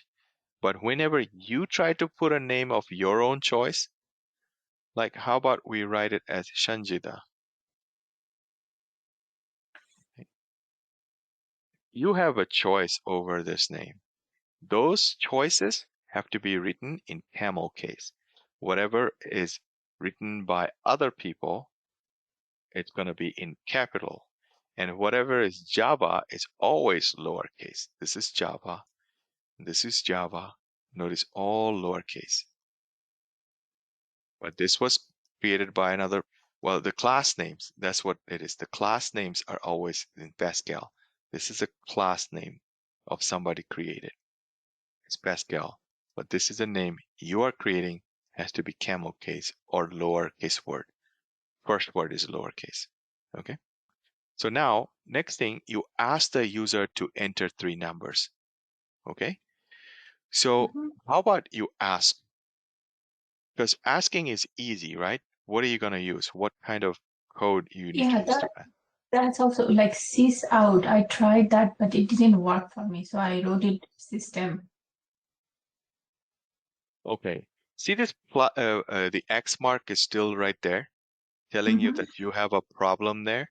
That means Mhm. you just need to hit the save button. If you don't have any problem here, just need to hit the save button for the computer to reread everything, and then now it's gone. Okay. Always make sure that you don't have an X mark right here. It shows that your project is faulty. Something is wrong there. That could mess you up. One problem can mess up to the other. Now go ahead and you write the code right here to print out. Ask the user like this. Yeah. Type 3 numbers or something, you know.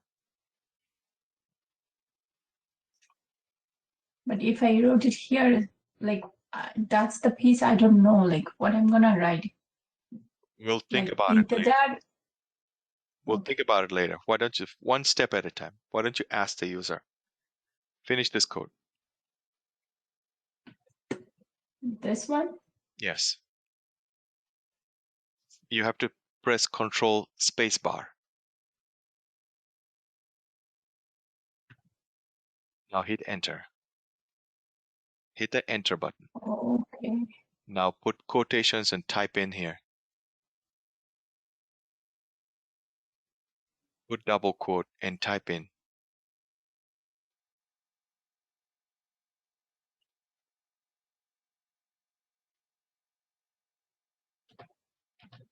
Type in Yeah, say type 3 numbers.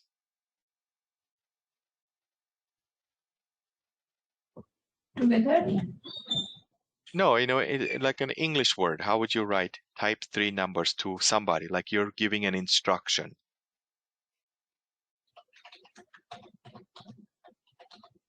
Yeah.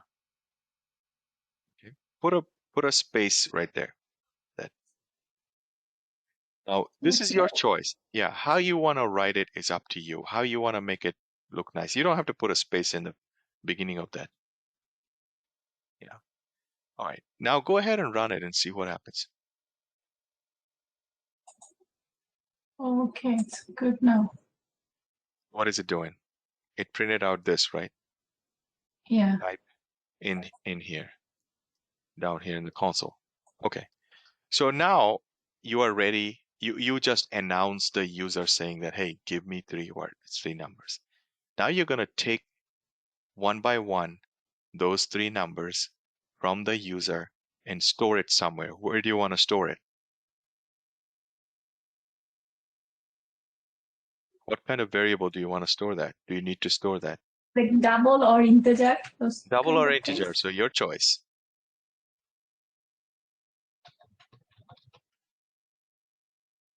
Mhm. Now you get to choose a name. Cannot have space. Cannot have space in the naming. Yes. Not a plus. Sorry. Sorry. Mhm. And now, hold on. Why are you typing that?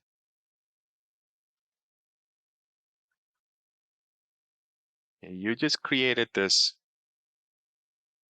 double cabinet that can hold this number 1. So you need to get that number 1 right here. Who's going to get that number 1 for you? So input. No, you need to send the guy get the number for you, which we named it what? Oh, Shanjida. Shanjida is going to get that for you. So type in Shanjida or copy paste that there and then put a dot and you'll see all the options that she can do for you. And the first one is typically the 1. Double click or hit enter. There you go, semicolon to close that. Every statement needs to be closed with semicolon. That's it. Go ahead and run it now. Put your cursor there and see you can type in a number. Hit enter. There you go. It did that for you. Okay. How about we do 3 more? Same way. What are you going to do here? Copy paste. Copy paste. Careful with that bracket down there. Yeah. One more time. Okay. Why is it complaining? Same name. Like That's correct. All right. So we got this here. Let me scroll down a little bit. Yeah, go ahead.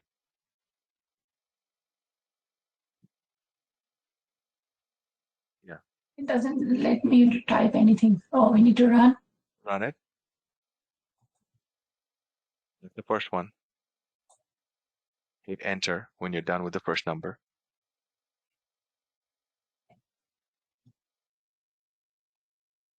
See, now you're able to type in 3 numbers and hit enter 3 times. Okay. Mhm. We're done with the first step. Now let's copy this second, which is letter B right here. Go ahead and copy that, bring it down.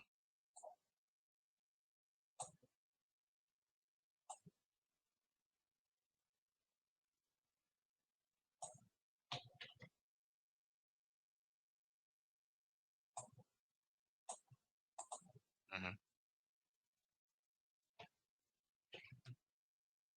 Very good. Now, after you add it, you have to store somewhere, right? Where are you going to store it? Always think of storing this. Scanner.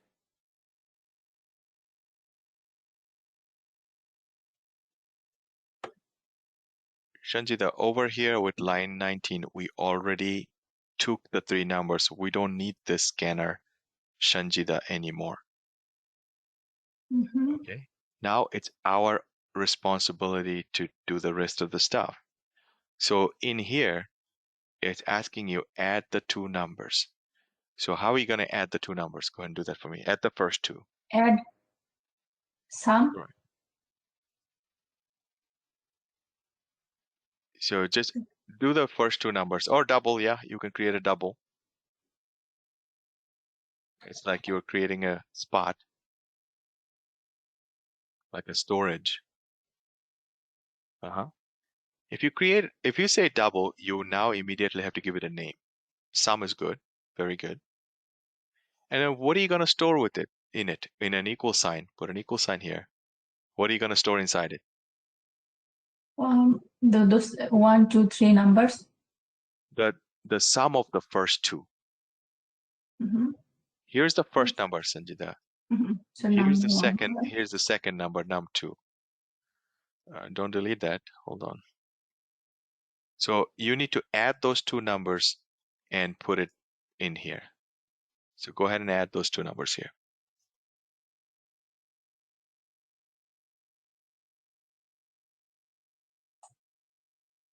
Now you can copy that. Mm-hmm. And then plus. Correct. Mm-hmm.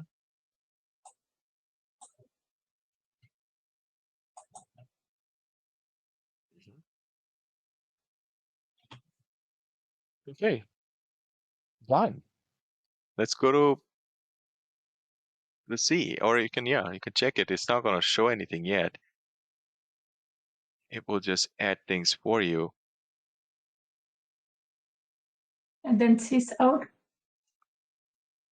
And if you want to sys out, yes, go ahead and do the sys out so you can see.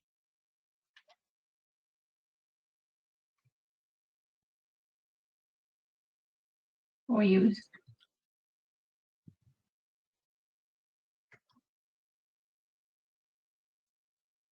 Yeah. In here, put a double quote and write the sum.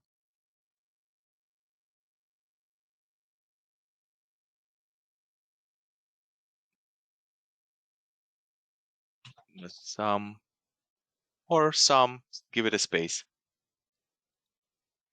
And then outside the quote, so this will print exactly what you write here. You wrote sum, it's going to print that, okay? Mhm. And now you actually need to print that numerical number, which is the variable called sum.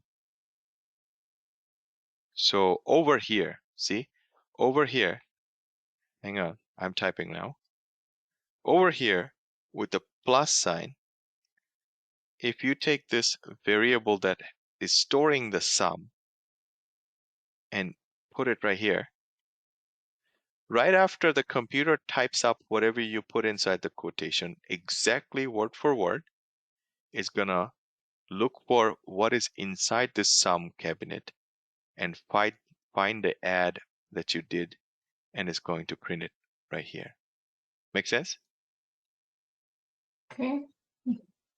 Run it. So enter, press enter. You can go ahead and run it again from the beginning. So type up a number.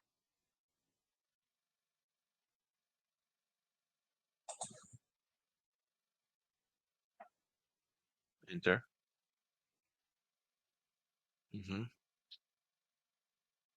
So there's going to be 2 number, right? 3 numbers. Remember, you're taking 3 numbers in here. But I'm adding number 1 and number 2. That's later. Now you need to hit enter for the computer to take those 3. And then the sum got right here. Let me open up the debug for you because it still kind of looks a Okay. bit confusing. So if I hit the debug, allow access, put the debug right here, hit the debug, switch the perspective. We don't really need this window as much. Can you pull this window to the left? Right or left? Left. Yeah. Like this? Yes. But I want to see more of this code right here. Yeah, bring it left.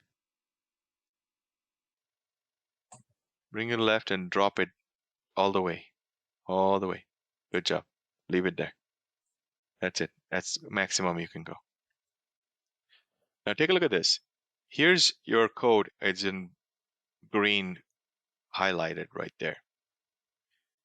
Now hit that button here. It's called step over. Yeah. Hit it again.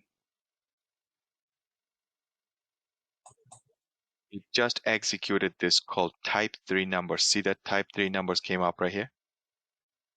Mhm. Okay. Go ahead and type a number. Hit enter. Okay. Now hit that step over again. It's going to go to your next step. That's where it is. Okay. Look at right here on the top right corner. It already took number right there. You see what I'm highlighting? Mhm. See my cursor? Yes. Number 6. Okay. Now it's waiting for you again. Shanjida dot next double is saying, Shanjida, go get the next double number. Hit the step over again. Okay. It's waiting for you now in the console. Go ahead and type the next number and hit enter. Hit enter. Look at this. Java executed line 18 and went to line number 19, waiting for Shanjida to pick up the next double again. Look at this, already stored number 2 right here on the right side. Hmm. Oops, did you hit the backspace? Hold on. There. It's waiting for you there. Hit the step over again. Let's see if it messes up.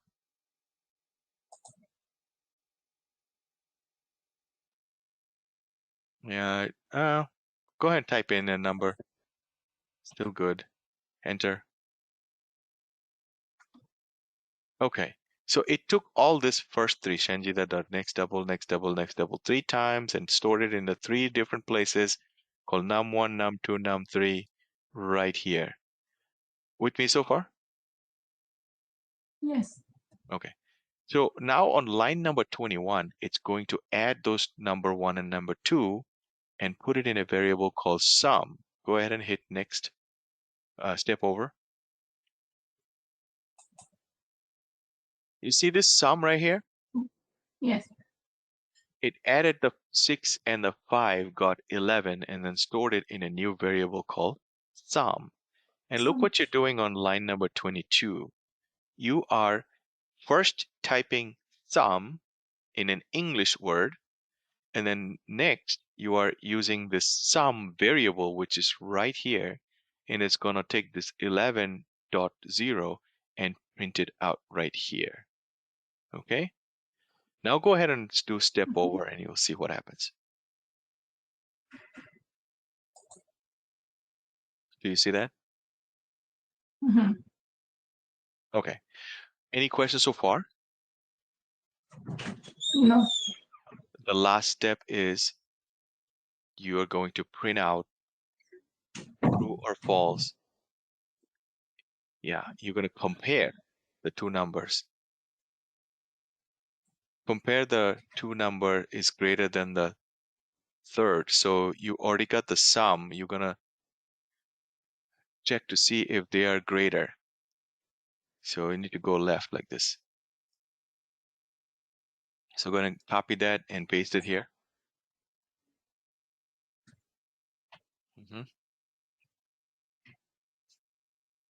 All right. So basically the program is asking you that you add the first two and then check with it. We're going to stop this right now. We don't need the debug.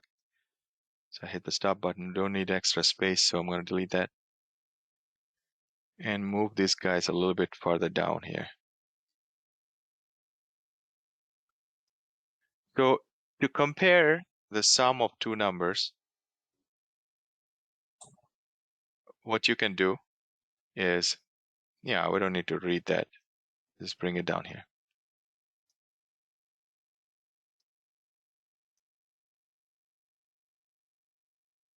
And get the cursor up there. Okay. You can compare this sum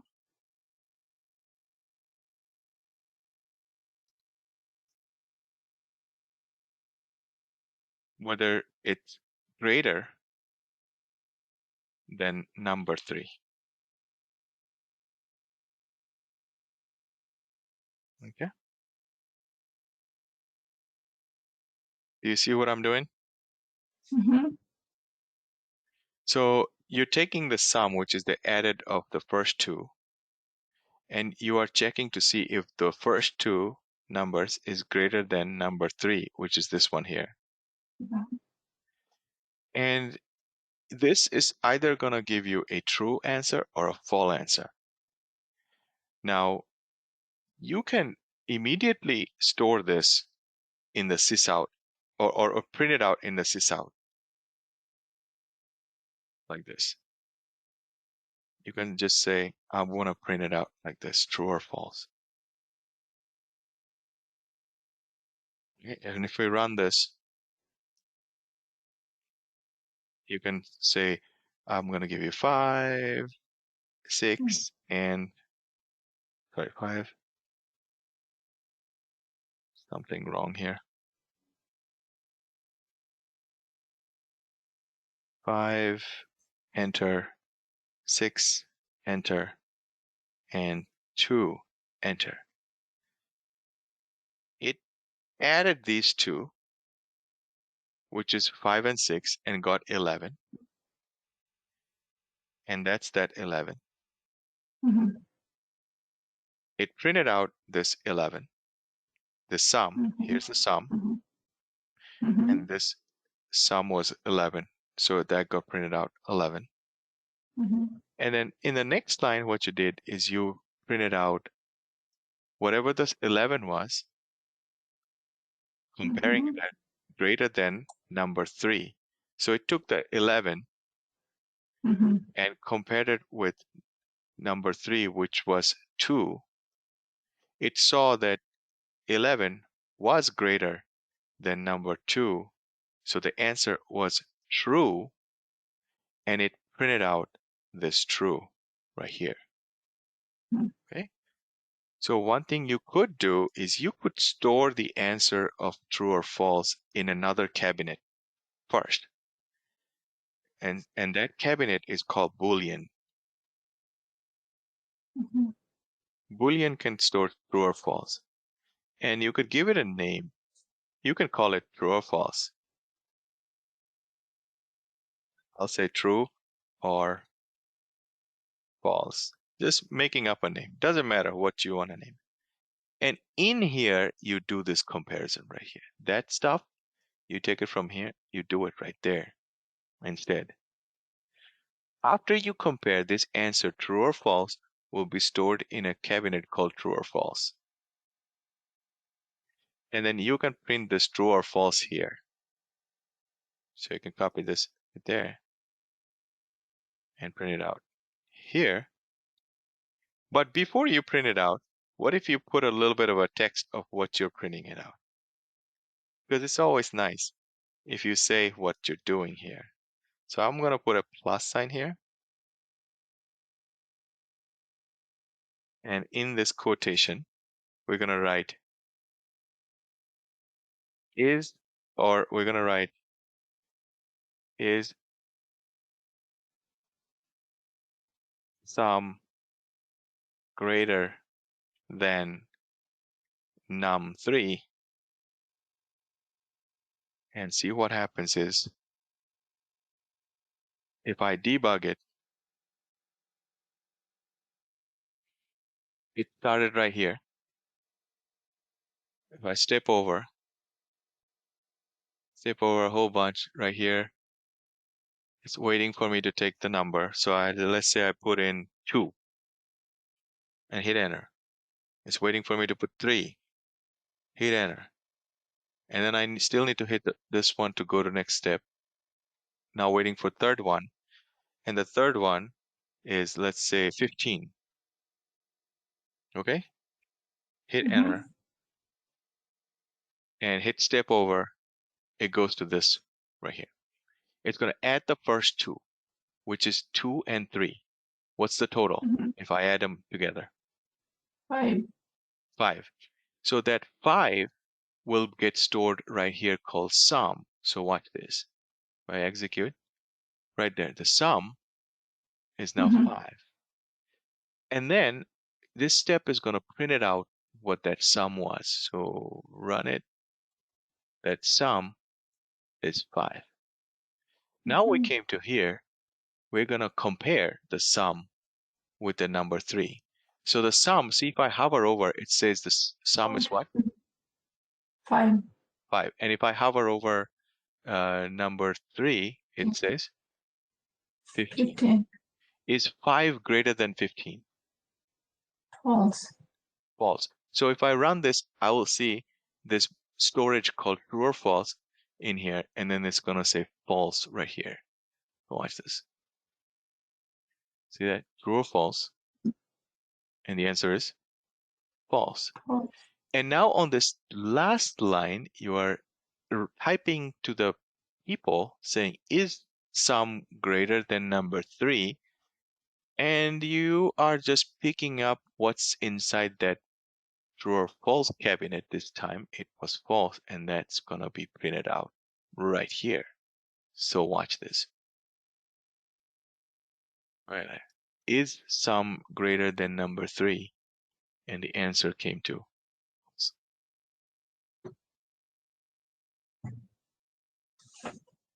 With me so far? Yes. Now this is your completed homework. You take off all these extra lines. You clean this up. You press Ctrl-Shift-F to nicely align your work. You copy this from here and you paste it into the homework submission in Google Classroom. Can you do that? Yes. Okay. Same way that you did this, you're going to do other things. You close the debug window like this. Go ahead and close this debug. Okay, there you go. And you go to string.math. You open this up and open this in the classwork. Create another package. I'm going to create another package here. called homework. And in this homework, you have these classes. Go create class. Here's number 1. And you always choose this. Create. Create another one. Number 2. Oopsie. Not that. Explorer. Windows. Perspective.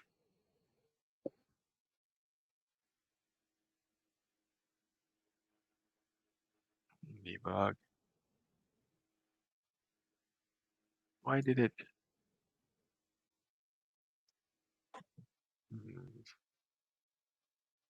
Close this. This one is saved, right? Automatic. Automatically save it, yeah. Perspective.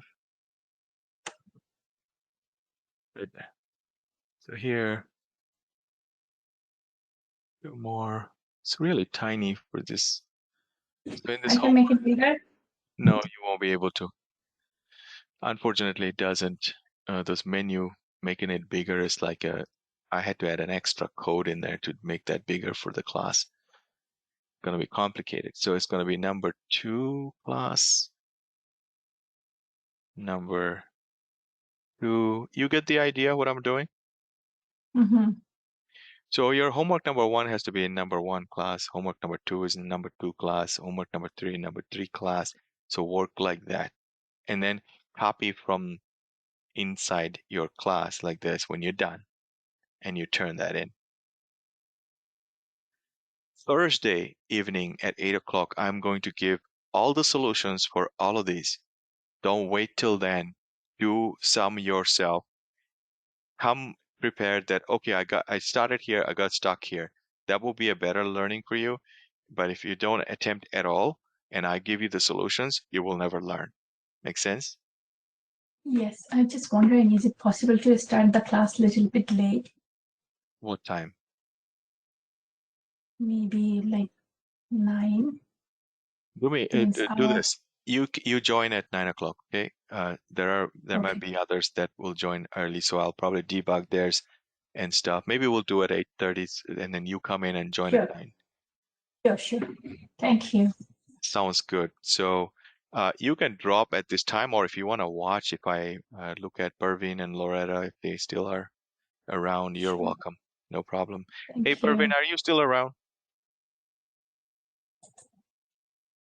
Yes, I am. Okay. Do you want me to check yours? Yes, please. Let me Oh, go. here you go. You understand? All right. Please accept when you're ready.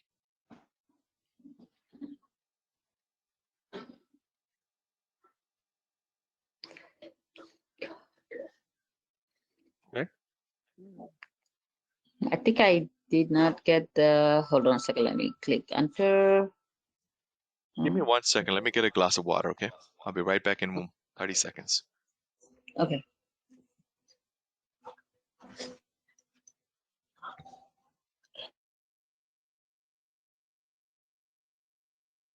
না run করতে হবে আগে run করছি তো run করছি আসে না কিছু তো এখানে এন্টার দিছি কেন কিছু আসতেছে না আমার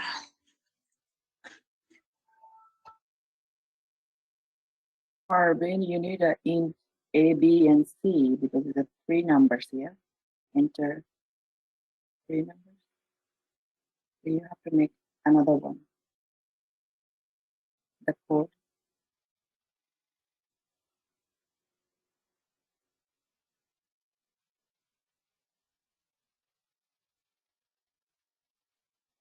Oh, you did.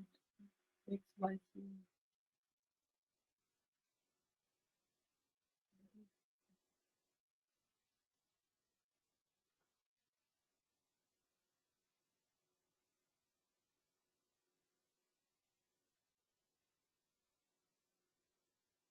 If you put X, Y, Z, you can't put A, B, C next.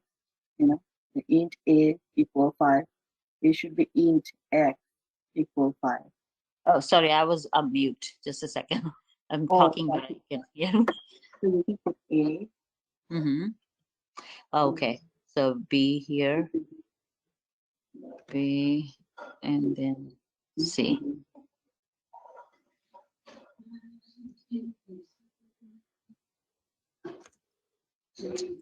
Hold on a second.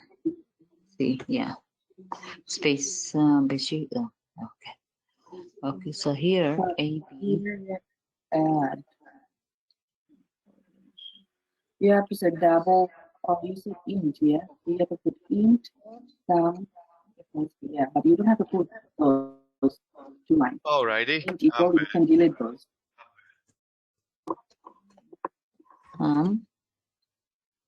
You don't need 24, 25. Oh, 24, You can 25. delete those. Okay.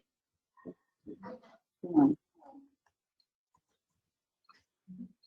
Yeah, you want to delete those because that's like you deciding what those numbers are going to be, but you don't want that. You want user to decide, right? Yeah. Or don't delete those. You're fine. X, Yeah, that A one is plus B. fine. Yeah, A plus B, you're fine. Yeah, now you're taking number that user is giving you, and you don't really know what that number is, and you want it that way because you don't want to know. Yeah, delete those spaces. Line number 24. You don't need those extra lines. Yeah, and Loretta, you were doing good. Why don't you guide her through this? That would be a good way of I debugging. don't understand. When I run it, I have a red error, but everything is working. So Okay, yeah, well, she you look at her well, code and yeah. you tell me if everything is okay. Yeah, I'm checking. Those two was messed up, so I said delete those, and she did. So next, Oh, sorry. I need to, I'm trying to move that up. yeah, Nice. it's great. Yeah, I don't see any error. Mm, Yeah, you should run I it. did backspace. Yeah, it works. Okay. Okay. Yeah, her everything is fine now. Yeah, looks I all don't good see to any me. You want to run it? Yeah.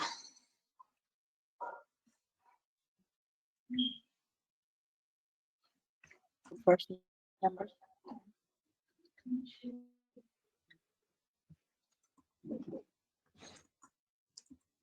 6 and 11.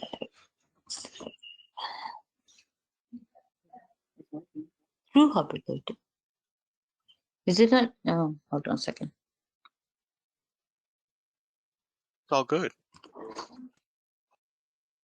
Yeah. 5 and Guys, 6 what's comes this to one? 11. Where Yeah. you want to do a clean up a little bit is your last sentence, where you have is some greater than, you want to say greater than the third number. The third number. Third number, and put a colon after that. Or put a question mark. Question mark. Okay. Yeah. And now it's going to seem kind of like that false thing will be like a separate sentence. So now run it again. This time, yeah, choose like first two bigger numbers. Let's see if we get a true statement. So put like two big numbers and then a small number on the third number. Any. Yeah, 5. sure. And then say like 8. This should come out as true. And it did. Yeah. You did it. Good job. You have any questions? I just, I need more practice because I was like, when we were helping Sanjita, I was like, Yeah. copy, paste, did kind of, but, I will get it, just need Then more. do this. Do it again. Like create another class. Start typing in from scratch without looking at these notes. And then Right. try to see if it works. If it doesn't, then go cheat a little bit. Look at the notes again. Look at the other class and see it. And Yeah. then like, okay, yeah, I got it. Get to that point until you don't need to see it anymore, that you can just write it from scratch and be able to run it and figure out your problems from the error that this Eclipse is going to give you. You don't need to look at the code, but look at what Eclipse says. Like, here's one. Eclipse is trying to say on the left side, see that bulb icon? Mm-hmm. Hover Yeah. over that bulb icon. It's telling you there's a problem there on the right side, on the line number 16. Line number 16, bulb, yeah. Yeah. It's not going to fail it. What does it say? Input is never closed. Yeah, No you never resource. closed it, so resources leaking out. That means you created this input thing, and you need to finish it off with a input.close, so that all the memory that you are eating up with that, it's going to shut it down and not take it anymore. So go to line number 30. Click on line number 30. Mm-hmm. Click on the body of the thing where you write the code. Hit a tab to be aligned with the code. Tab to line to the code. Okay. Now write input.close. Input dot close. Hit enter. Let's hit enter. Delete that E.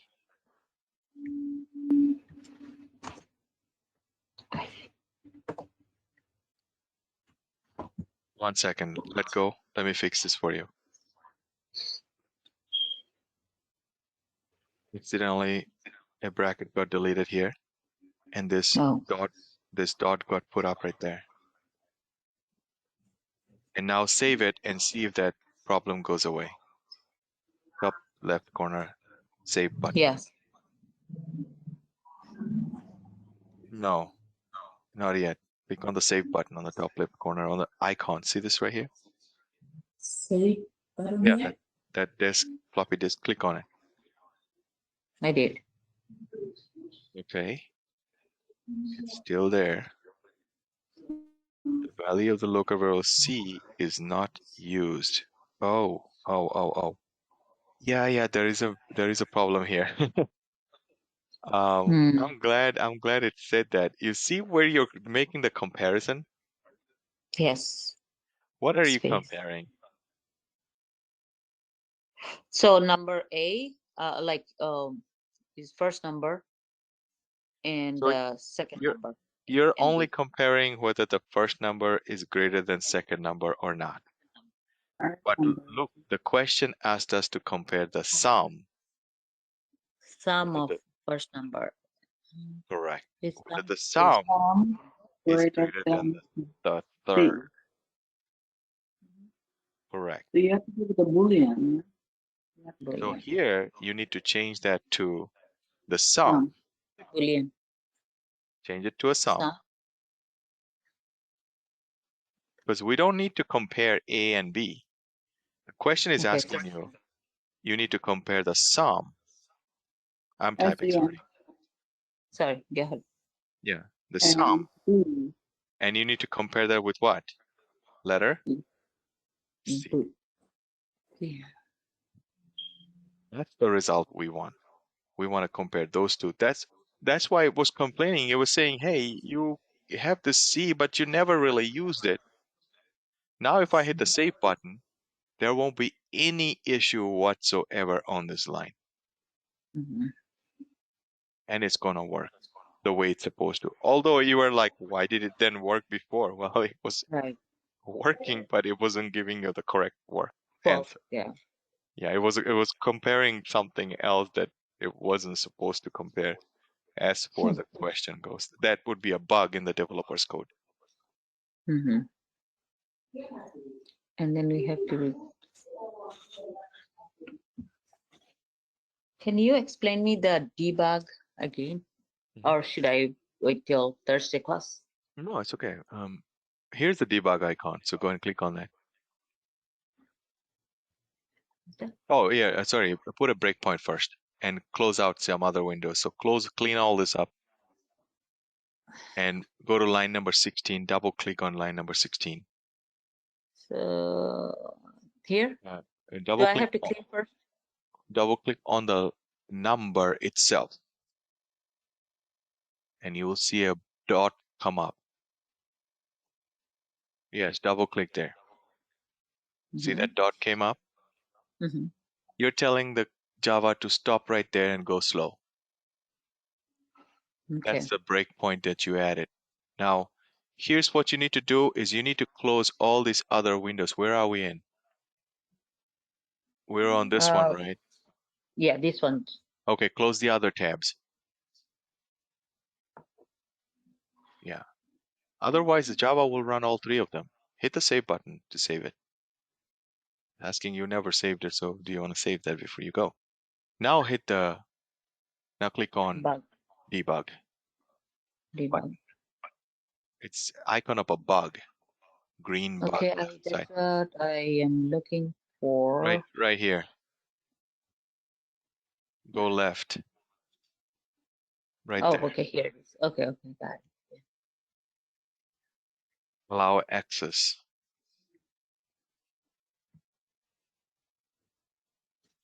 And switch. Now you get a debug view. Hmm. All right, it's on line number 16. Yeah. Go ahead and hit the step over icon, which is up here. See this yellow icon Oh, right there? yes. Step over. Okay, I can click on it. Okay. Yeah. So it goes Right. to 7. Okay. Yeah. And then just keep doing step over until it asks you to type something in. Okay, one more step over and see it doesn't do anything anymore, meaning it's waiting for you to type in the number on the Mhm. console. Go ahead and type in the number on the console. Just any numbers or? Yeah, we're just running the thing with the hit the enter. Now it went to line 19. Now you can click on the step over icon to move and print that out. That it got printed out. Went to line 20. If you go to line 20, it's waiting for you to type in a number for that B. Put in a number, hit enter. Now look on the right side of the variable where the variables are. Do you see A equals 5 and B is 7? Right. Okay, so you stored it. Those are getting stored in your computer memory. Click on the step over on the next. It will print out that stuff. One more step over and type in the answer. Card number.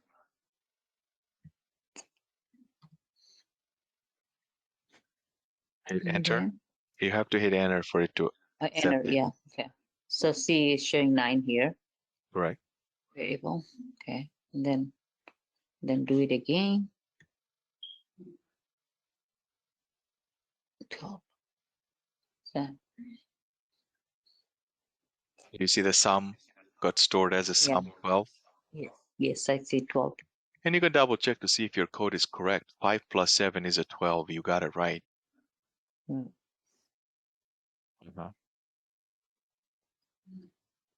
And then if you execute that step, it's going to create a storage called Boolean named true or false, and then save true or false based on the sum greater than C. So step over.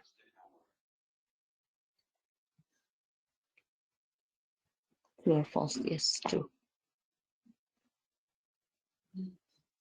So 5 plus 12 is 5 plus 7 is 12. 12 is yeah. greater than 9 is a true statement. Yeah. So saved it true for you. And then the next thing you can you got the idea, right? Yes, I did. Yeah. Any questions? No, thank you. Okay, Loretta, are you still there? Yeah, I'm the last person, I think. Sorry. I'm gonna choose last person. I'm not even sure. Oh man. Let me stop the video here. Oh, I should have stopped it a long time ago. All right, I'll make you the presenter. Just a second. And I think you can fix that any time later because it's already 2 o'clock. I have a kid. You should know it. Yeah.